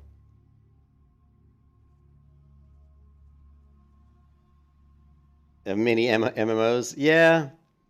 Well, I think the one thing that, okay, so World of Warcraft came out and was so popular, like hugely popular, that everybody and their mother said, "Well, we got to make it an MMO because look how many millions and billions of dollars that Blizzard's making." So everybody tried to make them, and of course they realized it wasn't so easy. And now you have all these games coming out that are like subsets of an MMO. They're trying to focus on like something like Genshin Impact, was more of a subset, like I said, Palia. Valheim's more of a survival-based, kind of like a little bit. But there's a lot of MMOs or a lot of kind of... They even have a name for some of those, like... What do they call them? The MMOs where you can only group with like maybe 4 or 5 people, you know, just like Crimson Desert, which is a total Crimson Desert pissed me off because I thought, excuse me, I thought Crimson Desert was going to be like the spiritual successor to Black Desert. I thought that they said they were going to add all this PvP story with like Black Desert combat on a newer engine. I was like, wow, this is great. Crimson Desert, I thought it would be a great MMO. And they even said it was going to be an MMO, and then they changed their mind and said, it's not going to be an MMO, but you can play with a few of your friends, you know. I mean, I'll still play the game because the graphics in that game just look so amazing, and the combat in Black Desert is so good that Crimson Desert should still be fun. But, you know, but yeah, they're definitely, you know, it takes so much time and effort to make a fully fledged MMO that has all the systems of a game like Final Fantasy XIV that it's just so expensive.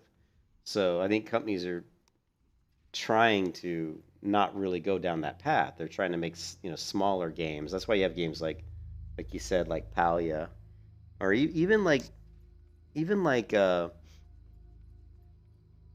Amazon's New World, which they've been working on forever. It doesn't have all the. I mean, it's got nowhere near the systems a game like Final Fantasy has, right? Or like Black Desert has. Games like Blue Protocol don't. You know, like I said, you know, Genshin Impact don't. What are the other ones that are coming? We've got Swords of Legends Online. Yeah, that game kind of sucked. Did not like that game. The combat was not fun at all. It was so bland. It was very bland. I actually enjoyed Aeon a lot more than Swords of Legends Online. Although Swords of Legends Online had a really nice housing system. The housing system in that was really good. Not great, but good. And then Aeon had terrible questing, like horrible questing. You basically went to certain areas. Basically, they had the main story quest that you're on, right? And you'd go to a different town, like a hub, and they would have one NPC that had all the quests. Like just one NPC. Let's just take care of this and make it easy for the players. We'll just make all the quests come from one NPC. He can go talk to that NPC, get all the quests, go do them all, come back, turn them in, and then guess what? The main storyline quest magically starts up again. So you go to the first hub, you start your main story quest. You do a bunch of main story quests. Then you go. It says, "Oh, go talk to this NPC." He gives you 6 quests. Then you go do all those 6 quests, turn those in. Then all of a sudden, the main story quest opens back up and leads you to the next hub. Rinse and repeat. That is like the dumbest questing system I've ever heard. It's so stupid and so boring, you know. But what saves Aeon is the combat. The combat in Aeon is really good, specifically on some of the classes, like it's not called the Gladiator class. It's like a class that uses a 2-handed hammer. And the combat on that class was so satisfying. You know, had really good impactfulness, had combos. You know, the enemies were actually fairly challenging. I really enjoyed the combat in Aeon. So that's a game I definitely would have played again. I believe the next beta for Aeon, they haven't announced it yet, but it's probably going to be, I think it's going to be probably in August, is what I believe they said. So they're working through all the changes, I guess. I'm surprised it's taking that long. But the next closed beta 2, will be in August for Aeon. You look well, Metal. I hope you're ready for your next task because I require your immediate assistance. There have been several violent murders recently, the victims of which were all Hurion, based on the multiple spear wounds found upon the bodies of deceased. We believe the Lancers are responsible for the crimes. Not only are these murders a blight upon our state, I fear it is only a matter of time before one of our own is targeted. I have just received reports of foreign Lancers skulking about in the Stone's Throw. Considering the circumstances, I find it likely that these are the culprits. Cannot abide by any more mortars. Go to Stone's Throw outside the gate of Nuld and speak with any you find in the area. With luck, we may find these Lancers before they strike again. Look at this crazy person standing next to me. This looks like something out of frickin' Star Wars The Old Republic, doesn't it? This looks like gear you'd see on something in... This looks like a... What do you call the... I can't remember it. Star Wars The Old Republic? It looks like the evil... You know, the opposite of the Jedi. Yeah, but that's the big problem, you know? Thanks for the TED Talk. You can always count on me to get up in my soapbox, man.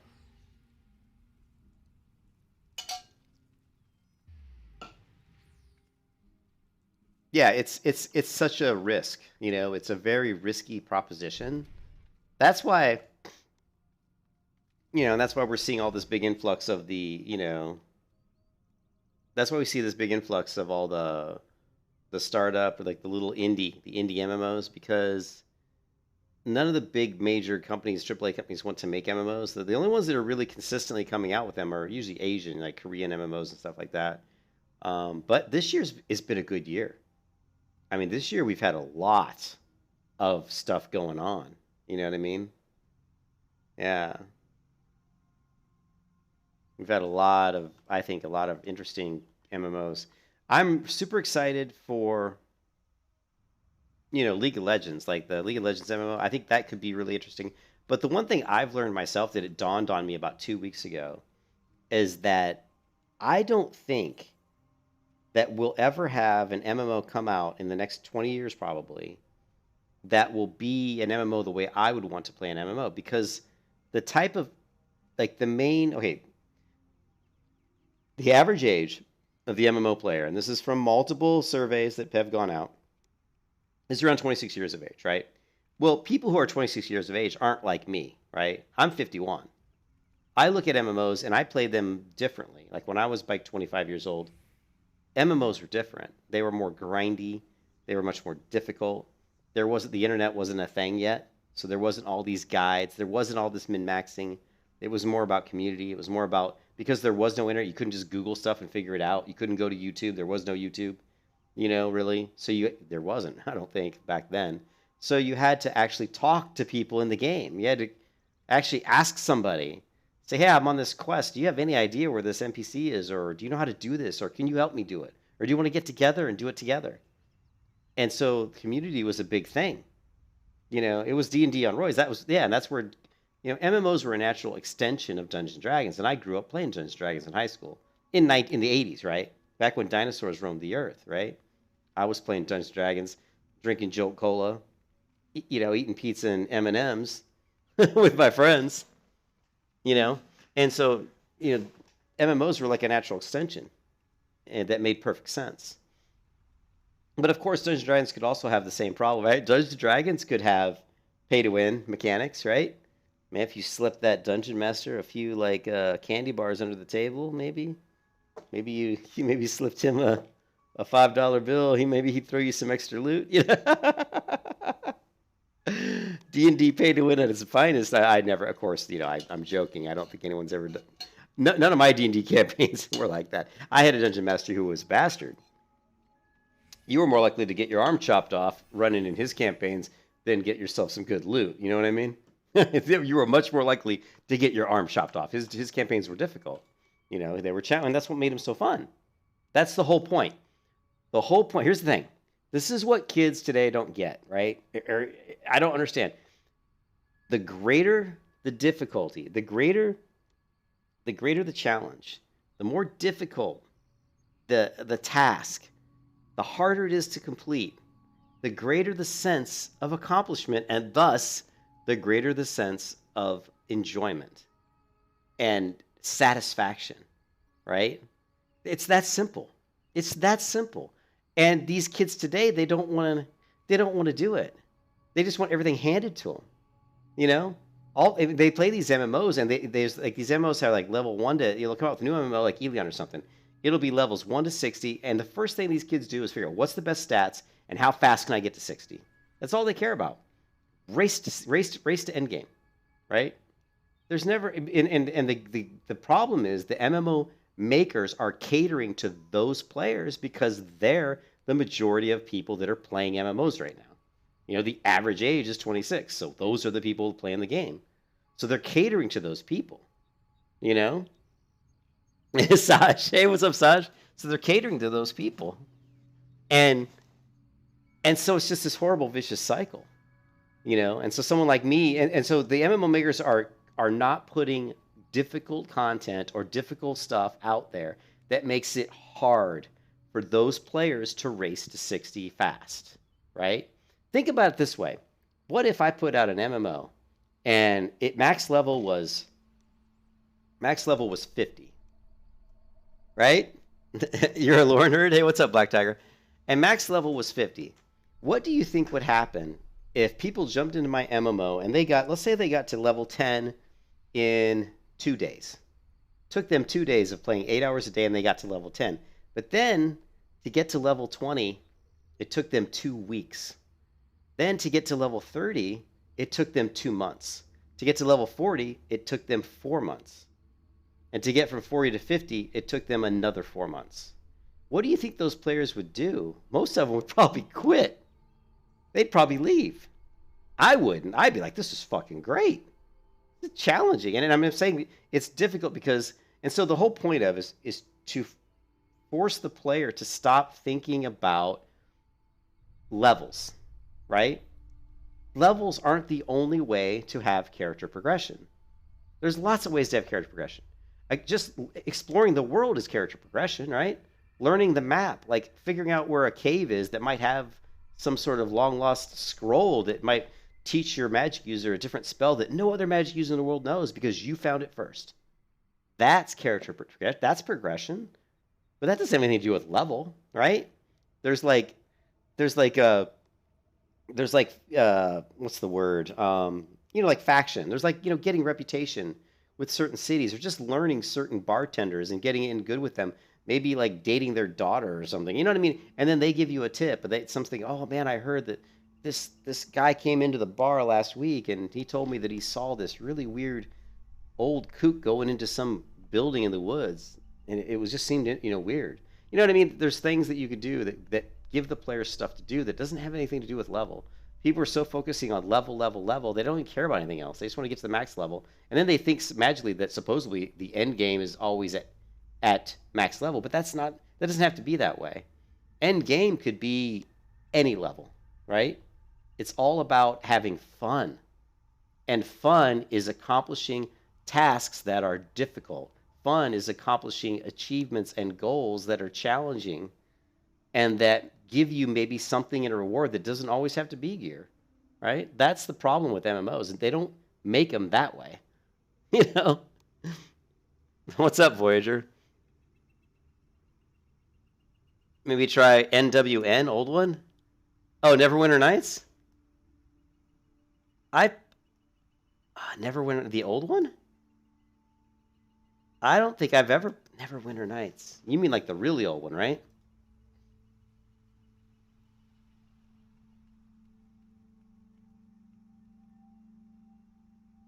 Yeah, I haven't played that. Yeah, that's a game I haven't played in forever. I think I played that game very little though. I never really went through it. So, but yeah, sure, that'd be fun. I wouldn't mind trying that out. As far and Einbay, as far as Guild Wars 2, you being your favorite combat, Guild Wars 2 combat's not bad. The only problem with Guild Wars 2 combat is it does not have a lot of impact. It doesn't have a lot of impact to it. You don't, like if you, and this is the video I always show people.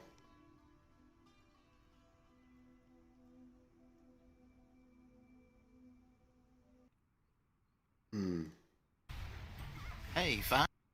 So this is a buddy of mine. Well, it's not really, not a buddy of mine, but I mean, I played Terra with this guy, and this guy was a really, really, really skilled player. Like, really skilled in, like... Oh, thanks for the subscription, Tiger. Thanks, Black Tiger. I appreciate that, man. This guy was really skilled in console fighter games, like Street Fighter, stuff like that. He used to do tournaments and stuff, and he did pretty well in tournaments, but he was also really skilled in action combat based games. But I got to play with this guy in Terra a little bit, and he's just a really good player, really really good. But this is a great video on action combat. And when you talk about combat systems, my favorite combat system in an MMO was Terra, because Terra, one of the coolest things about Terra is it had impact. And most combat systems in today's MMOs don't have impact. You don't feel like, yeah, I appreciate it, Black. Really, thank you so much. You don't feel that, you don't have that feeling of like, wow, something really hit you and collided with you. And the cool thing about Terra is there were so many hitboxes. Like if you had like if you go into like MS Paint here and you have, oh, is this MS Paint? Do I really want, where's all my, it's not what I want. How about, let's open up Affinity Photo.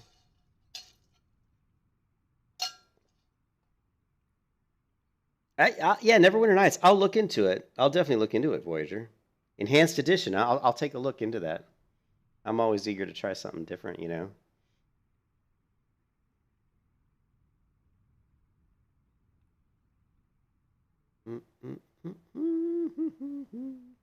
Wow, man. Look at all these presets. Boy, they've really... I haven't used this program in a while. File new. I just want a blank canvas, guys. Just give me anything. Whatever. Blank canvas. This is killing me already. Too many questions. I haven't used this program in so long. Where's the pencil tool? Well, paintbrush will work, but I'd rather have the pencil. Where is my pencil? That's the eraser. Ooh, pen tool will work. So the cool thing, ooh, we don't want that pen tool. That's a Bezier tool. We don't want the Bezier. All right, you guys are going to make it difficult. Give me, Jesus. Oh my God, brushes. All right, so in Terra, you would have like a monster, right? Like you'd have like a basilisk, and these are his legs, right? Forgive the horrible drawing. This is his head. So in Terra, the cool thing about Terra, and here's his tail. The cool thing about Terra is, oh, here's a horn, and here's a horn. Oh yeah, here's a tongue. Woo, breathe fire. So the cool thing about Terra was it had multiple hitboxes, and one of the big ass monsters, right? But what made it really cool was because it had multiple hitboxes, it was really easy to convey on the monster, like where your weapons were colliding with the monster. So it lent a lot of realism to what was going on. Like a lot of times you play MMOs. Guild Wars 2 is a good example of this. Guild Wars 2 combat's pretty good, but you're really just kind of swinging your weapon around in the air, right? And if the guy happens to be, in the cone of attack of your weapon, so you swing your weapon in an arc like this, like it swings in an arc, and if the enemy happens to be like, this is my sword, right? And ooh, look at that sword. And I swing it back and forth in this little arc, And so if something just happens to be in here, it's going to say you hit it, right? But it's not really, like in Terra, if I go up and I hit this monster, if I swing this direction at this BAM, it's going to pick this hitbox. And it's going to say, this is where you hit. In Terra, you had hitbox here, here, here, here. I believe they had here and here. It might have just been one in the back, but I think it was two. So you had hitboxes on the back, on the back right side, the sides here on the back, and then in the front. So there was like 6 hitboxes on the BAM. 6, right? You keep using. There were like 6 hitboxes. But the cool thing, that was one of the cool things about Terra, is that they were all the different hitboxes. The other cool thing was the impactfulness of the combat. So the combat in Terra was also, what was really cool about it is the abilities were unique in that they were situational. Like a lot of MMOs, and even like Final Fantasy. Like you guys have played Final Fantasy. I'm a noob at Final Fantasy. But I bet when you're doing raids in Final Fantasy as a paladin, you're probably running through a lot of the same rotations, I would imagine, right? You're like, oh, I'm going to use this skill, then I'm going to use this skill, then I'm going to use this skill. Maybe I'll throw in this or this one, rinse and repeat, and do that, kind of this rinse and repeat type thing. Like, well, Terra wasn't like that. Terra was like, I want to do this, and I want to do this, but because of the way the monsters reacted, the boss monsters, it forced me to always have to change stuff up. I may have to animation cancel out of abilities. I may have to dodge. There's a lot of different things. So you were always changing. Every fight would not be the same. Every single boss fight would probably go differently. I mean, it was similar. You would have rotations you wanted to use, of course, but you still were always on the seat of your pants having to do stuff. But anyways, so watch this fun video by Alkalite Rush on what does action combat mean. And this is a video about MMO combat mechanics and damage calculation, which is a funny thing to make a video about, but I'm frankly sick of trying to explain this to people through the means of excessive text. And the funny part is this is from 2013, and yet it still applies to today. And have them still fail to understand what I'm saying. MMO combat in general is pretty rubbish, but over the last few years there have been some advancements in the fundamental method by which things whack each other in the face in this genre. Along with those improvements have come... Oh, this is Vindictus, by the way. Great game for combat. New opportunities for different kinds of gameplay, which otherwise didn't really exist. Unfortunately, the new ideas of that combat gameplay have been mostly ignored or misunderstood by people who continue to play those games as if they were playing World of Warcraft. Now, I understand that MMOs aren't exactly a competitive genre, and improving your own play by fully exploiting the mechanics of a game is a foreign concept to many of these people. But we're missing out on something great because too many of you only understand how to walk up to a wolf and press 1, 2, 3, 4. The biggest changes that games like Terra, Vindictus, or to some degree Guild Wars 2 have brought to MMO combat are found in the way in which attacks are modelled. How the game determines what's being hit. I'm going to show you this visually using a few different games, and the obvious place to start is with WoW. Wow. So here it is. In WoW, you press buttons to deal damage. Not a complicated process, and it isn't very complicated behind the scenes either. To use a targeted ability, I select a mob, and I press a button like this. Now, the moment I press this button, my client checks my range to the target, and if I'm within the required distance, it sends that input to the server, which checks the same. It then applies damage to the target. Now, the astute among you may have noticed that my character hasn't even swung a weapon yet, but that's okay, because the swing of a weapon really doesn't have anything to do with dealing damage in Warcraft. Nope. This damage calculation is immediate, and the animation of my character attacking is just a convenient. So here he's going to show that he's not even going to be facing the Blood Talon here.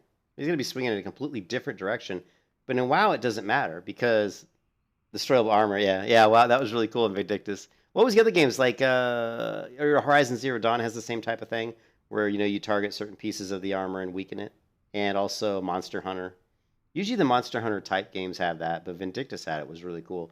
So he's going to show here. In WoW, it doesn't really matter. It doesn't really matter where your arc of your weapon is. It's all about, because WoW, it's all calculated on if you're locked onto a target. So when you swing, of course you're going to hit whatever your target you're locked on. It may try to say you're not facing the target, and you've seen that in WoW.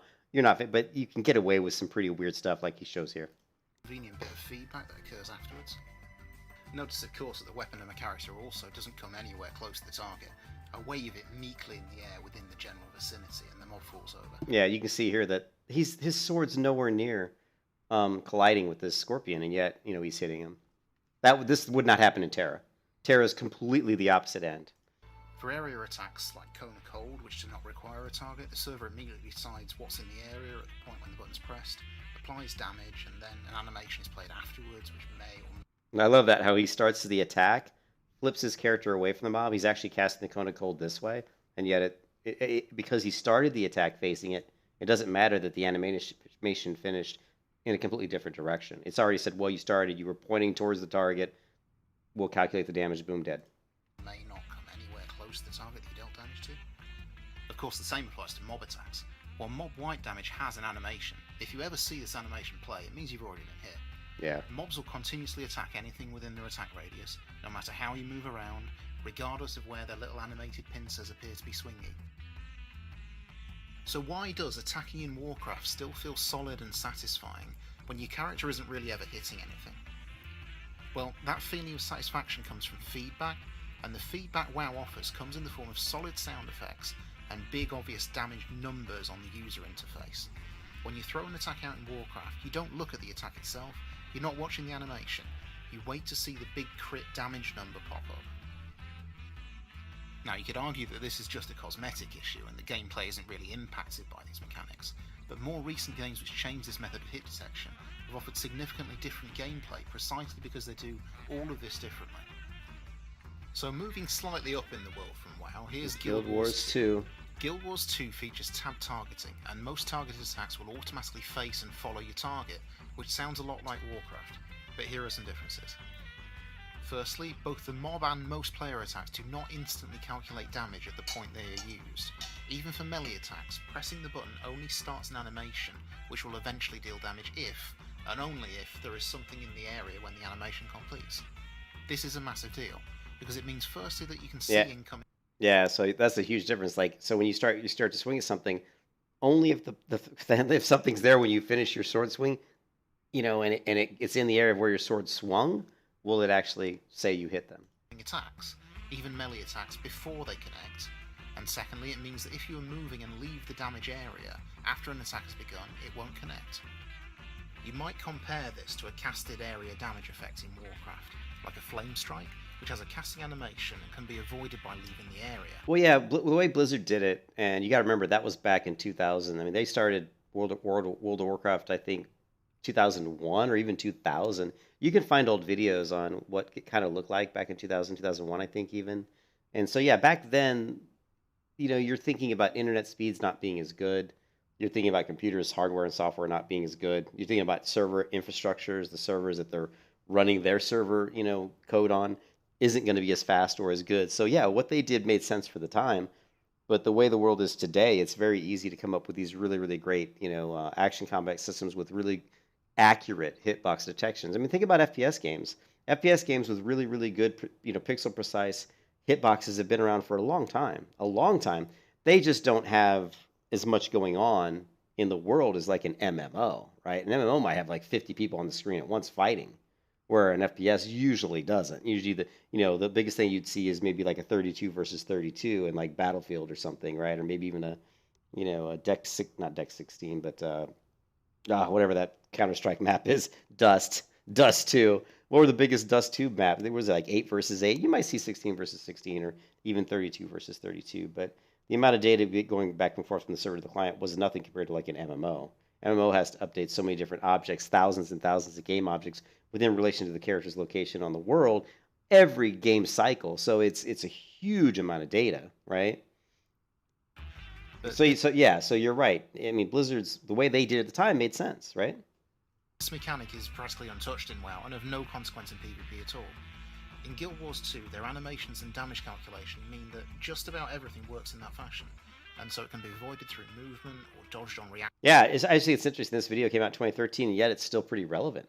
Like, basically what he's talking about is he's trying. Remember, don't forget the title of the video. What does action combat mean?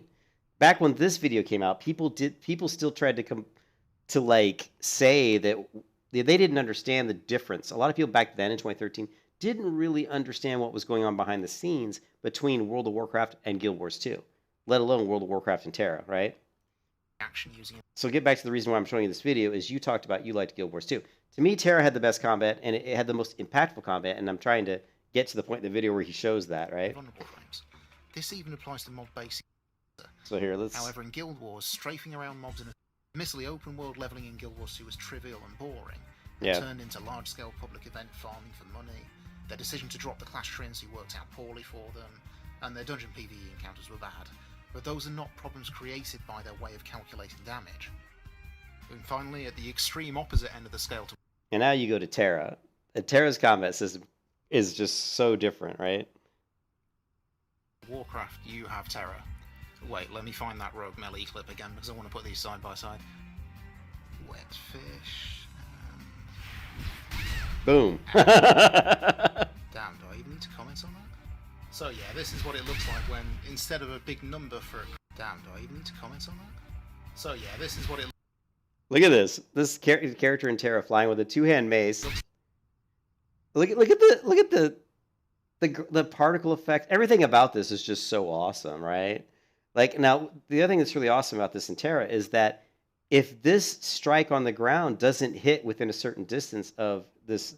Now, there's a hitbox on this section of this character, right? On the bosses, they had more hitboxes. I get on this... I'm going to say that this particular enemy probably had a hitbox on this side, and then probably, one up at the top on each side, Maybe one in the back. But anyways, what I'm saying is if this leg here was like over where this leg was, this wouldn't have hit this enemy at all. It would have slammed on the ground, sounded great, looked great, would have done no damage. So you still had to actually hit really close to the enemy, because there's a hitbox involved. You know what I mean? Obviously, and then look at the mob, how it just got face planted, right? Now in World of Warcraft, that wouldn't have mattered at all because it's tab targeting. You just had to have that mob targeted. As long as you were within range when you started the attack, it would just automatically assumed you hit. And instead of a big number for a crit on your user interface, you do combat feedback through the animation of hitting something really hard in the face with a giant hammer. I was going to do a comparison to a paladin, but I never got around to logging one on. But moving on, that's the cosmetic difference, and I really want to talk about the gameplay differences. I'm just making a note that Terra feels satisfying in a way that you could never achieve with the WoW method of doing damage calculation, which happens to be the same way. But anyways, you get the idea.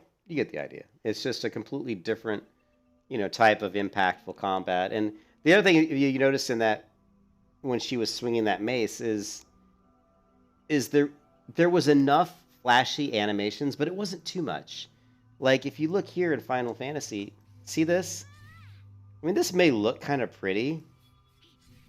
It's a big, huge, glitzy, glamour thing, but it feels like I'm waving feathers through the air. There's no... Like, when I hit a mob, you don't feel... there's no impact, right? So if I take this character and I walk out and I go up to 2 mobs or 3 mobs and I do this attack, there's no impactfulness to this. Yeah, it hits him. I might hear a kind of a sound effect, but it's nothing like Terra, right? You know? Yeah, so and you can take it, like, if you can even go to my YouTube channel, right? And do a search for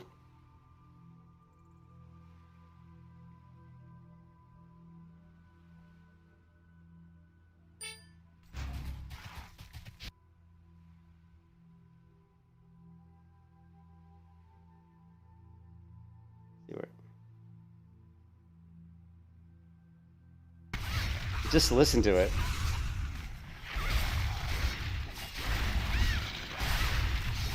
Notice the sparks that are flying off the mob. Now I'm back hitting him, but the communication of where I'm hitting the actual BAM is so good. I mean, there's no doubt as to where my swords are colliding with the enemy. Man, he hit that ground, and I jumped too soon on my death from above. So I did my death from above a little bit early. So I literally landed right before the crab landed. That's why I got my ass, planted. But just the impact, you know what I mean? No MMO has this type of like conveying of impact. There's no MMO I know of outside of Terra that has this. This was like the best kind of combat. And what was so good about it is there was always situations like I used death from above here to try to avoid the jump, right? So I tried to jump up in the air to avoid his land. But if that was on cooldown, I'd have to do something else, right? Oh, right? And there's like there's one place where he does a double. Anyway, but you get the idea. I did death from above there to avoid that. But you get the idea. You get the idea. Oh, anyways.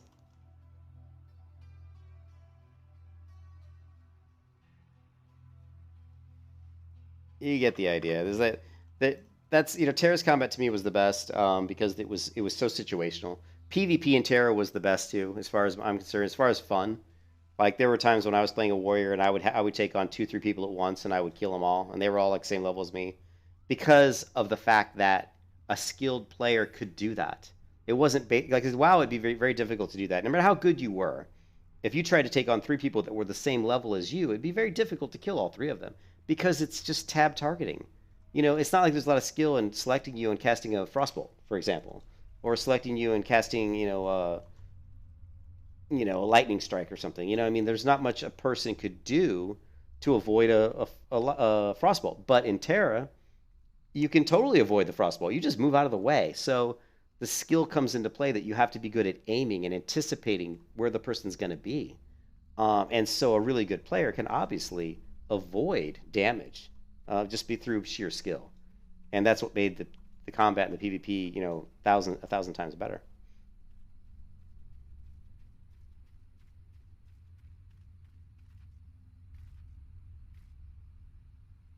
Well, like you said, it's such a risk. It takes so much. It takes so much money to build these MMOs. It's just so expensive. Don't kill me. I'm not the one you want. Uh-oh. So now remember what I said about. Now watch. Not a lot of. See, there's no impact. See that? I mean, even me hitting them. Like, watch. Like in Terra, if you hit a mob, they have a really good animation of them being hit, right? So watch this. When I hit this mob, see that? He kind of does a slight movement backwards, like, oh, I knocked him back, but there's very little representation of him really taking any kind of a staggering effect from me hitting him, and that again goes into conveying impact, right? Where's the impact? There's very little impact there, and those are the things that MMO companies they don't do well. They really don't do that well, and it's really surprising that they don't do well. And I'll show you one other thing, which is, you're going to laugh at this one. Let's see. And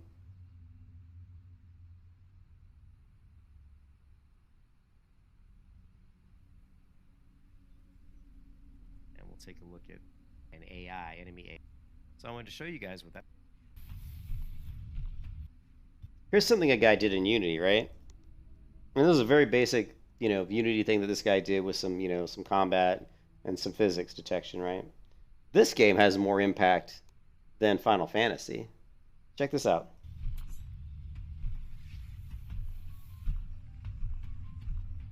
Now this is me right here, the white guy. Look at that. That guy did a charge, hit me, and knocked me on the ground. And I'm telling you that when I was playing this demo, this developer gave me this demo. When I was playing this demo, I felt that. Like when he hit me and knocked me down, I mean, I kind of jolted me in my chair. I didn't feel it. Obviously, it's just a game, but there was that impactfulness of that maneuver. Like I was like, oh man, he just knocked me on my ass. You know what I mean? Watch it again. It reminds me of the Black Knight from Holy Grail, and it's all tough. It's all from the animation of the knockdown and the sound, right? And you don't get that in MMOs that much. You can see his AI, he tracks where I'm going. And look at that sword attack. I love it. Slams the ground and all these rocks just come up out of the ground. Another one, look at that. Hits the ground, dust, dirt, rock pieces flying up in the air. The screen shakes. This is the kind of combat I would love to see in an MMO. They won't, and it doesn't have to be to this degree, but you could put the sound in, put the stagger animations in when people are getting hit, and it makes all the difference. This is a cool dive in. This developer did this, man. I was like, man, this is really good. I was really impressed. Really good screen shake going on here. And there's another one. Good, impactful combat. Yeah, very impactful.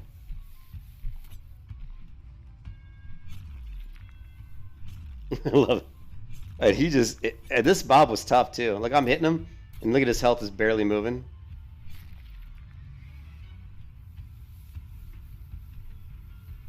Watch this attack. Slams the sword to the ground. He does this cool attack where he slams the sword into the ground. Anyways, another example of really good impactful combat. Thank you. They appeared out of nowhere and asked me if I was Aldous at Spear Point. I said no, but they attacked me anyway. What did I do to deserve this? This is the Gutless Gladiator. Gutless.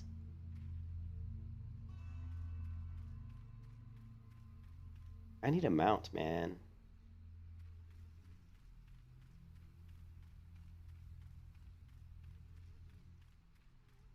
Oh, we had to run all the way out of the city just to do that. But yeah, I mean that's what I'm waiting for. I'm waiting for a game that can do like a Terra-like combat system with all the cool other systems that we have, and I'm talking about like what we have in Final Fantasy, with farming and and Final Fantasy has a really cool crafting system. I did some crafting on my other character, and I really liked the crafting system in Final Fantasy,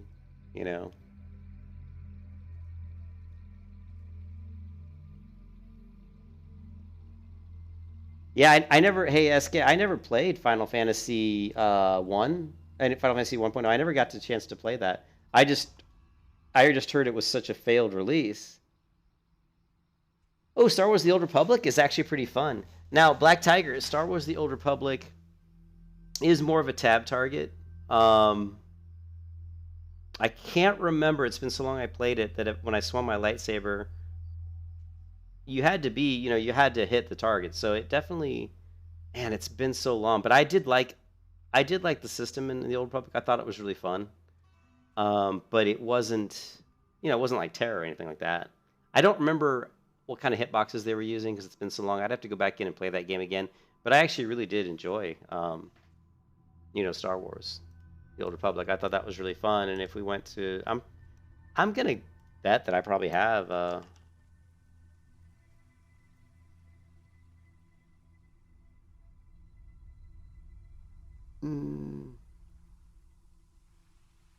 Where's my oldest video? Look at me playing Phantasy Star Online, the Japanese version, 7 years ago.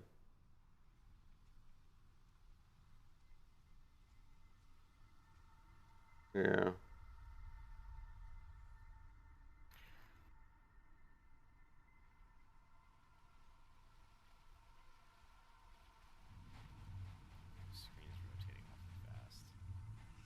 Let's see.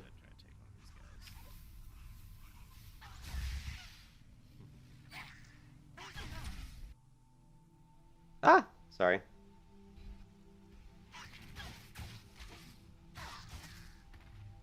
Yeah, it looks like it's like, I mean, you have to be in range. Yeah, I don't know. You have to be in range. But anyways, yeah. You got back to a few weeks ago. Yeah, I liked it. I liked Final Fantasy. I mean, I liked, sorry, Star Wars: The Old Republic. I thought it was. It just like I played it when it came out. You know, I bought one of the you know, the founders packs and all that, and played it. And yeah, and it was good. There was just there were some glitches that were going on in the PvP. I was really in it for the PvP, and I was doing a lot of the PvP and the battlegrounds. They were really fun, by the way. And some of the PvP game modes were really cool, like really neat. I really liked it. I mean, it was one of those games where there were some glitches early on, and I think if they would have got those knocked out and fixed faster, it probably would have been a little bit more successful in the beginning. But yeah, and it had so much so much voice acting, and it had good voice acting too. So yeah, it was good.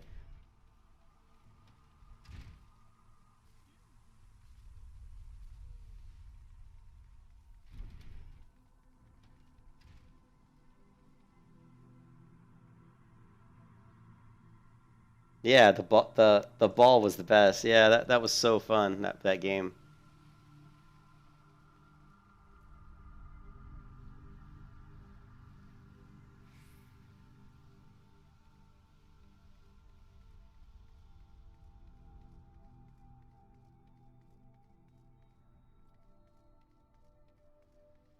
I'm probably getting myself lost again, but I don't think so. I think this time I might have gone the right way. Maybe? Maybe not. Oh, wait. The map in this game just cracks me up. It's such a disaster.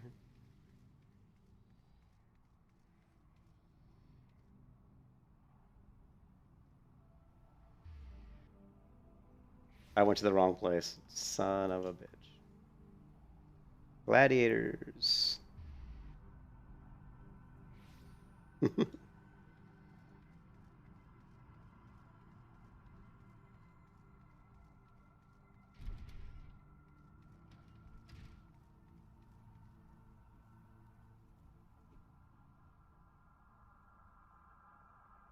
they were indeed the murderers we sought. But what brought Dusk White freelancers all the way from the Black Shroud, and why were they murdering higher-end men with swords? Bruce, first sword! Nice helmet. Not. Answers for sword. A gang of them. Hiding in the tunnel south of the Black Brush Station. Since you're not rid of them yet, Meadow, might as well finish what you started. Go to Central Town and dispatch the last of these freelancers. Well, I can't keep the last from getting skewered, but I'll patch her up best I can. I still don't have a shield. I need to go and buy a shield. Meadow, defend Bruce. He knows powerful healing magics, but he cannot employ them unless you keep all the enemies occupied. Make sure you command their full attention at all times. Alright, I'm gonna track my... Gotta tank it up. You have your orders, gladiators. See these freelancers to the 7th gate of hell! Or something like that.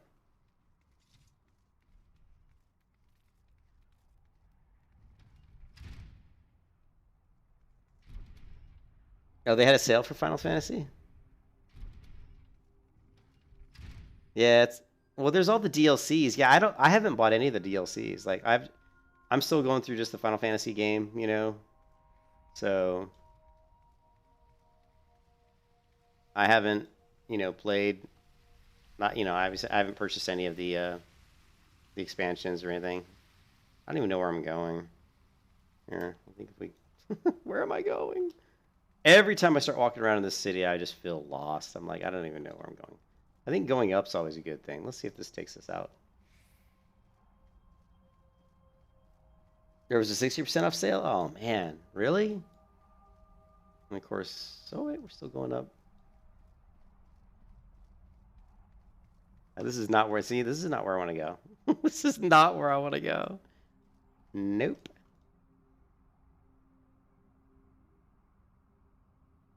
I'm here. Whoops.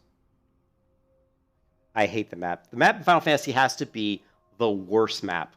I'm not even joking. The maps in Final Fantasy XIV, I feel, are the worst maps of any MMO. And I say one of the reasons I say this is there's too many of them, and you can't just like right click out of them. So you always have to like, you're always like trying to like click up, do all these different controls. Why can't I just right click to zoom out? It just drives me insane.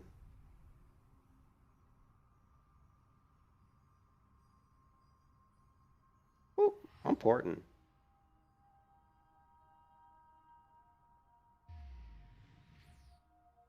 My first paid port, I think. Ooh, it's a chocobo.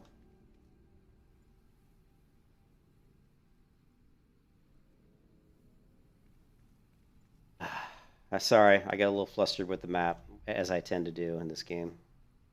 Like, God.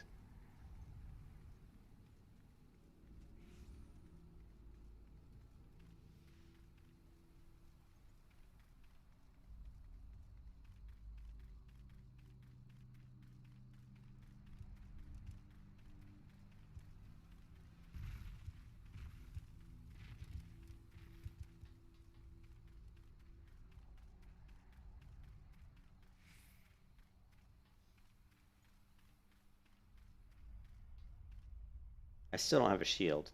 You know what? Let me run back to this where I just was. Maybe they have some vendors here and I could buy a shield. What do you think, guys? Blackbrush Station? What is that flying ship? That's kind of neat looking, actually. Shepherd to the Stars.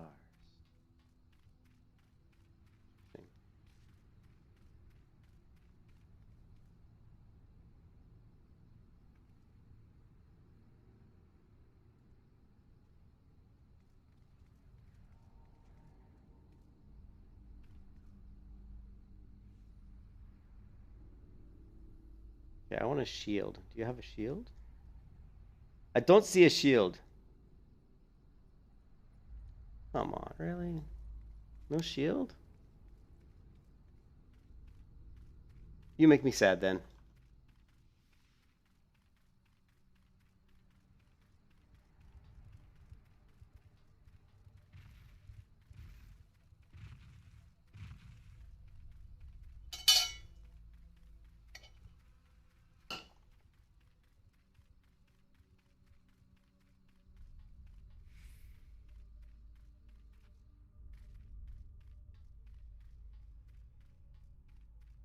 Well, I was looking.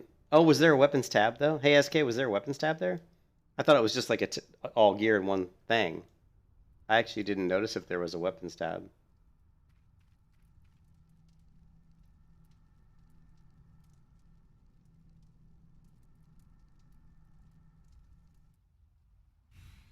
I don't. I think you can, can't you?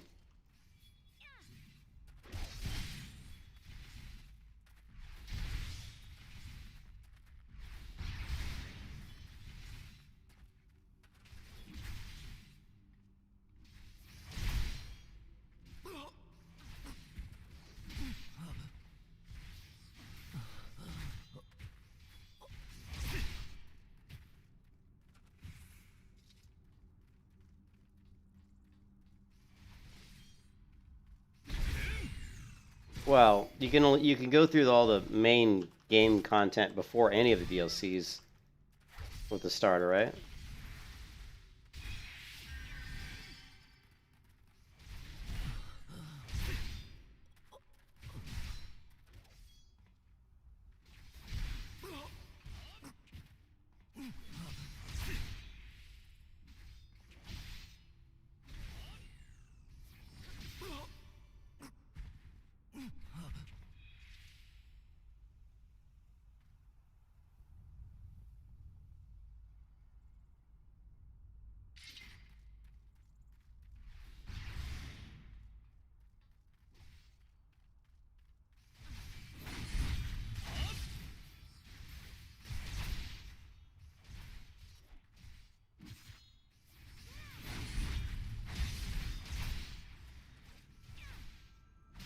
But you can see what I'm talking about. There's no impactfulness to this combat.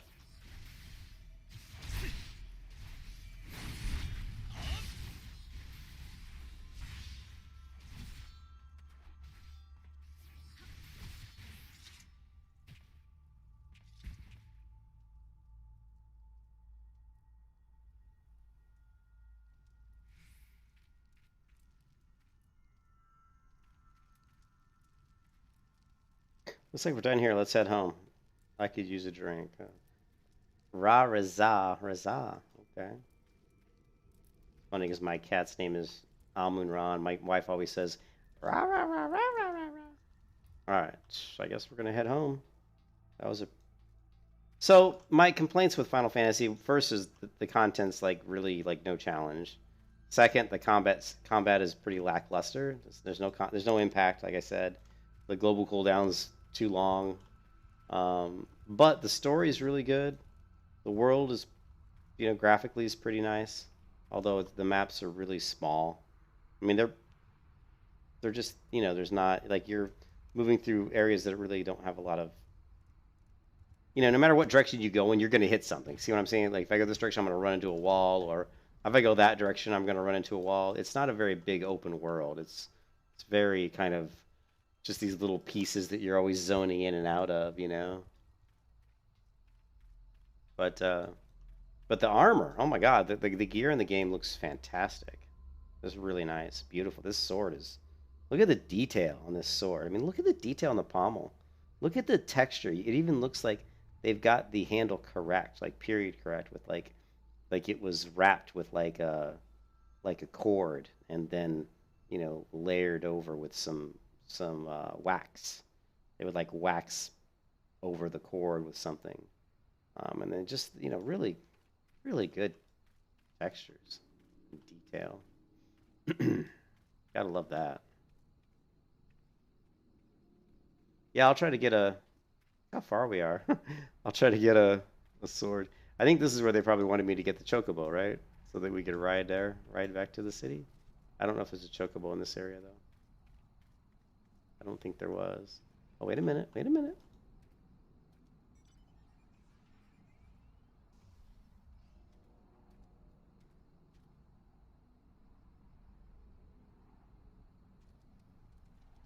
Now, does he just go there, or do I have to drive him?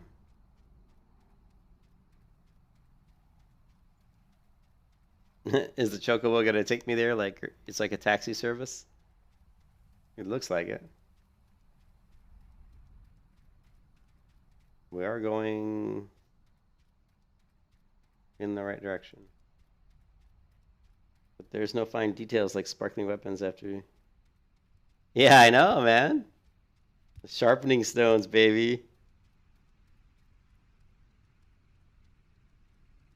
Yeah, I know I'm by. I actually just teleported. Oh, they put this on here. What is this one? Pet hotbar. Okay, well.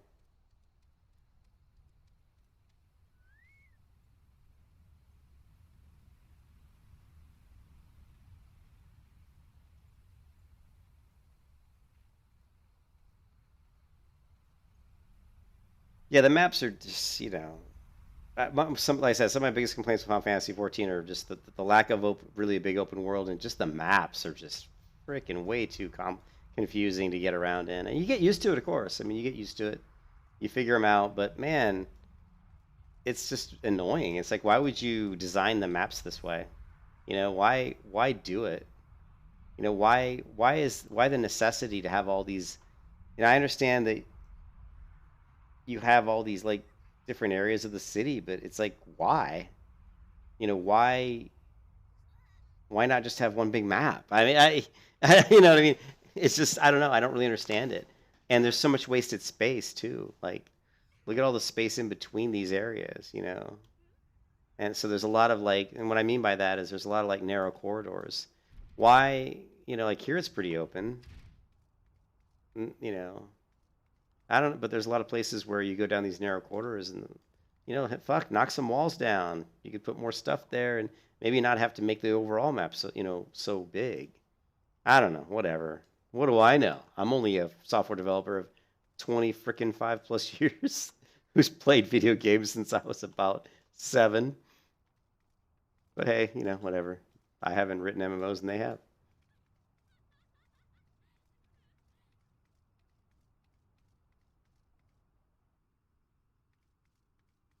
And, you know, I'm lost again. Where am I? I'm just looking for one of those Aether crystals so I can port. I think there's one down here, I hope.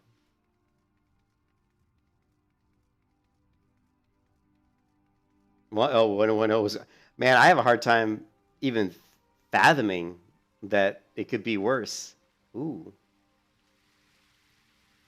This is nice.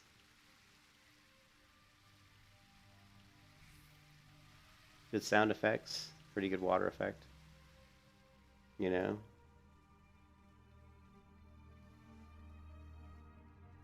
What's this big crystal? Like, can I use this to port? No. This is other world server. Oh. Visit another world server. Ooh. So is that how we go between the world servers that are on the same, what do you call it? The same data center?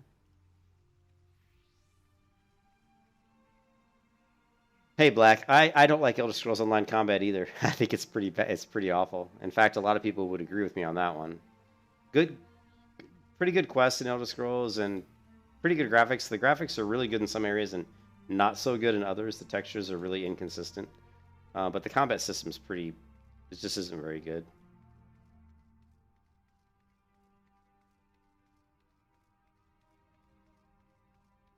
Yeah.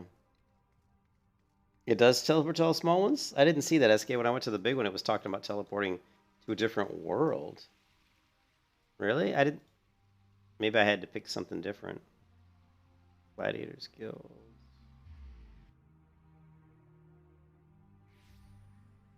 I can use the big one, select Aether. Oh.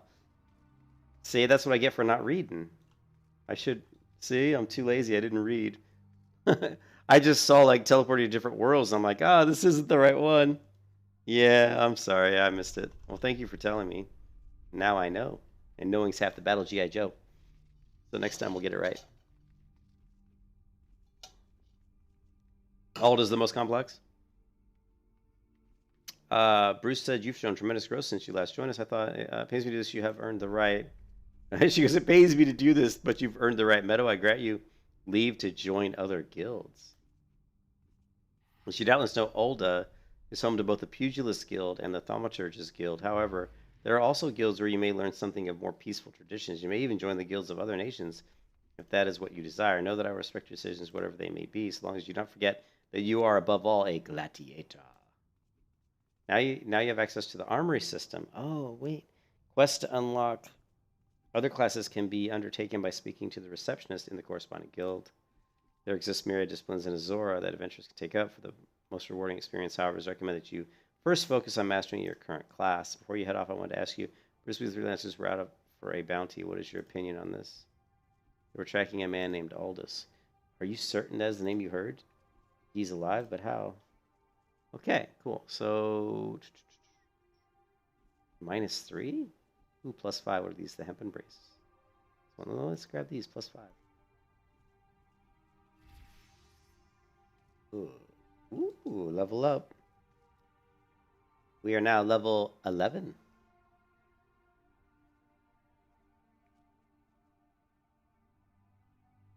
Yeah, that's what everybody tells me, Sly, and I believe that that's the case, Sly. That when I get more skills and stuff, I will be able to mix those in between the ones that have the long GCD, the long global cooldown. What do you mean? There's my shield. That wasn't a shield. Oh, was it? Oh, I did get a shield. Nice. And we got this really ugly bronze-looking shield.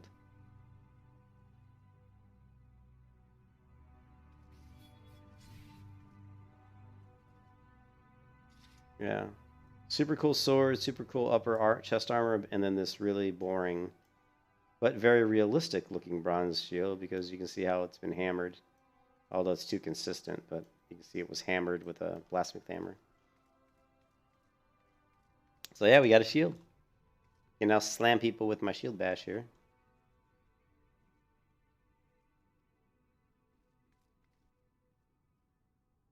So, oh, I didn't. Now we got to go back to here, right?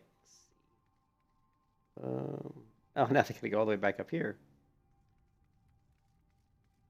Yeah, the maps are just weird. Like how you have like these are like portals. Like you go here and it ports you basically to here, and they're just strange. Like the maps in this game are very unusual to me.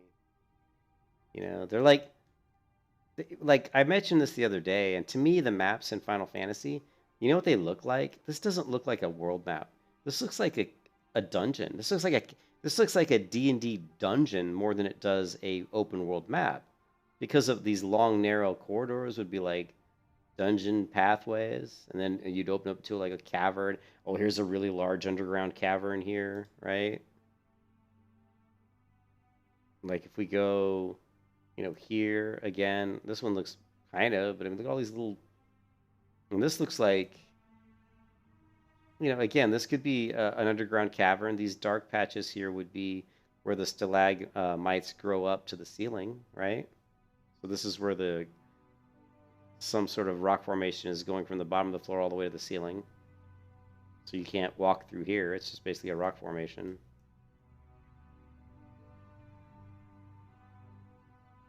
I mean, look how narrow some of these places are. Now, they look really narrow on the map, and they're a little bit, they're not like super large, but you'd be hard-pressed in Final Fantasy to stand anywhere in the world and walk in one direction for more than a few minutes without hitting something. Recommended gear. And that's this one, right? And just say equip. Oh, there we go. What the heck? Where did this sword come from? What is that? Well, apparently I've been getting some other stuff from Question Words I didn't see. So I have some bizarre ash. Oh yeah, ash minic. Oh. Interesting. It looks like it's just completely all wood.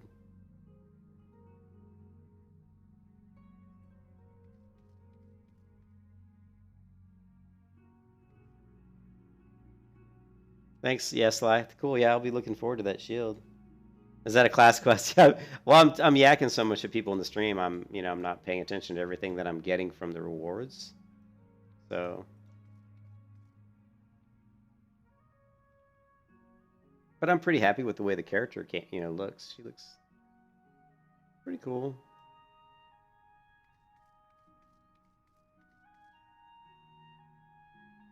I gave her 2 different color eyes. She's got a blue eye and a green eye. Got a few scars. She's been in a few scrapes, you know.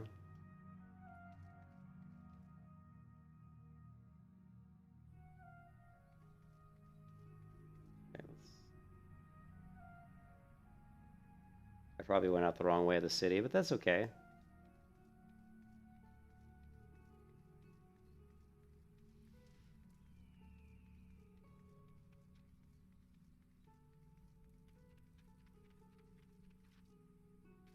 There's the bouncy, bouncy. Bouncy, bouncy. Bouncy, bouncy. I love these cactus guys, though. They're so cool looking. Look at these dudes.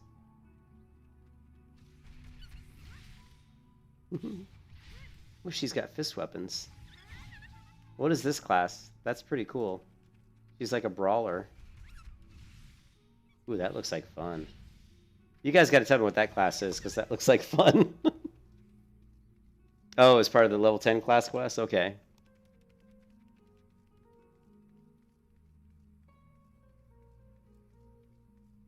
There are other quests here.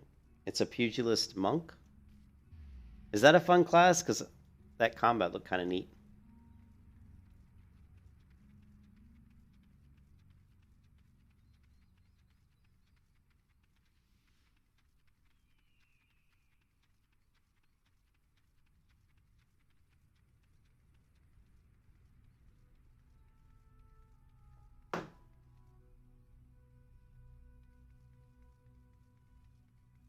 It's really fast-paced. I like fast-paced.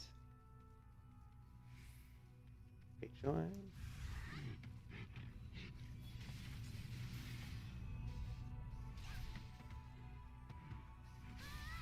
Yeah, that's what I'm talking about.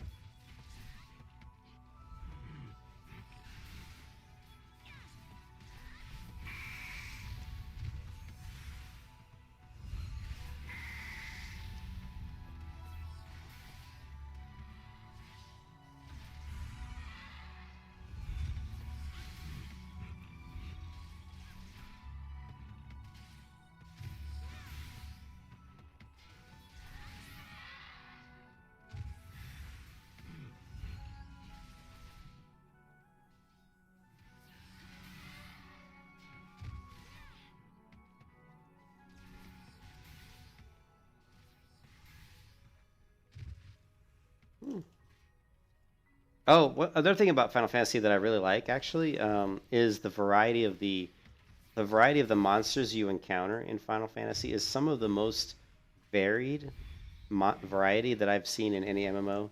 I constantly run into different creatures that I'm like, you know what I mean? I'm really impressed with how many different types of monsters you encounter in this game. Um,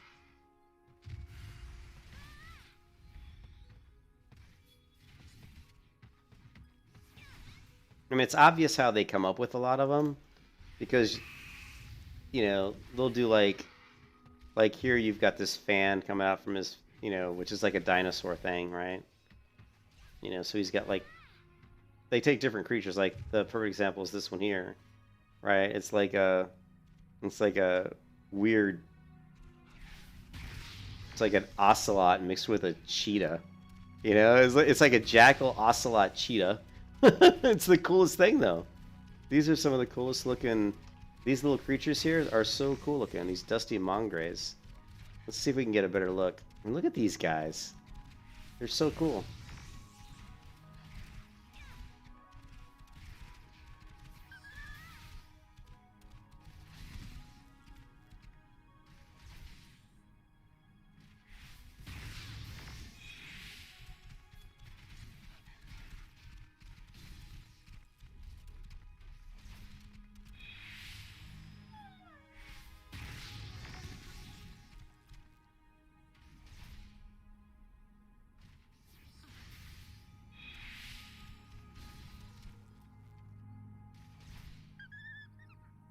Very cool. It's one of the faster gold cooldowns in the game at endgame. Yeah, it looks fun. The Pugilist Monk. I would like to try that class someday because it did look really cool. Now the cool thing though in Final Fantasy is we don't have to create alts, right? We can just do it all on one character, right? So that's kind of neat. I like that.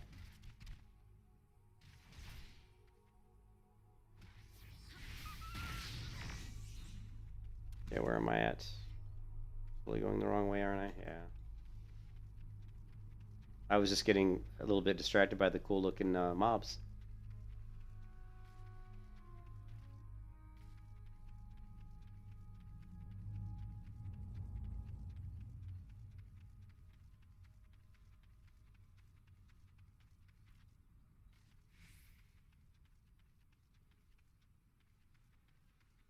Yeah, I know that's really cool. I mean, there's a reason to not do it that way, but like Lineage 2, like there was only one class that could gather, and then other classes would use those materials. So you were always dependent on other people, which did enforce some level of, community. But it also forced people to create alts. So you'd have a character who was like a blacksmith, and then you would create another character of your own to go and get the materials, But I kind of like having just one character that can do it all. Yeah. I think it's pretty cool, the way they do it in Final Fantasy. Meadow, I presume. Momodi said to expect you, and so I have.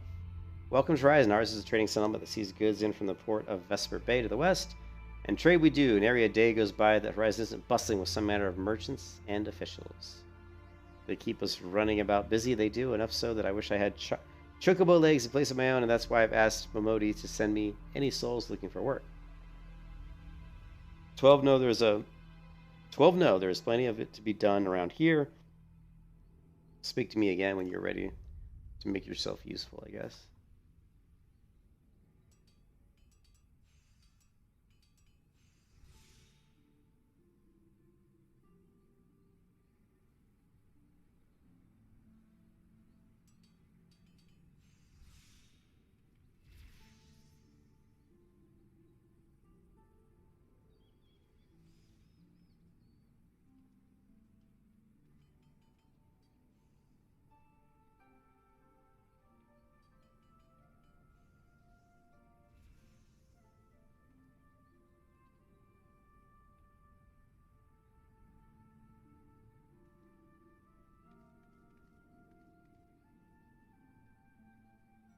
interesting pants. Don't forget to make the teleport available. Oh yeah, thank you. I would have forgotten. I probably would have forgotten, Sly. I've been streaming for 5 hours, so the brain's starting to get a little I'm getting a little punchy at this point after drinking all this Mountain Dew.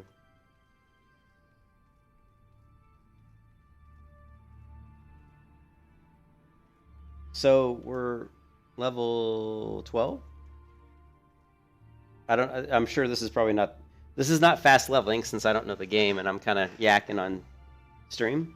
But we've been playing for 5 hours and we are level 12. That's probably not very fast, I would imagine.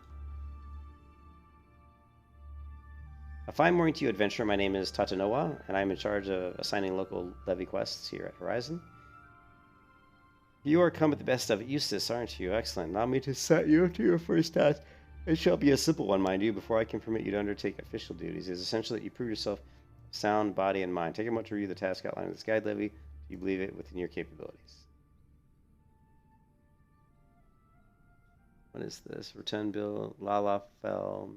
Easier to swallow whole. Seeing that the majority of the older population is made up of Lalafells, this makes the hills stand out a perfect feeding ground for the giant Scalekin, and this is why the Brass Blades are constantly seeking volunteers to travel to the hills and slay the creatures before they find their next meal. That the fact that the beasties prefer Lalafell meat. So these monsters like to kill the Lalafellan. Okay. Marvelous Sword of War, when near death, beasties are wont to flee to their kin. Slay the beast quickly, lest you become meal for its mates. Open your journal under duty in the main menu and begin the selected levy quest by pressing initiate. Oh. You have to initiate it? I've never done one of these, I don't think, before. Take your time and enjoy the game is the best way to play. The 1.5 hour TED Talk, man. 2 hour gameplay. Yeah, it's like, well, yeah, that's the way I play. I mean, like when I play World of Warcraft, if you ever watch me stream WoW, that's how I play. I play to have fun. I don't play for speed, you know. I always try to figure out ways to play the game that usually that's like maybe not the. I don't like to play the way people tell you to play, so because that's boring, you know. Why play the way everybody else is playing? So I usually try to find different ways to play characters that are unique if I can. It's hard to do, obviously, but in a way that makes it fun, you know, makes the game fun, you know.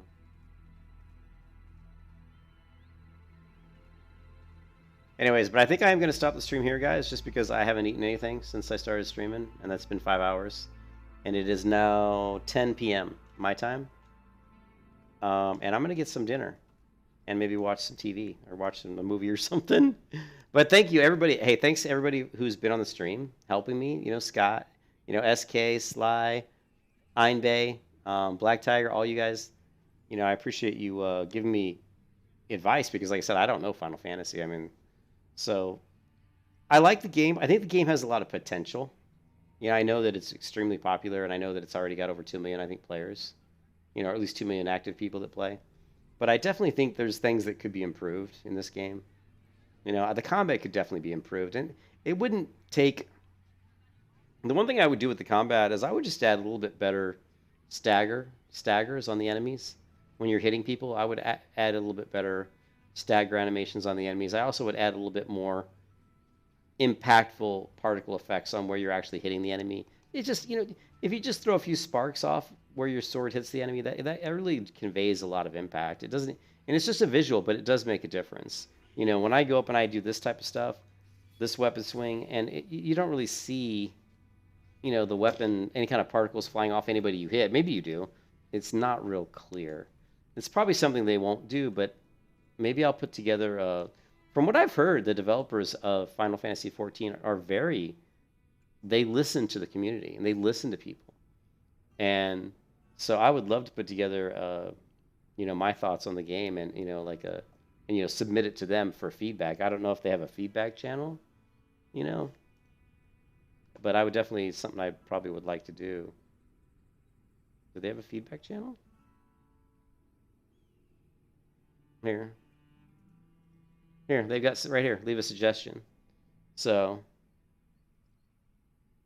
Yeah, well, maybe SK, I might want to wait then until I get, to higher level. But I think the stagger animations could definitely be improved.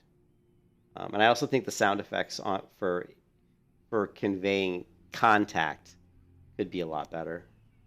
I think what was really interesting is they made when they had Final Fantasy XIV 1.0, and it was so bad, and the guy said he made his developers play World of Warcraft. Right? He told them he actually had them play World of Warcraft. I don't know exactly why. I don't know if he was trying to show them that WoW was fun, or if he was trying to show them certain mechanics in WoW. But he actually made them play World of Warcraft while they were developing Final Fantasy: A Realm Reborn, right?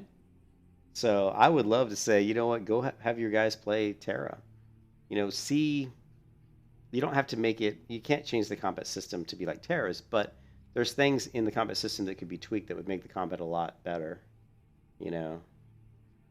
Oh, did you make him play EverQuest 2? Oh, is it from the? Let's see. Where's my quest log?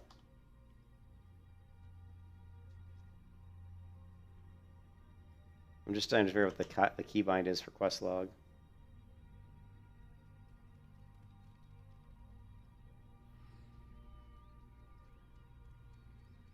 Journal. I think this is it, right? J for journal. And here, levy quests. And here, initiate. Yep, cool. Yeah, thanks, Sly. So they had him play EverQuest. Yeah, and I think what's interesting, what people don't really realize is a lot of those. Some people do, but a lot of people didn't. I played Lineage 2 first. That was my first MMO. Was Lineage. Actually, I think I played Lineage 1, but just briefly. But I played Lineage 2, and I was coming from FPS games. I was a hardcore Unreal Tournament player, and I was like almost professional level at Unreal Tournament. I was really, really good. I used to get banned all the time on servers because people thought I was cheating, but I wasn't. They thought I was aimbotting, but I wasn't. I was just that good. And I came to, I guess the point where I'd played so many years of Unreal Tournament that I just was tired of putting in 8-hour days trying to, keep my aim up at the top, So I wanted to play something that was more, and plus, I love Dungeons & Dragons. I played Dungeons & Dragons as a kid, so I really wanted to play a game that was like Dungeons & Dragons. And so a friend of mine told me about the Lineage 2 TIE beta. And he got me into the Lineage 2. He showed me how to get into the Lineage 2 TIE beta. And I played that. When I played the Dark, what was it? The Dark Mage or whatever. And I cast that first, like, Wind Bolt or whatever. I can't remember the spell. I was sold, man. I went in there and I created a Dark Mage, a Dark Elf Dark Mage, and I threw I think it's called Wind Strike, maybe? It might be called Wind Strike. And I cast that first spell on an enemy, and I killed him, and gold popped out of his body, and it landed on the ground. I heard the ching ching. That was it. I was sold. I was like, oh my god, this is like Dungeons & Dragons. I was sold.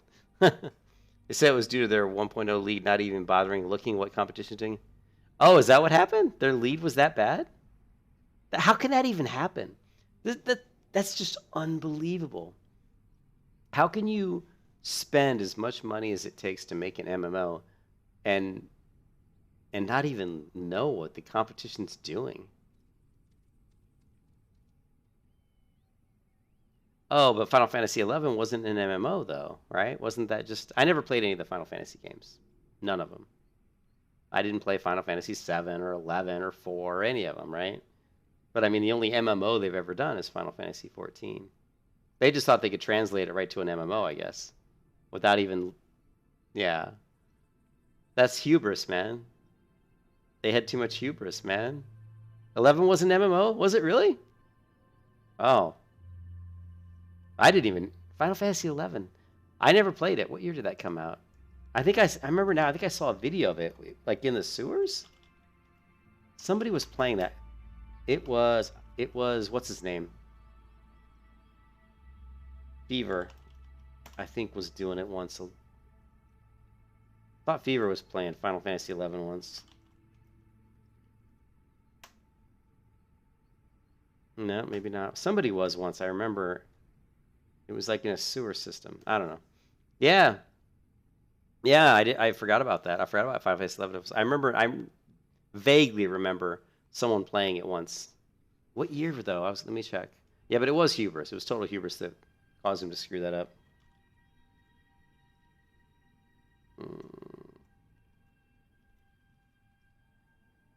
2002. Okay.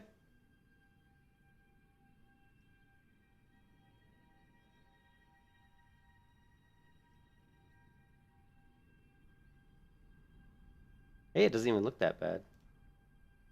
Give me the video.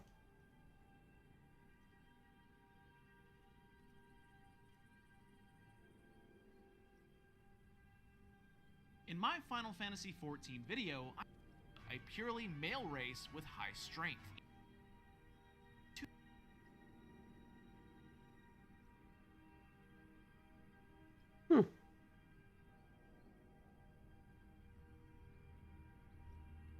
It's got the little window at the bottom that gives you all the information. Huh. I'm sure at some point in time I knew Final Fantasy XI. Oh, was it 12? Yeah, I don't know.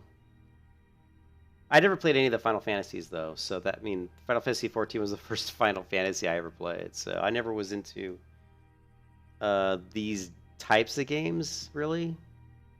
But back in 2002, I was playing Lineage 2, right? So Final Fantasy XI said it came out in 2002.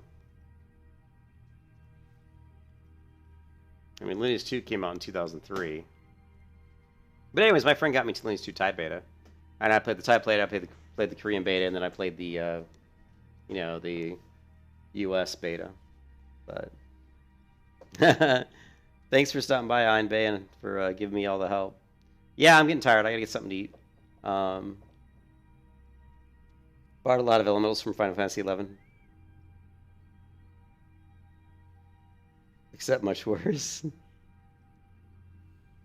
Yeah, it would have been interesting to see Final Fantasy. I'd be curious to see what Final Fantasy 14 version 1 even looked like, right? Did it look different? Final.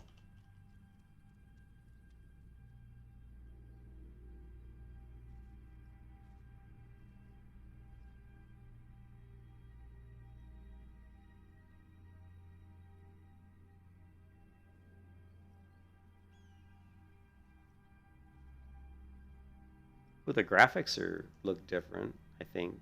Wait. This is just a lot of the same stuff. Whoa. The graphics are different. This bar down at the bottom is really bizarre. I can see why they went away. I see how they changed the UI to, with more of like a, like a standard World of Warcraft or any MMO, UI.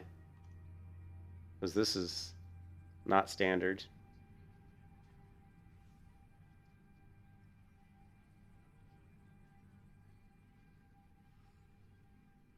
Where's the cooldown? Like, what is he casting? Is he swinging? I can't even tell what he's doing.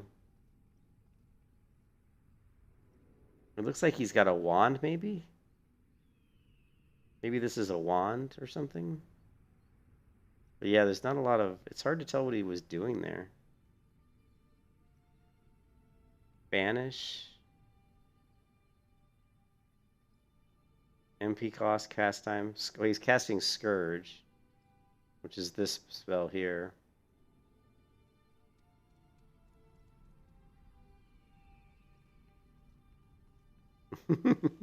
It looks so different.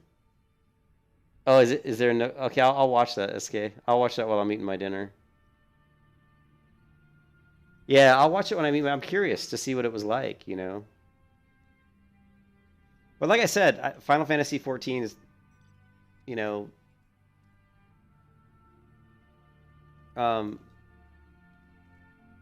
it's like I have to like the reason I'm doing this streaming of Final Fantasy XIV is I really want to see what the game's like at the end game, because I keep hearing people say that it's a great game and that that the rating is fun and that the combat gets a lot better when you get more skills. I'm just watching my hair.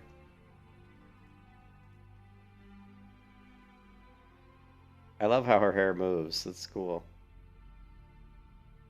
I don't like how her eyebrows came out so white. They looked good on the character creation screen, but in the sunlight, I don't know if it looks as good. I probably should have went with a slightly lighter skin color, but I wanted her skin to make her eyes pop out more, so I had to go with a darker. But I probably should have went with a darker hair color, but that's okay. Whatever. She's like an albino, I guess. Back in early 1.0, there was no auto attack. Oh, that's horrible. Yeah, there was definitely something weird. Like if you watch this video here, it just looks odd. Like he's standing here, he's not doing anything. He's not doing. It's like he's waiting for him to be able to cast this banish spell, and now he's just standing here. Now he casts another spell. It looks like. Look how it hit him. It knocked him backwards.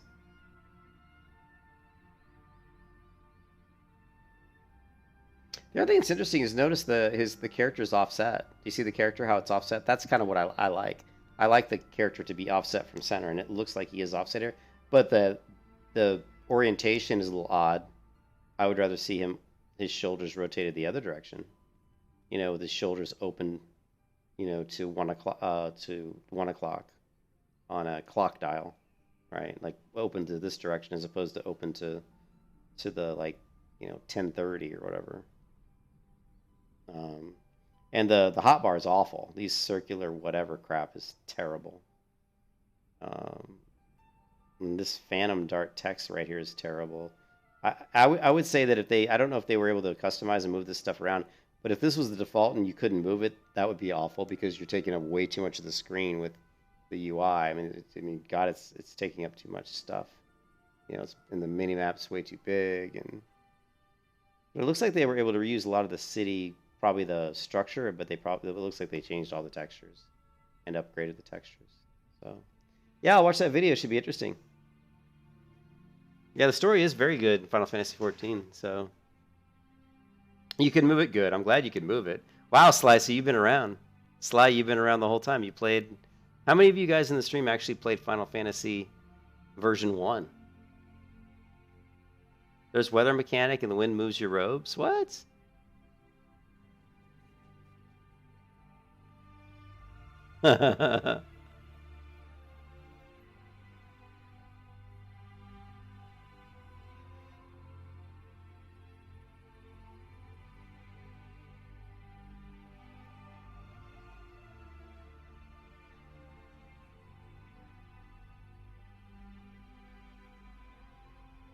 Is this the one? This Final Fantasy documentary?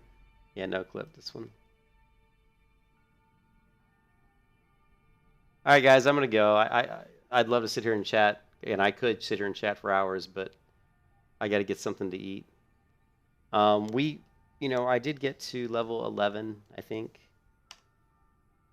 Yeah, or 12. We're level 12. What does this mean here? What does this 17 mean?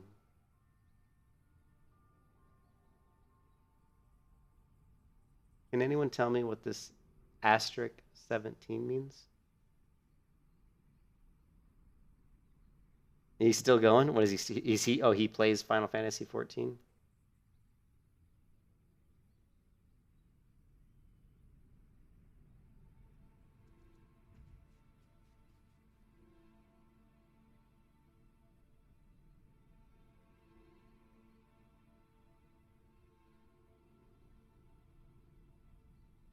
That reminds me, though, I need to make a Discord server for... Is it? Oh, it's the item level? Okay, cool. Thanks, Sly. I am a gladiator, rank 12. That's your gear loadout. Star means item level. Okay.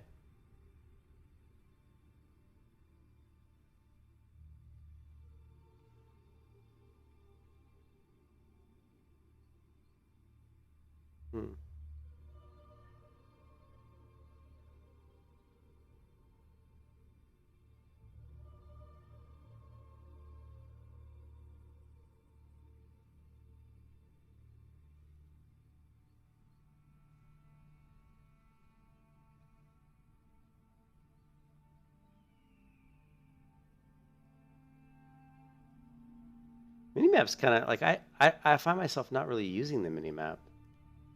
You know, it's like I really I haven't found myself really looking at the minimap much at all, really.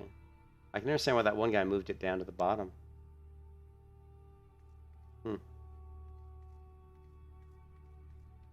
Okay, I gotta go. I gotta go. I'll check you guys later. I hope everybody has a good Saturday night. I don't know if I'm gonna be streaming this tomorrow. I have to do some WoW streaming. Not that I have to, but well, I don't know. We'll see. It's either this, and of course there's also Phantasy Star Online 2, New Genesis. I've been wanting to try that out as well. Yeah, I know there's a... Let's see. There's ways you can set up different gear sets, right? Like here, equip set.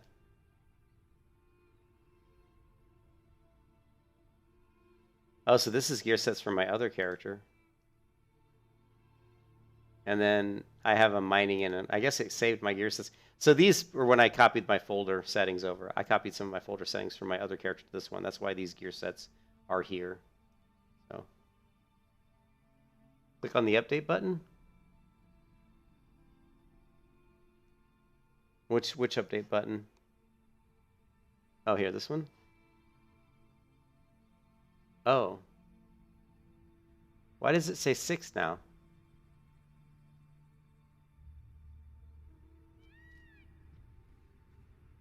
Weird. How come we went from 17 to 6? All right, I'll see you guys later. Thanks for stopping by. Like I said, I don't know when I'm streaming tomorrow. And actually, my wife's coming home because she's been gone, watching her sister's house for her, where her sister was on vacation. So I may not stream at all tomorrow, to be honest. If I do stream, it'll be early in the morning, because my wife will probably be home around noon tomorrow. So if I stream, I probably would stream something like 8 a.m. to like noon or something. Oh, that's what the other character had. Yeah. I don't know if you guys saw that in the beginning of the stream, because I wanted to keep my key bindings. So what I did was I went to documents. Where it installed was My Games, Final Fantasy, and this was my first character that I created in Final Fantasy. And I've only ever created 2 characters, and she's a level 29 gladiator. So I went in here and I copied these files from here and copied them into my new characters here. And that's what, got my key bindings in here and got some of my settings. Not all of them, but obviously it got the gear sets in here, in here. These were all coming from my other character.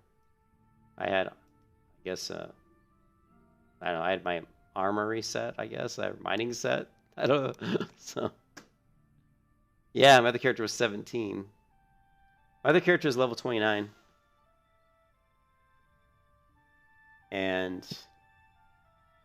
But that character I created quite a while ago, and literally like almost probably a year ago or something.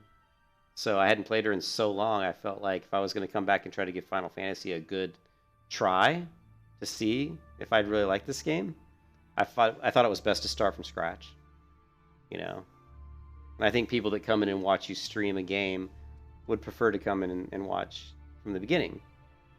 As opposed to come in and watch me streaming where my character's already level 29. You get to see the growth of the character. You get to see me, stumble and bumble my way through a game that I don't understand.